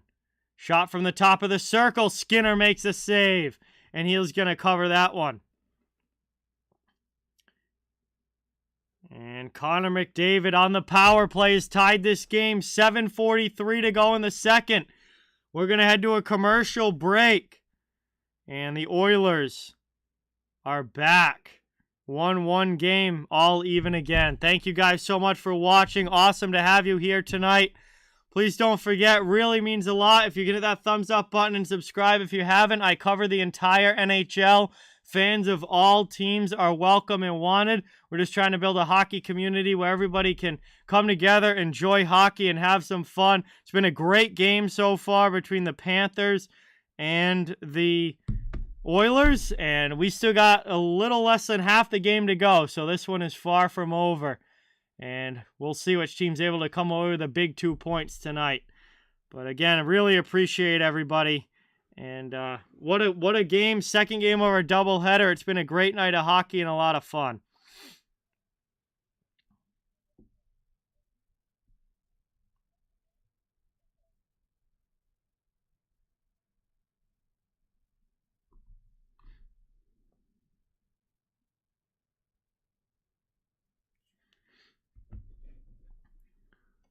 So, chance to catch our breath here. This is the last game still going on. Dallas beat St. Louis, so this is the only game tonight in the NHL that has not finished yet.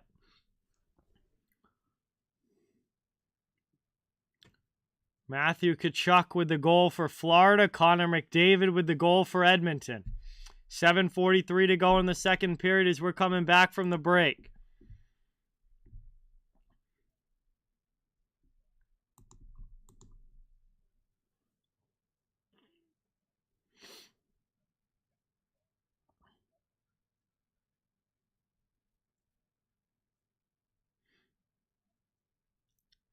All right, here we go now. Offensive zone face-off for Florida. It's stolen away, though, by Edmonton, and they clear out. Then Costin's dump attempt deflects into the bench. Believe it will be a neutral zone face-off on the way.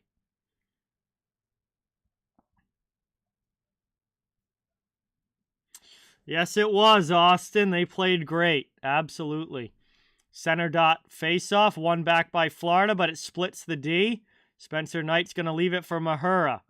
Josh Mahura backhands up the boards, off glass but not out. Broberg keeps it in. Second chance, Mahura. Still can't clear as Derek Ryan keeps it in. Boy, oh boy, is the third time going to be the charm. Heppo Niemi, he gets chased. Edmonton doing a great job at puck pursuit here. They eventually come away with it in the corner. Jesus, man, that is a bad sequence in the defensive zone for Florida. Finally, they are able to get it all the way out. Skinner comes out of the net. He's going to glove that one down as it's fired back on. And we'll get a whistle with 7:01 remaining, and the Panthers will get an ozone face-off now. 3 chances to clear there for Florida. They don't get it out. Finally, they did eventually, but very lucky that didn't result in a better scoring chance for the Oilers.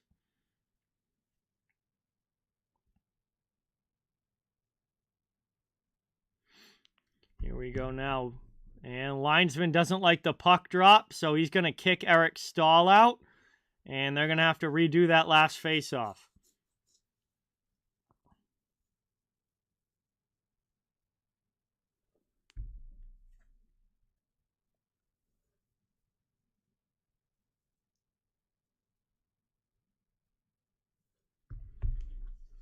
One back around.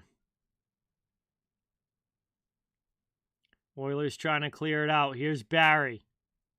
Around the boards, up the wall, out to the neutral zone. Yes, it did come out and eventually results in an offside. Mark Stahl did not keep that in the attacking end.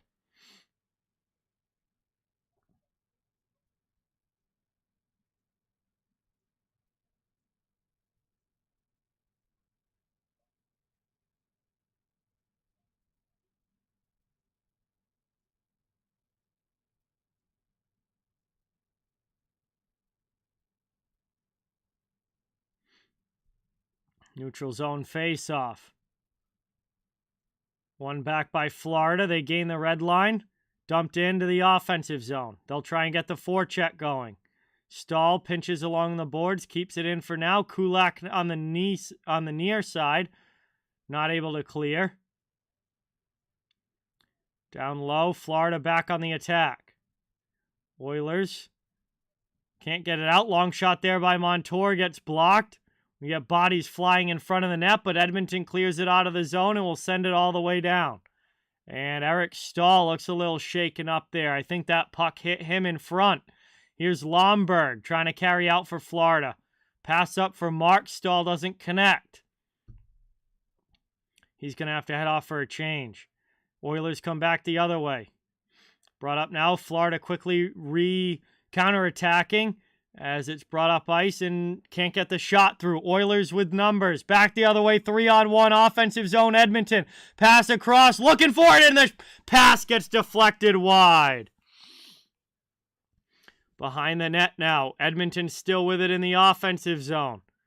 Back out to neutral ice. Florida into the offensive end. 5.5 to go in the second. Played back by Tkachuk. Hey now. What's going on? Welcome in.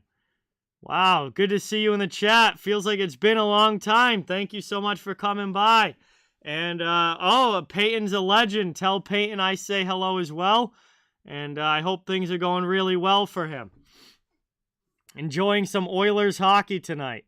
As Lindell dumps that in, Edmonton gets to it. It's Broberg.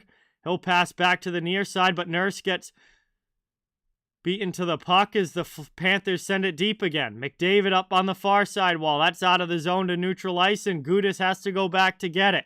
Under 5 minutes now to go in the second period. Draisaitl with a big hit on Gudas. Usually it's the other way around, but that time Gudas got rammed. Thrown in there. Skinner makes the save. Broberg ends up down in the corner with it. Lindell keeps it in for Florida. Pass to the middle. Here's Gudas with a shot, and Skinner makes the save. Good goaltending in this game from both goalies. Gudas with another one. Skinner gets a piece of it. And that one's cleared all the way down now by the Oilers. Gudas has to regroup in his own net. In his own zone. Edmonton brings it back in. They'll dump it deep. 4:10 to go here in the second. McDavid fires it wide. Mahura trying to get to the puck. Taken in the corner. Back around now. Spun away by Draisaitl.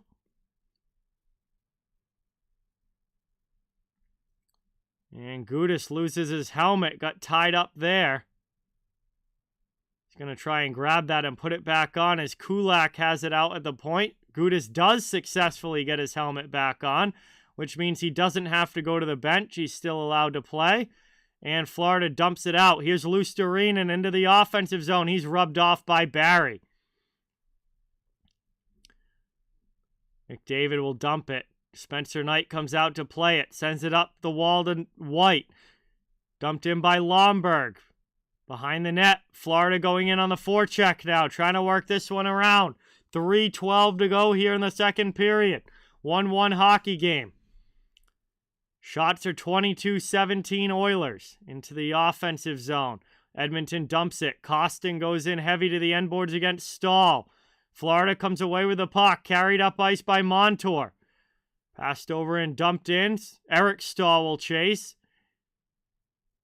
Hornquist comes in to help out, but the Oilers move the puck quickly. They come back the other way. Nurse jumps into the play.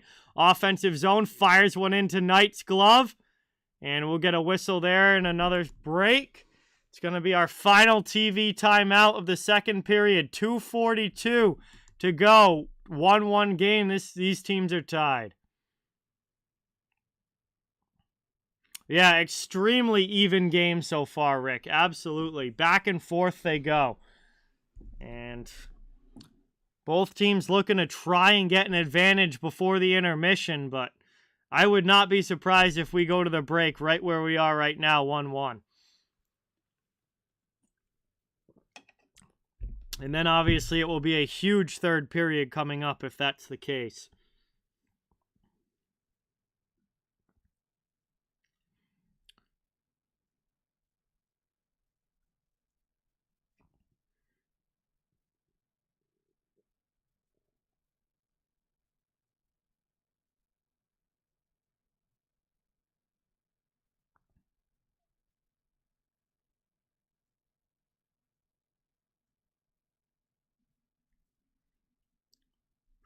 All right, so getting down to the final couple minutes here of the second. And the third period coming up is going to be absolutely huge with these two.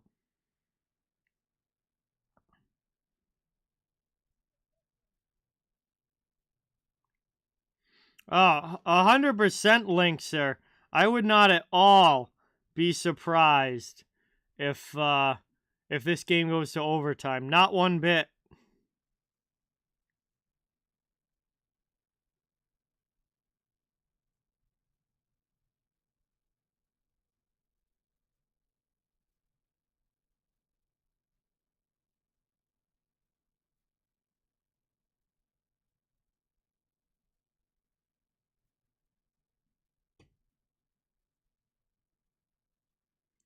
All right, we're back now from the commercial. Offensive zone draw for Edmonton. Nugent Hopkins gets kicked out of the dot, so Matthias Janmark's going to come in and take it. It's won back defensively, though, by Florida, and they'll start the breakout up over the red line. Into the offensive end. Here's Anton Lundell. Fires one in. Blocker saved by Skinner. Loose puck taken by Janmark. Oilers have it. Back to the near side wing. And in the neutral zone, stolen back there by Florida. Big hit, and Ekblad is not happy with Puljujarvi. He hammered down Reinhart there. No penalty on the play, so it continues. But Ekblad was not happy with Jesse Puljujarvi for that hit. Working it back now. Oilers have it offensive end.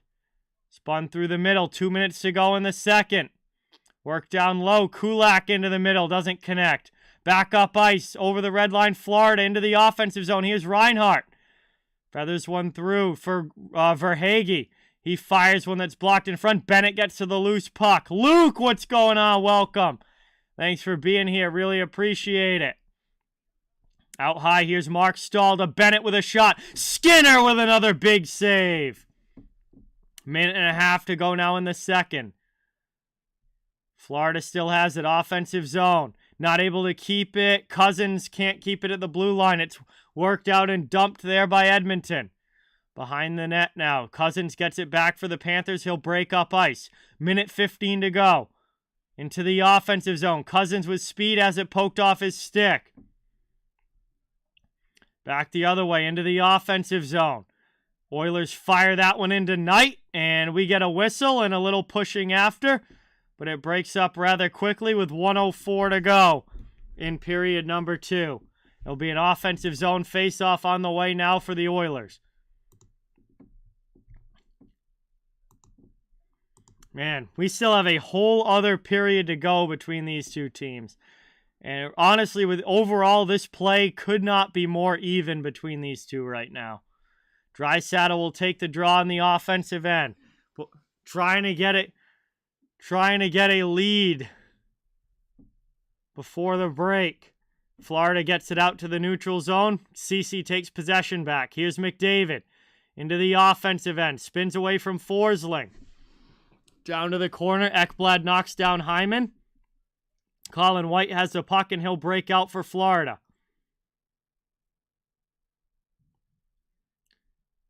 Skinner behind the net. Plays it up the boards. Florida, Ekblad trying to keep it in. He does. Move to the middle, but it's stolen by Darnell Nurse. Back the other way comes Edmonton. And on the attack, Forsling. Can't get it out. Nurse plays it on the near side wall. Cycles it back down low. Under 20 seconds to go. Here's Draisaitl behind the net. Looking for a play in front. Back out high. Nurse goes D to D. Back to Nurse in the middle. Over to Draisaitl. 6 seconds left. Draisaitl's got to get something on goal. Fires one just wide. And that is going to do it as the horn sounds. Period 2 comes to an end. It is a 1-1 hockey game as we head to the second intermission.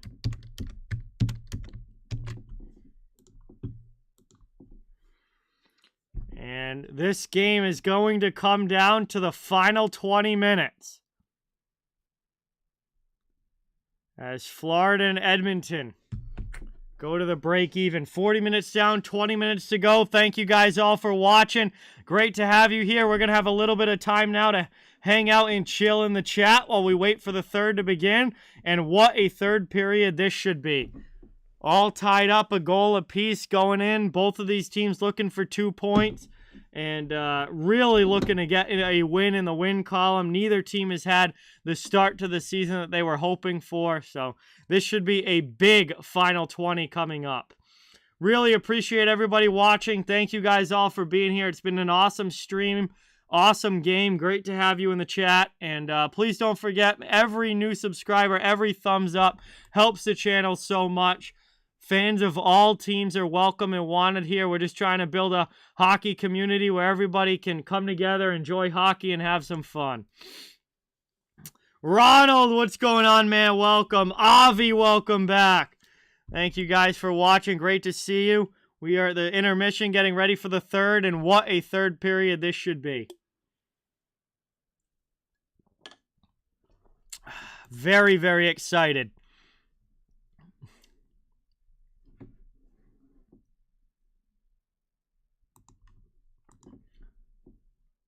Goalies have been fantastic in this one. Skinner and Knight have been awesome in goal.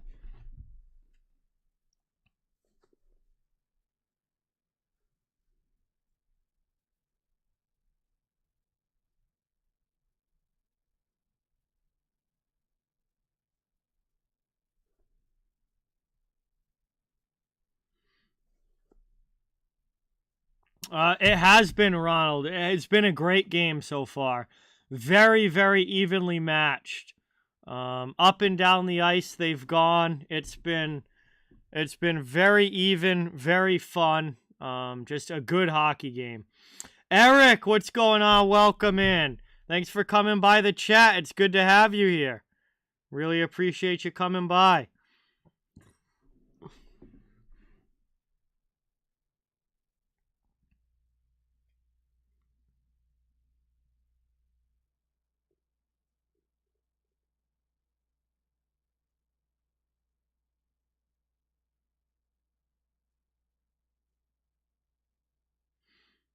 So, we're just, we got a bit to hang out here while we wait for the third to start. Obviously, we still got a ways to go in the rest of the intermission.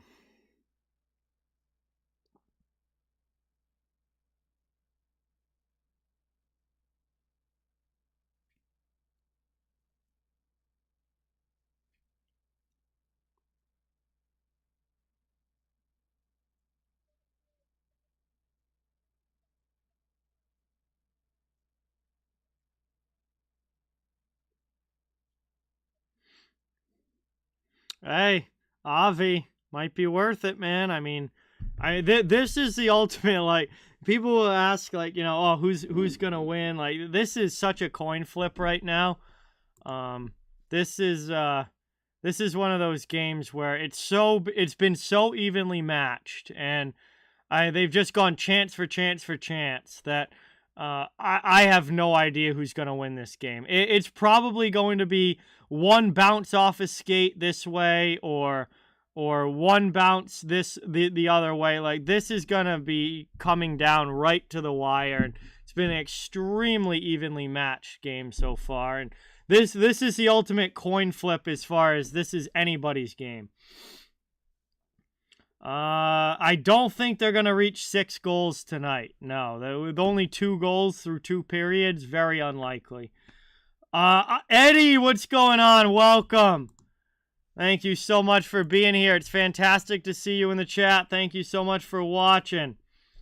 William, no. I think the Sens are done. I do not think that they,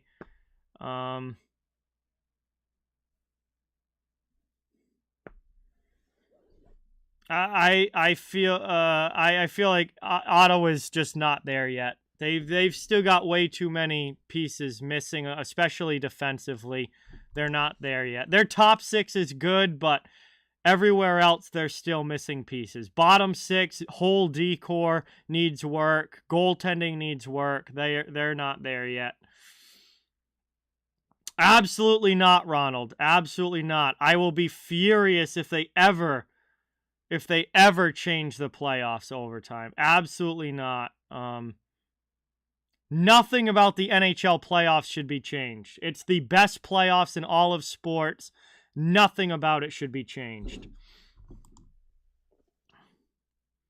Yeah, Eddie, that was a rough one, man. That was a rough one. Husso ended up getting pulled. He was absolutely brutal. Yeah, Reaper, it's happening all the time now. It's happening all the time now. I don't know. I don't know if the pegs aren't, in the ice as much as they used to be, where they're kind of stuck in there less than they used to be. If the nets are easier to come off, or if goaltenders are consciously kicking the post more to try and make it. I don't know what's causing it. But yeah, no, it's definitely becoming very, very common for the nets to pop off. And it's becoming very common for the nets to pop off at very opportune times as well, like when the other team's about to score. That's definitely something that is going to have to be looked at, because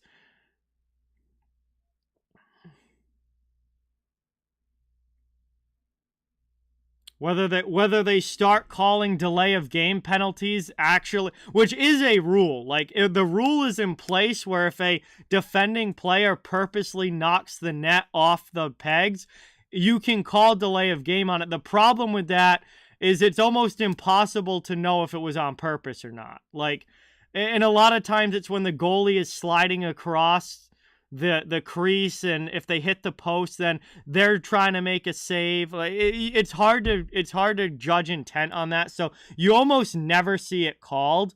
You almost never see anyone actually get called a penalty for that. But whether they start calling delay of games on goaltenders, or whether they make the rule so that if the net gets knocked off and the puck goes into where the net would have been, they're just going to call it a goal anyway, even if the net gets knocked off. Like, they're going to start looking at ways to combat this issue with the nets coming off as easily and as frequently as they have been. And I don't know what their final decision is going to be on that, but believe me, the league is going to be looking at that, because we've seen it a ton this year with the nets coming off, and a lot of times the nets coming off at a very convenient time when the other team is about to score. So I have a feeling the league is going to end up having to do something about that.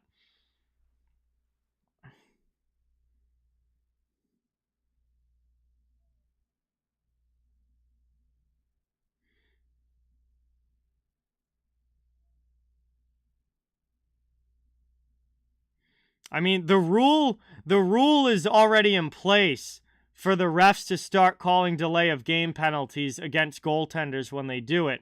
We just never see the refs actually do it. We never see the refs actually do it. So, I mean, maybe they'll tell the refs to start enforcing that rule more.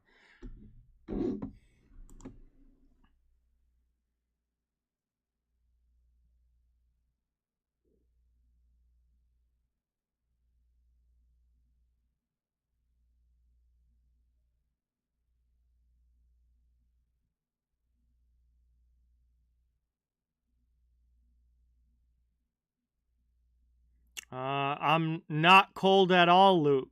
No idea what you're talking about. Literally not cold at all. Very comfortable down here.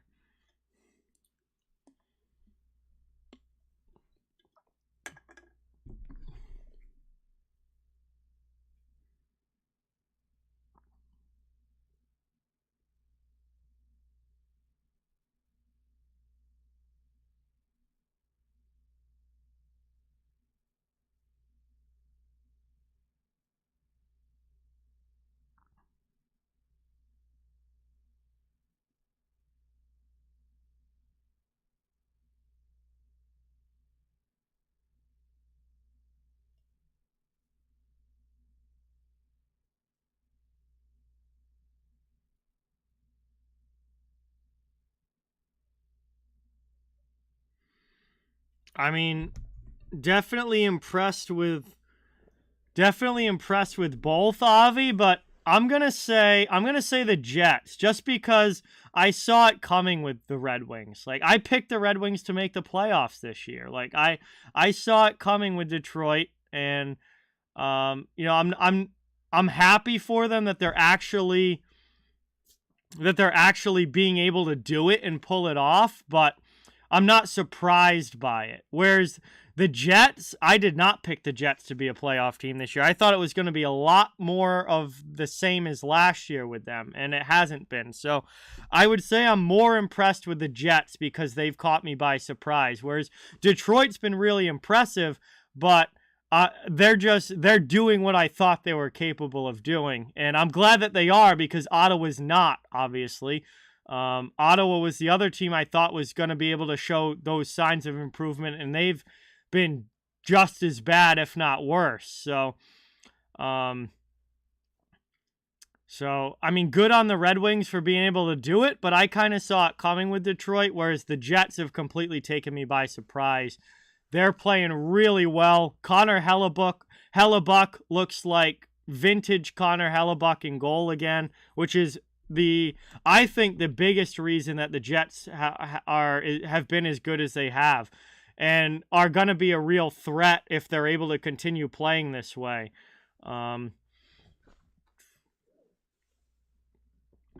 Because I really think Hellebuck is looking like one of the best goalies in the league again. I think the Red Wings do. I think the Panthers probably get in as a wild card team. The Habs are not making the playoffs, William. The Habs are better than last year, there's no doubt. I don't see them making the playoffs. I think over the course of the season, they're going to end up right around a 500 team, which obviously is not good enough to make the postseason in the NHL. So I think they end up right around a 500 team. They don't get in the playoffs, but they're definitely improved from last season. I do think that Detroit and Florida, honestly, along with Tampa, are going to be battling it out for a couple of spots. And in all likelihood,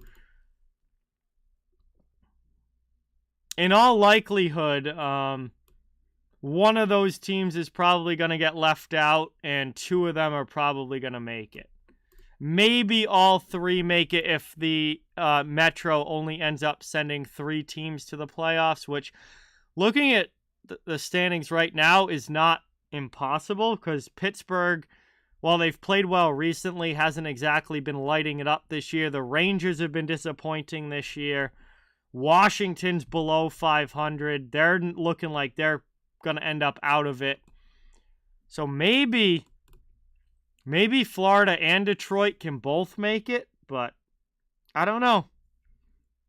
It's still early. A lot can happen. It's still very early. A lot can change.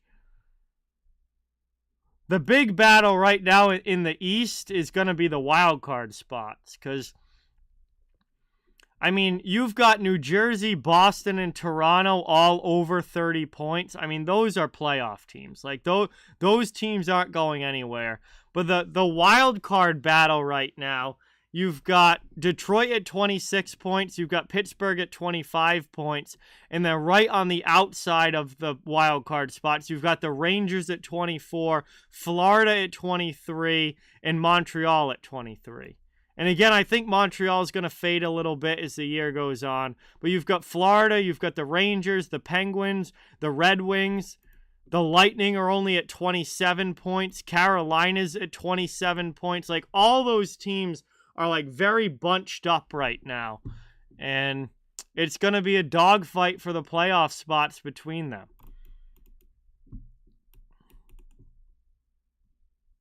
Man, it's going to be a fun year. Gonna be a very fun year. I'm really starting to get worried about the Rangers, honestly. And man, I was super high on the Rangers coming into this season. I thought they were going to build off of their conference final appearance last year and thought that we were going to see an even bigger step forward from New York. And so far this season, it's been two steps back. The Rangers are really starting to worry me. They had a 2-0 lead tonight against New Jersey, and I mean, like, almost like that they gave it up, and it was 2-2. And then I checked the score again, and it's 4-2 Devils. It's like, how did the Rangers go from up 2-0 to down 4-2 in like what seemed like a relatively short amount of time? They blew the 3-goal lead against the Oilers the other night. Like, I'm really starting to worry about New York.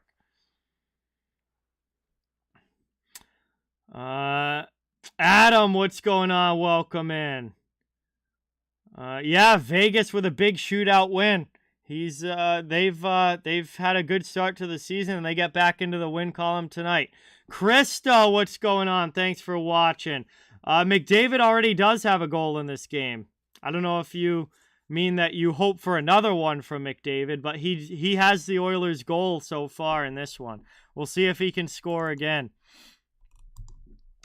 We should be starting the third here pretty soon. I can't imagine there's much time left in this intermission.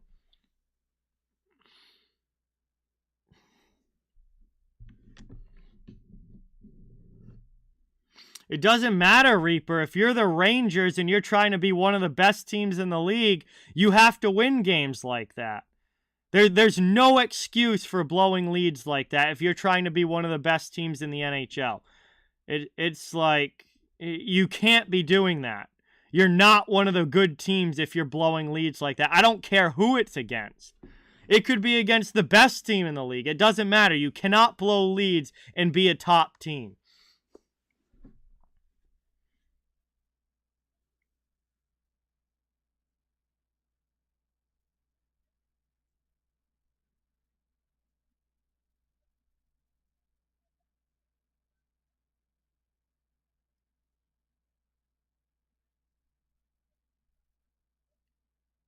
No, Mander. Not at all. There's been lots of shots on goal, lots of chances for both of these teams, and the goaltenders are playing great. I mean, this is what happens when goaltenders are actually competent. Hey, Hockey Kid, what's going on? Thank you for being here. Oh, Connor McDavid, Hockey Kid. Connor McDavid.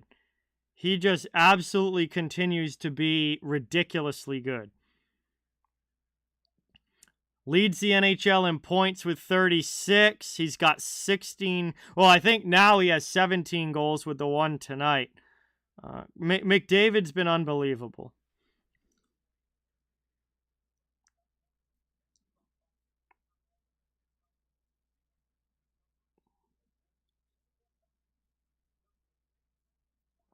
I think that the biggest thing this year The biggest thing this year is McDavid scoring a lot of goals. Like, his goal scoring is on pace to be the highest goal year of his career. Anyway, we are underway. The puck is dropped in the third. And what a third period this is going to be, as we are 1-1 with 20 minutes to go. Panthers off the faceoff, trying to keep it in the offensive zone.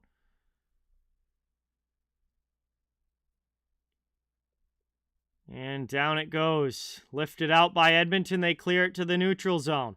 Mark Stahl trying to send it back. All the way down. Darnell Nurse plays it. Cousins comes in on the forecheck. Panthers trying to steal the puck. Move to the middle. Deflected out again by the Oilers. Panthers get it right back, though. Here's Lundell. Yeah, that's the thing with the Rangers, is they were heavily reliant on Igor Shesterkin last year, and Shesterkin has not been nearly as good this year as last season, and now here they are struggling because the goaltending hasn't been the same.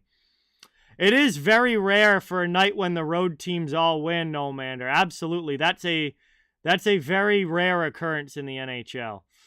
As it's worked out now, backhanded deep by the Oilers. They have it in the offensive zone. I mean, this game could still change that, though. We're not done yet.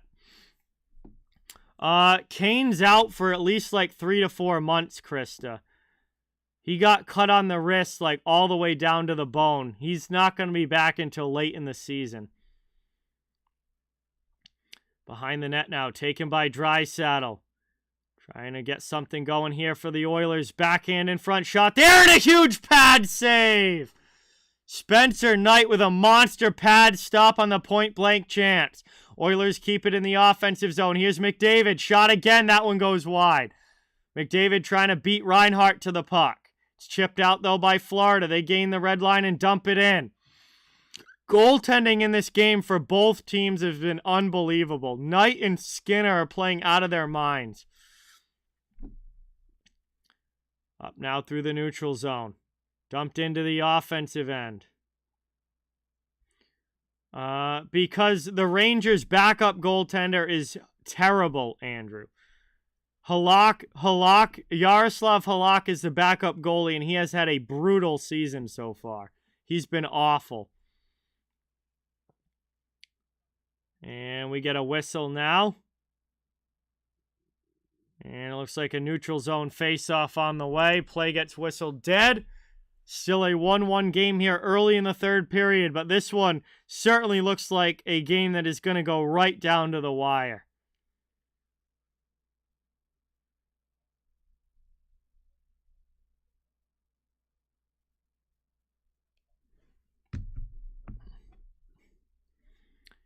Played around. Forsling up and out of the zone. And an icing call against Florida.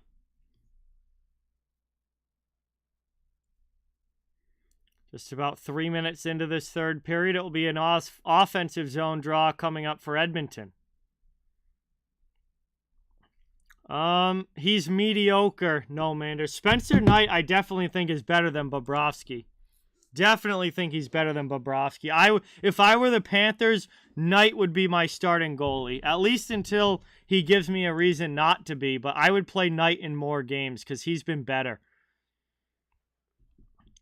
Playing it around now. Panthers trying to get it out of their zone. Oilers can't keep it in. It's back out to the neutral zone. Hey, Hockey Kid, thank you so much for subscribing. Let's get that new sub hype in the chat for Hockey Kid. Welcome to this. Welcome in. Thank you so much for being here. It's great to have you a part of the channel. 16:49 to go in the third. Choppy start to this third period. Another puck up and out of play. Bruh. Yeah. Knight is still extremely young. The Panthers, I believe, have a long-term franchise goalie in Spencer Knight, which makes that Bobrovsky contract look even worse. Because he's not even their best goaltender. And 2 years from now, he's certainly not going to be their best goaltender. Darnell Nurse takes it back behind the net. 16.5 to go in the third. Both teams still looking for a go-ahead goal. Tied up at 1. CC into the offensive end. Oilers have had a decent start, or better start to this third period than the Panthers. They're off to a good opening few minutes here. I want to say 4 years Reaper, but I'm not 100% on that without Cap Friendly in front of me. But I want to say 4 years left if I'm not mistaken. Behind the net, here's Gudis. Brought up now, because that was a 7-year deal when he signed it.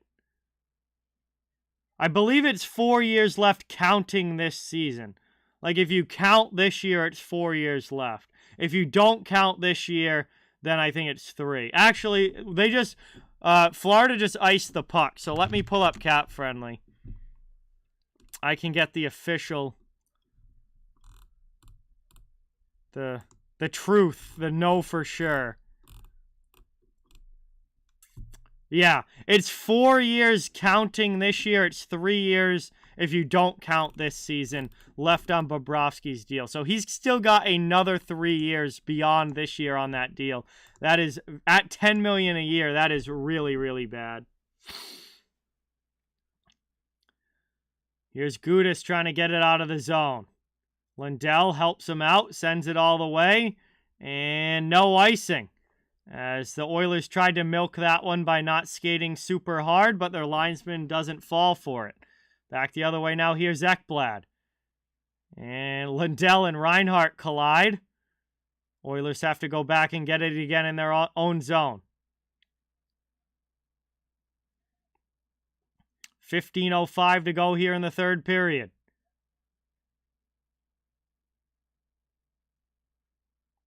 Down in the corner. Tomorrow night, Hockey Kid, I'm doing the Avalanche and Jets game tomorrow. Long shot in goes wide. Oilers still have it in the offensive zone. Edmonton with a majority of the puck possession so far in this third. And they get a chance here in front. Deflection, and Barry scores! 2-1 lead for Edmonton as Tyson Barrie puts it home. A rebound chance in front, and the Oilers lead 2-1. They certainly deserve it with the way they've started this period. And they get the lead here, their first of the game.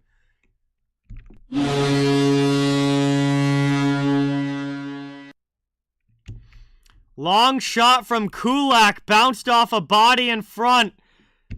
And Barrie was there to find the loose puck and get it by the pad of Spencer Knight. He's bad, Andrew. The whole league knows it.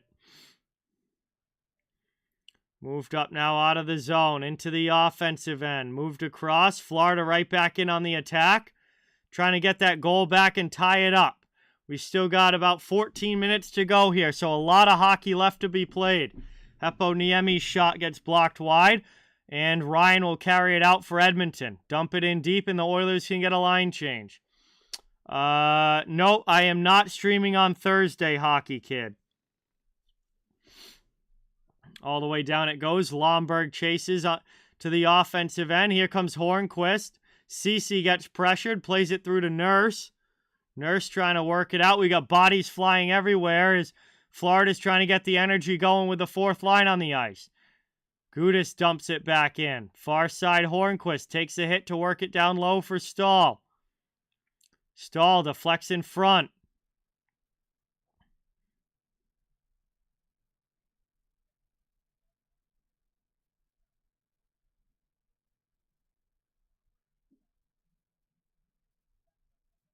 And we get offsides here against Florida. And we're going to head to the first commercial break here of the third. 13:22 to go in the third period. First commercial break here, the middle frame, in the Edmonton Oilers, with a very good start to this period, have taken a 2-1 lead. And they're up by 1 as we head into crunch time and towards the end of this one. Hey, staying with it. Thank you so much for subscribing. Let's get some new sub hype in the chat for staying with it. Welcome in. Give a warm welcome to the channel. It's awesome to have you. This one looks like it's coming right down to the end. Appreciate everyone watching. Please don't forget, fans of all teams are welcome and wanted here on the channel. Really means a lot if you hit that thumbs up button and subscribe. I cover the entire NHL, and we're just trying to build a hockey community where everybody can come together, enjoy hockey, and have some fun. Very good, tight, back-and-forth game going between the Oilers and Panthers tonight. And something tells me it's not over. Still very close. Edmonton has taken the lead, but there's still a lot of time left. And I have a feeling this one's going to be tight right down to the final couple of minutes. Hey, we got 100 likes. Thank you guys so much. 100 likes on the stream. That is awesome. Really, really appreciate that. Next live stream will be tomorrow night. I'm doing the Colorado Avalanche against the Winnipeg Jets. A big Central Division battle there. Currently the second and third place teams in that division. And it should be a lot of fun as the Jets, who have had an awesome year, will face the defending Stanley Cup champs.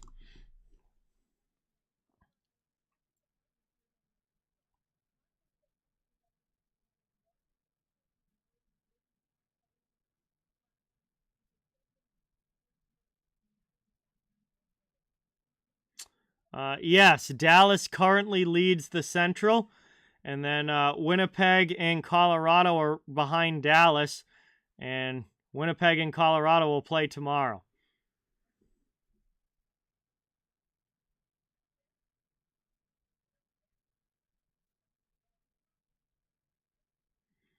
Playing it around now, back underway, sharp angle shot from Tkachuk, and Stuart Skinner covers that one up. 13:04 to go in the third.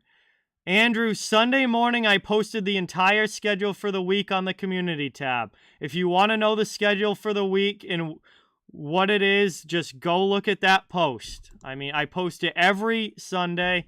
You guys all have an opportunity to see what the schedule is there. You can also download the Google Calendar that's linked in the description if you want to know my schedule through that.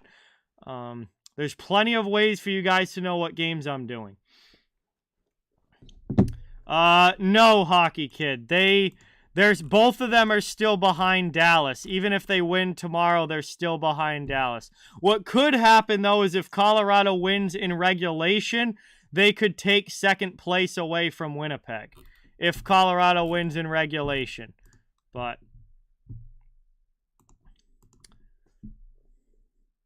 nobody can pass Dallas tomorrow. Dallas has a 3-point lead.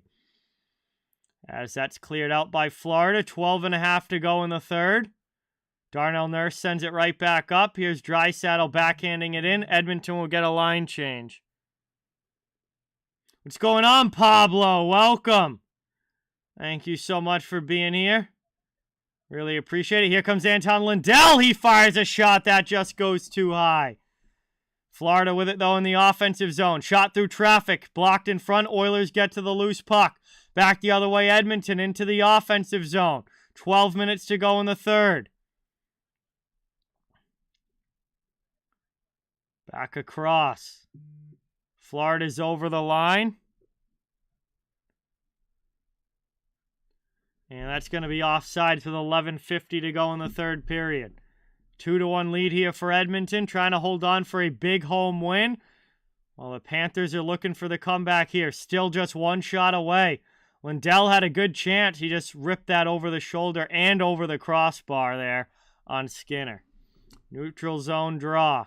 Oilers get possession. Bouchard goes D to D. Deflected in by Edmonton. They'll chase.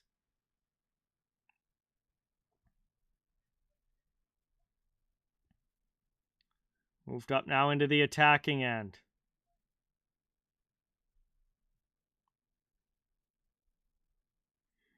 Back to get it.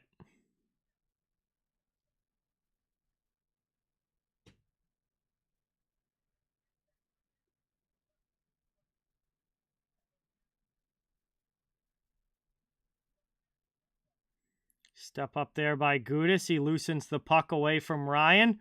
And Mahura takes it for Florida. Lifted up now over the red line into the offensive end. Hornquist chases, beats out the icing, but then gets knocked down. Edmonton trying to dig the puck out. What's going on, Sam? Welcome. Good to see you in the chat, man. Thanks so much for coming by. Really appreciate it.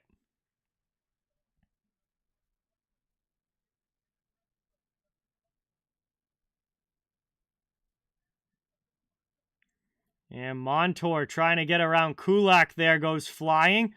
Edmonton holding the puck along the end boards deep in their own zone. Trying to dig this one out. Puck battle, 3 guys for each team in there. Lomberg eventually comes away with it. Back to Mark Stahl. His shot attempt gets blocked. And all the way down. Cleared there by Edmonton. Florida goes back up through the neutral zone. Here's Tkachuk. Poked away from him. Panthers are offsides, and we get a whistle with 10:08 to go in the third period. Florida's still looking for the tying goal. Got about 10 minutes to get it.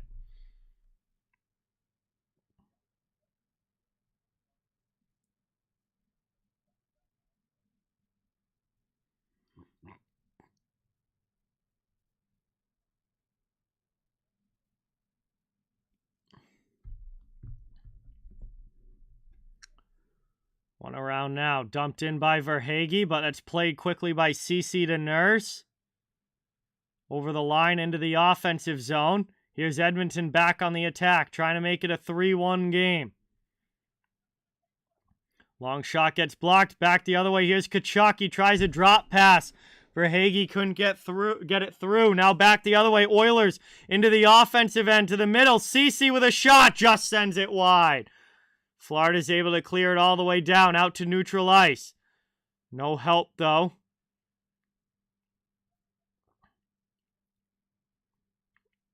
All the way down. Well, Pablo, they have a new coach. They've got some new players. I mean, they traded away Huberdeau and Weegar to get Tkachuk. And, you know, they've had some roster changes. They have a new coach. And they just haven't played that well yet this season. They certainly haven't been as good as they were last year. So we got a chance in front here, and Lindell scores! Florida ties the game! Anton Lindell with a massive goal here for the Panthers. 9:02 to go in the third, and Florida evens it right back up.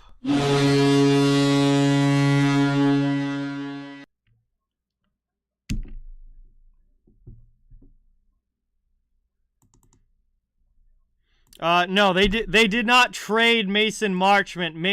Mason Marchment left in free agency. They didn't get anything back. That wasn't a trade. That was a free agent signing. He just left in free agency. An absolutely beautiful passing play finished off by Anton Lindell, and it is a 2-2 game now with about 9 minutes to go.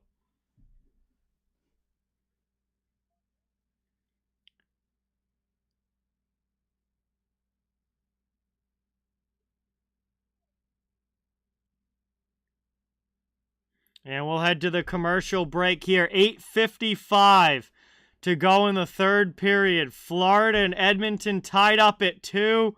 What a finish this is going to be between these teams. Edmonton took the lead up 2-1. Third period, thought they were going to hold on, but they did not. And Anton Lindell with a huge goal there, able to tie it back up. Have a good night, Andrew. See you soon. And this is coming down to an absolutely phenomenal finish between the Panthers and the Oilers. What a great, evenly matched back and forth game we've had tonight.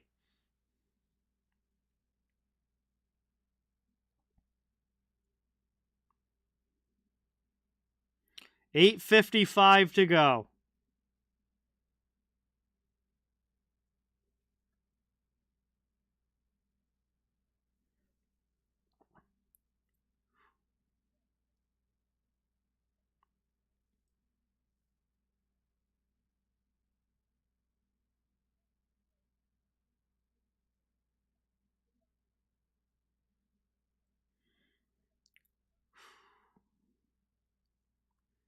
Yes, it has, Mike. Absolutely. 1,000%, Mike. This has been a phenomenal hockey game. Great goaltending, good speed, very evenly matched, back and forth. Like this has just been a great hockey game. Definitely better than the first one. All right, here we go now. Coming back from the commercial break. Ozone draw. Or no, excuse me. It looks like it's going to be... No, it is ozone draw for Edmonton there. That's right. Worked around now. Yeah, the Kraken got way better in the offseason. So, I'm surprised that they're this good, but everyone who followed the offseason knew that the Kraken were going to be better this year. I mean, I'm definitely surprised they're this good, but I'm not surprised that they're better because they had a great offseason. Taken now. Out of the zone, cleared there by Florida. Oilers get it back. Bennett with a big hit there in the neutral zone. Behind the net, lifted around. Draisaitl knocks it down. Oilers have it in the offensive end. McDavid keeps it in. Work down low for Draisaitl. Here's McDavid in the slot, and that one's poked away. Wow, that would have been a golden chance for Connor McDavid, but the Panthers get back defensively. Ekblad with another chance. There's Hyman. Can't get it through. It's going to be a penalty, though, as we get a holding call against Florida. And this is going to be Edmonton to the power play. Oilers to the man advantage here. One of the most lethal power plays in the NHL. 8:15 to go in the third. Sam Bennett to the penalty box. And it is going to be a chance for them now.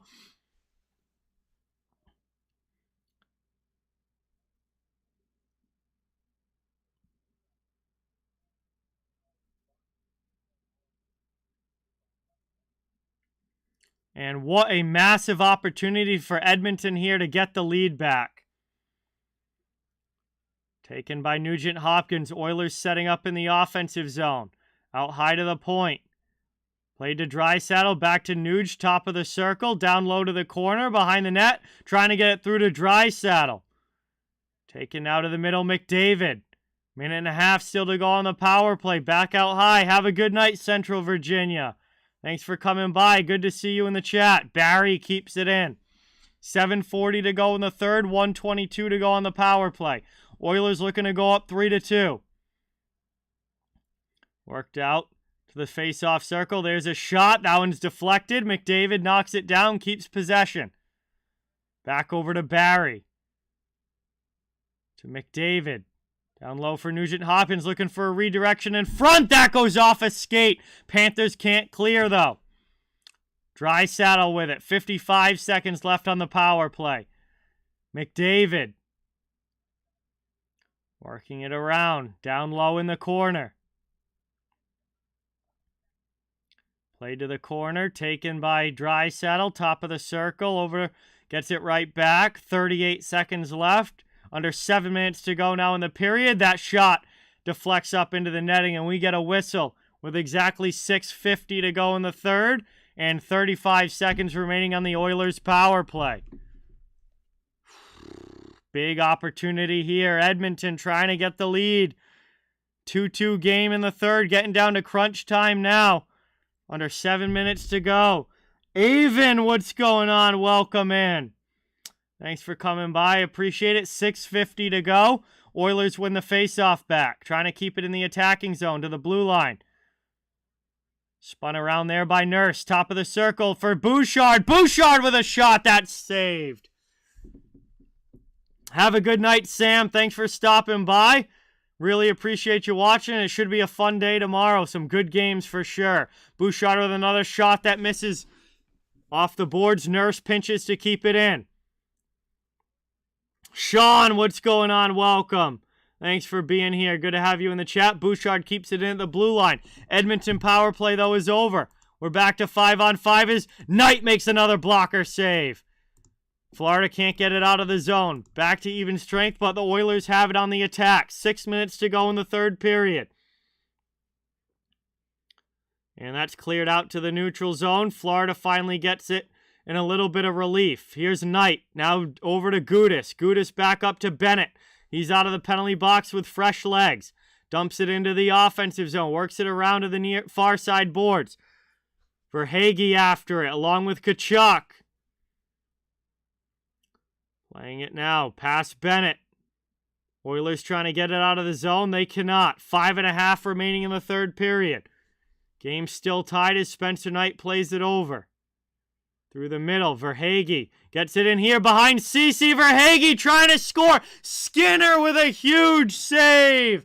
But Verhaeghe draws the penalty. It's going to be a power play now for Florida. The Oilers just had a man advantage. They didn't score, and now Florida's going to get a chance of their own. Holding call against the Oilers. 5:22 to go in the third, and the Panthers to the power play. Holy cow! What a game and what a finish coming here. This is unbelievable as these teams continue to just be so even throughout this game. Oilers had their shot, now the Panthers get theirs. Power play when we come back from this commercial. Wow. Thank you guys all so much for being here. Good to see you in the chat. Dat Boy Sway, what's going on? Welcome in. Thanks for coming by. Appreciate everyone being here. You are not going to want to miss this. Final 5 minutes. Panthers and Oilers 2-2 game. Such an even game so far. Going to be a wild finish between these two. Really appreciate everybody watching. Yeah, definitely Reaper worth the penalty, because if not, Verhaeghe would have had a clean chance to get a deke and a shot off for sure.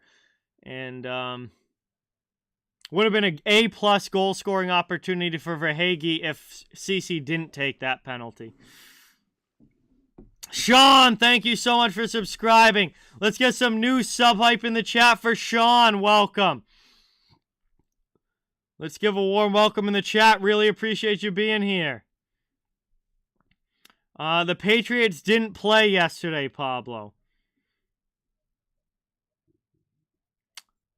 I mean, this is a coin flip game, Dat Boy. This has been one of the most evenly matched games I've seen all season long. Like, there's almost nothing separating the way that these teams have played tonight. This is literally a coin flip. Been such a good game. Off the draw, Edmonton wins it back. They're going to get an early clear. Sent all the way down. And here comes Florida now, trying to get the power play going as they'll carry up through the neutral zone. Drop pass into the offensive end, moved across. Down low, behind the net, worked out. Florida keeps it in at the point. Here's Tkachuk. Tkachuk to the face-off circle. Back out high to Ekblad. Back to Ekblad. He blasts one. Gets knocked down. Ekblad gets it right back. Pass across. Shot. Blocker save. Rebound. Chance again. Spun in front. Long shot. And they score! Florida with the power play goal. They make no mistake about it. And Brandon Montour gets the goal with 4:44 remaining in the third. Florida has the lead back, and it's 3-2.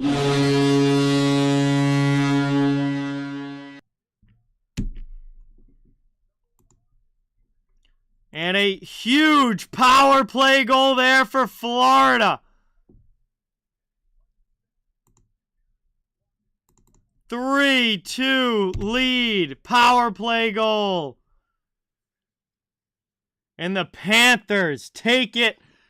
Go up by 1 with just under 5 minutes remaining.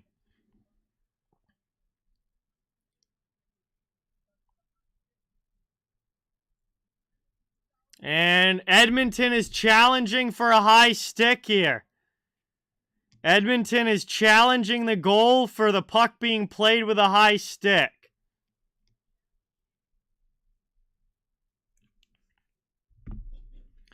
So we will see if this is coming back.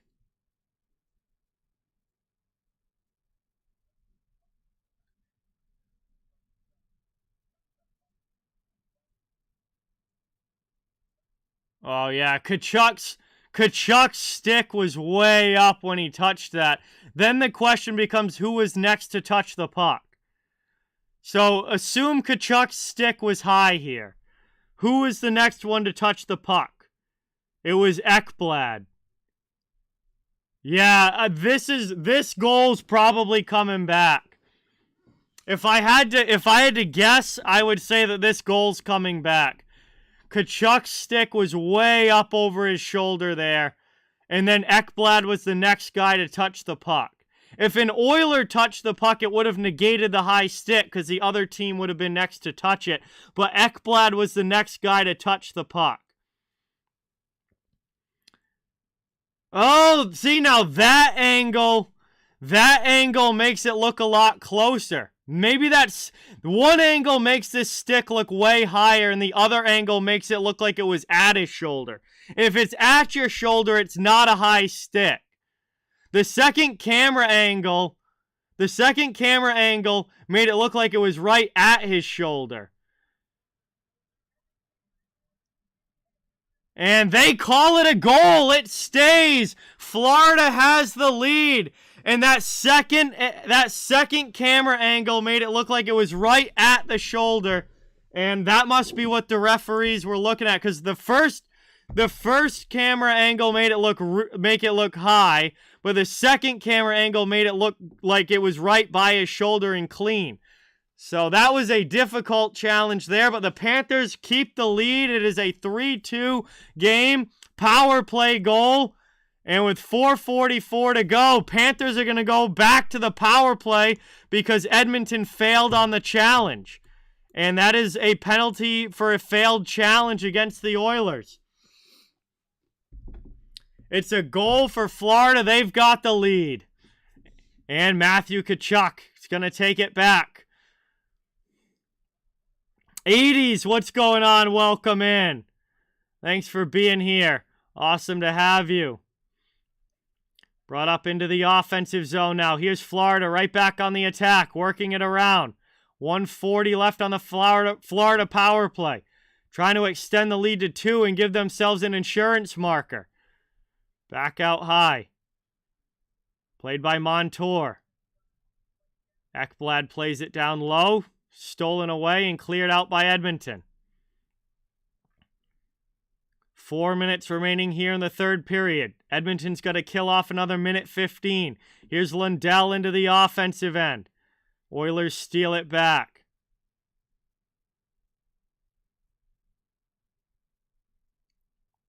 Played up now. Tkachuk into the offensive end. He takes a hit, but gets it to Bennett. But never mind, the whole play was offsides to begin with. 3:42 to go in the third. Oh no, we got too many men on the ice.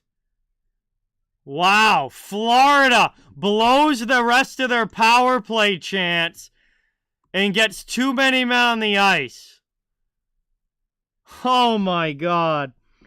Holy cow, we're going to go for some 4-on-4 hockey now.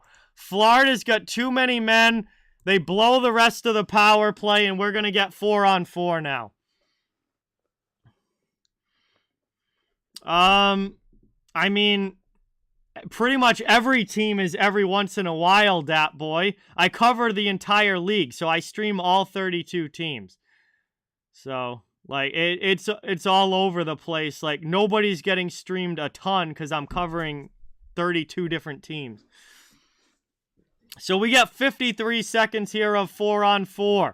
Oilers with it in the offensive zone. Harjop, thank you so much for subscribing. Let's get that new sub hype in the chat for Harjop. Really, really appreciate it. Oilers with it now out in the neutral zone. 35 seconds to go in the 4-on-4. Into the offensive end. Like, here comes Florida back the other way. There's a shot. Big save by Skinner. This is the third Florida game that I've streamed this season so far. This is stream number 3 for Florida. I keep track. I have a list, and I keep track of how many times I've streamed each team. So I can tell you that this is stream number 3 for the Panthers. Yep. Next game I'll be doing is Avalanche against the Jets on Tuesday night. 17 seconds to go in the 4-on-4. One back to Forsling. Plays it over to the far side. Long shot. That one just deflects wide. Still a 3-2 lead for the Panthers. 2:50 to go in the third. Here's Nurse with it. And the Oilers are going to get an abbreviated power play now. Panthers still in the box for that delay. Or for, not the delay, for too many men on the ice. Into the offensive zone now.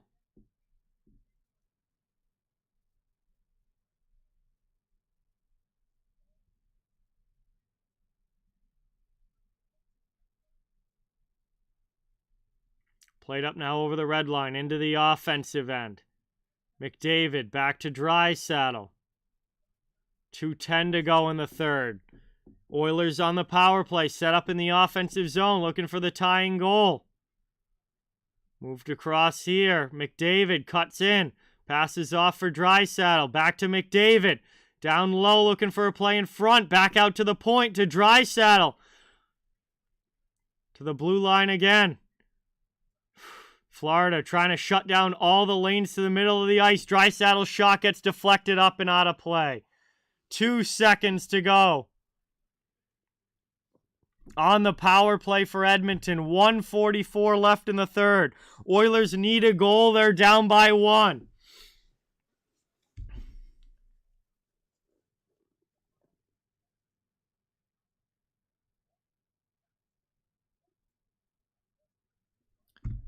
And it's also an empty net for Edmonton. They have pulled Stuart Skinner to the bench for the extra attacker. So it'll be 6-on-4 for 2 seconds.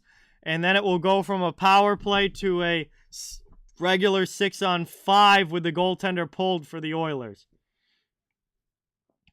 1:44 remaining in the third period. Looks like the Oilers are going to use their timeout here.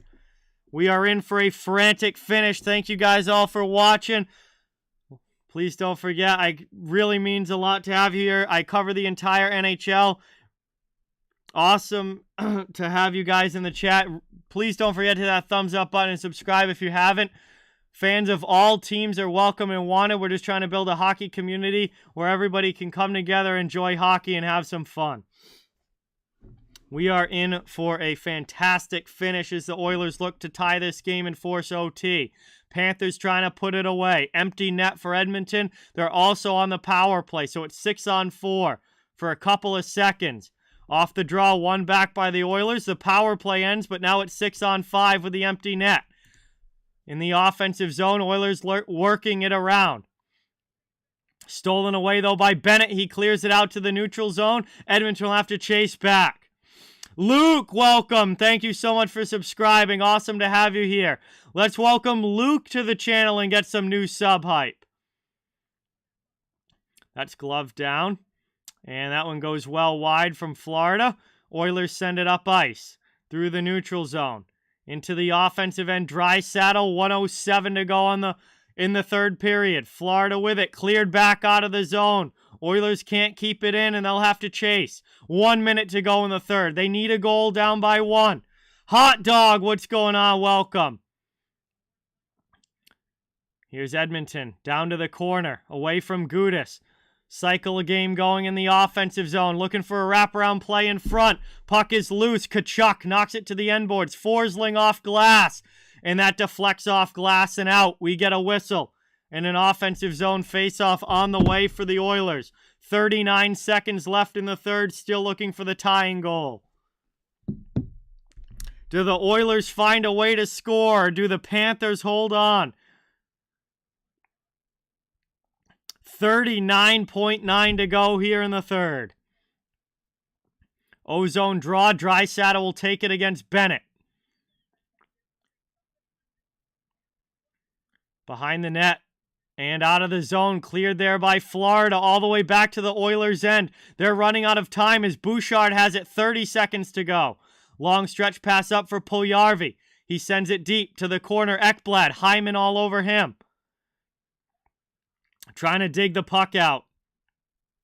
Back out high, long shot, knockdown, rebound chance. Oh, what a pad save from Spencer Knight! Unbelievable! As Knight gets a pad on it, point blank range, and then covers the loose puck as well. And Spencer Knight may have just saved this game for the Florida Panthers. Unbelievable stop. Oh my God, this kid is good.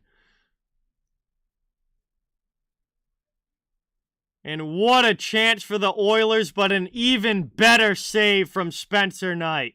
14 seconds to go. Oilers win the faceoff back. They're not done yet. And the shot attempt gets blocked by Reinhart, up and out of play.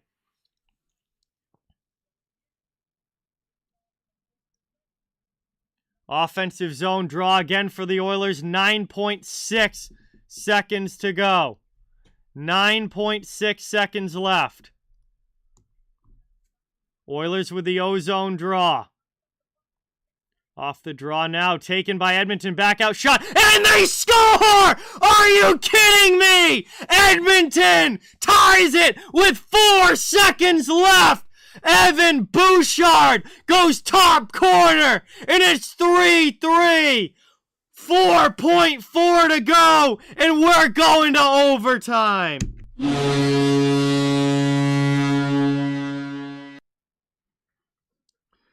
And the Oilers, what a freaking game. Unbelievable. Able to tie it with 4 seconds left and make this one 3-3.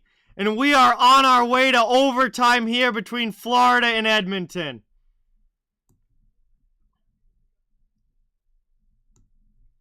That was unbelievable. And the Panthers couldn't get the puck out of their zone, and Edmonton ties it with 4 seconds to go. They put the clock back to 5 seconds. And this is going to overtime. We are going to OT. What an unbelievable hockey game between the Oilers and Panthers tonight. Absolutely unbelievable. Incredible game. And it's only fitting that a game that has been this evenly matched is going to end up in overtime now. Only fitting. What a ridiculous finish. What an insane third period as these teams have gone back and forth. Literally, was it not 1-1 to start this third period? And we've had 4 goals in the third. What an incredible hockey game. And now we're going to go to OT. We'll see if the 3-on-3 action is able to finish this one off. But I imagine it, I mean, with the talent on these teams, both of these teams have real good speed and offensive talent. I have to imagine somebody's going to score in the next 5 minutes. And somebody's going to put this game away and get the second point.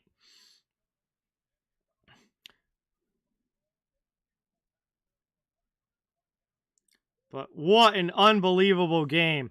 Thank you guys again all for watching. Really appreciate it. Great to have you in the chat tonight. Hope you're enjoying this one. You could really, I mean, this is as good of a hockey game as I could have asked for this one tonight. And we're going to have some OT action to finish it off. So we got a lot of new people coming in the chat with it going to overtime. Really appreciate it. Please don't forget it helps out a ton if you can hit the thumbs up and subscribe if you haven't. I cover the whole league, so fans of all teams are welcome and wanted here. And we are getting ready to drop the puck on some 3-on-3 overtime. Florida and Edmonton, both teams get 1 point. We're going to see who gets 2. As the Oilers win the faceoff back, Skinner is going to play it. And he goes behind the net with it, drops it. And that was a little too hard, but it gets to Draisaitl.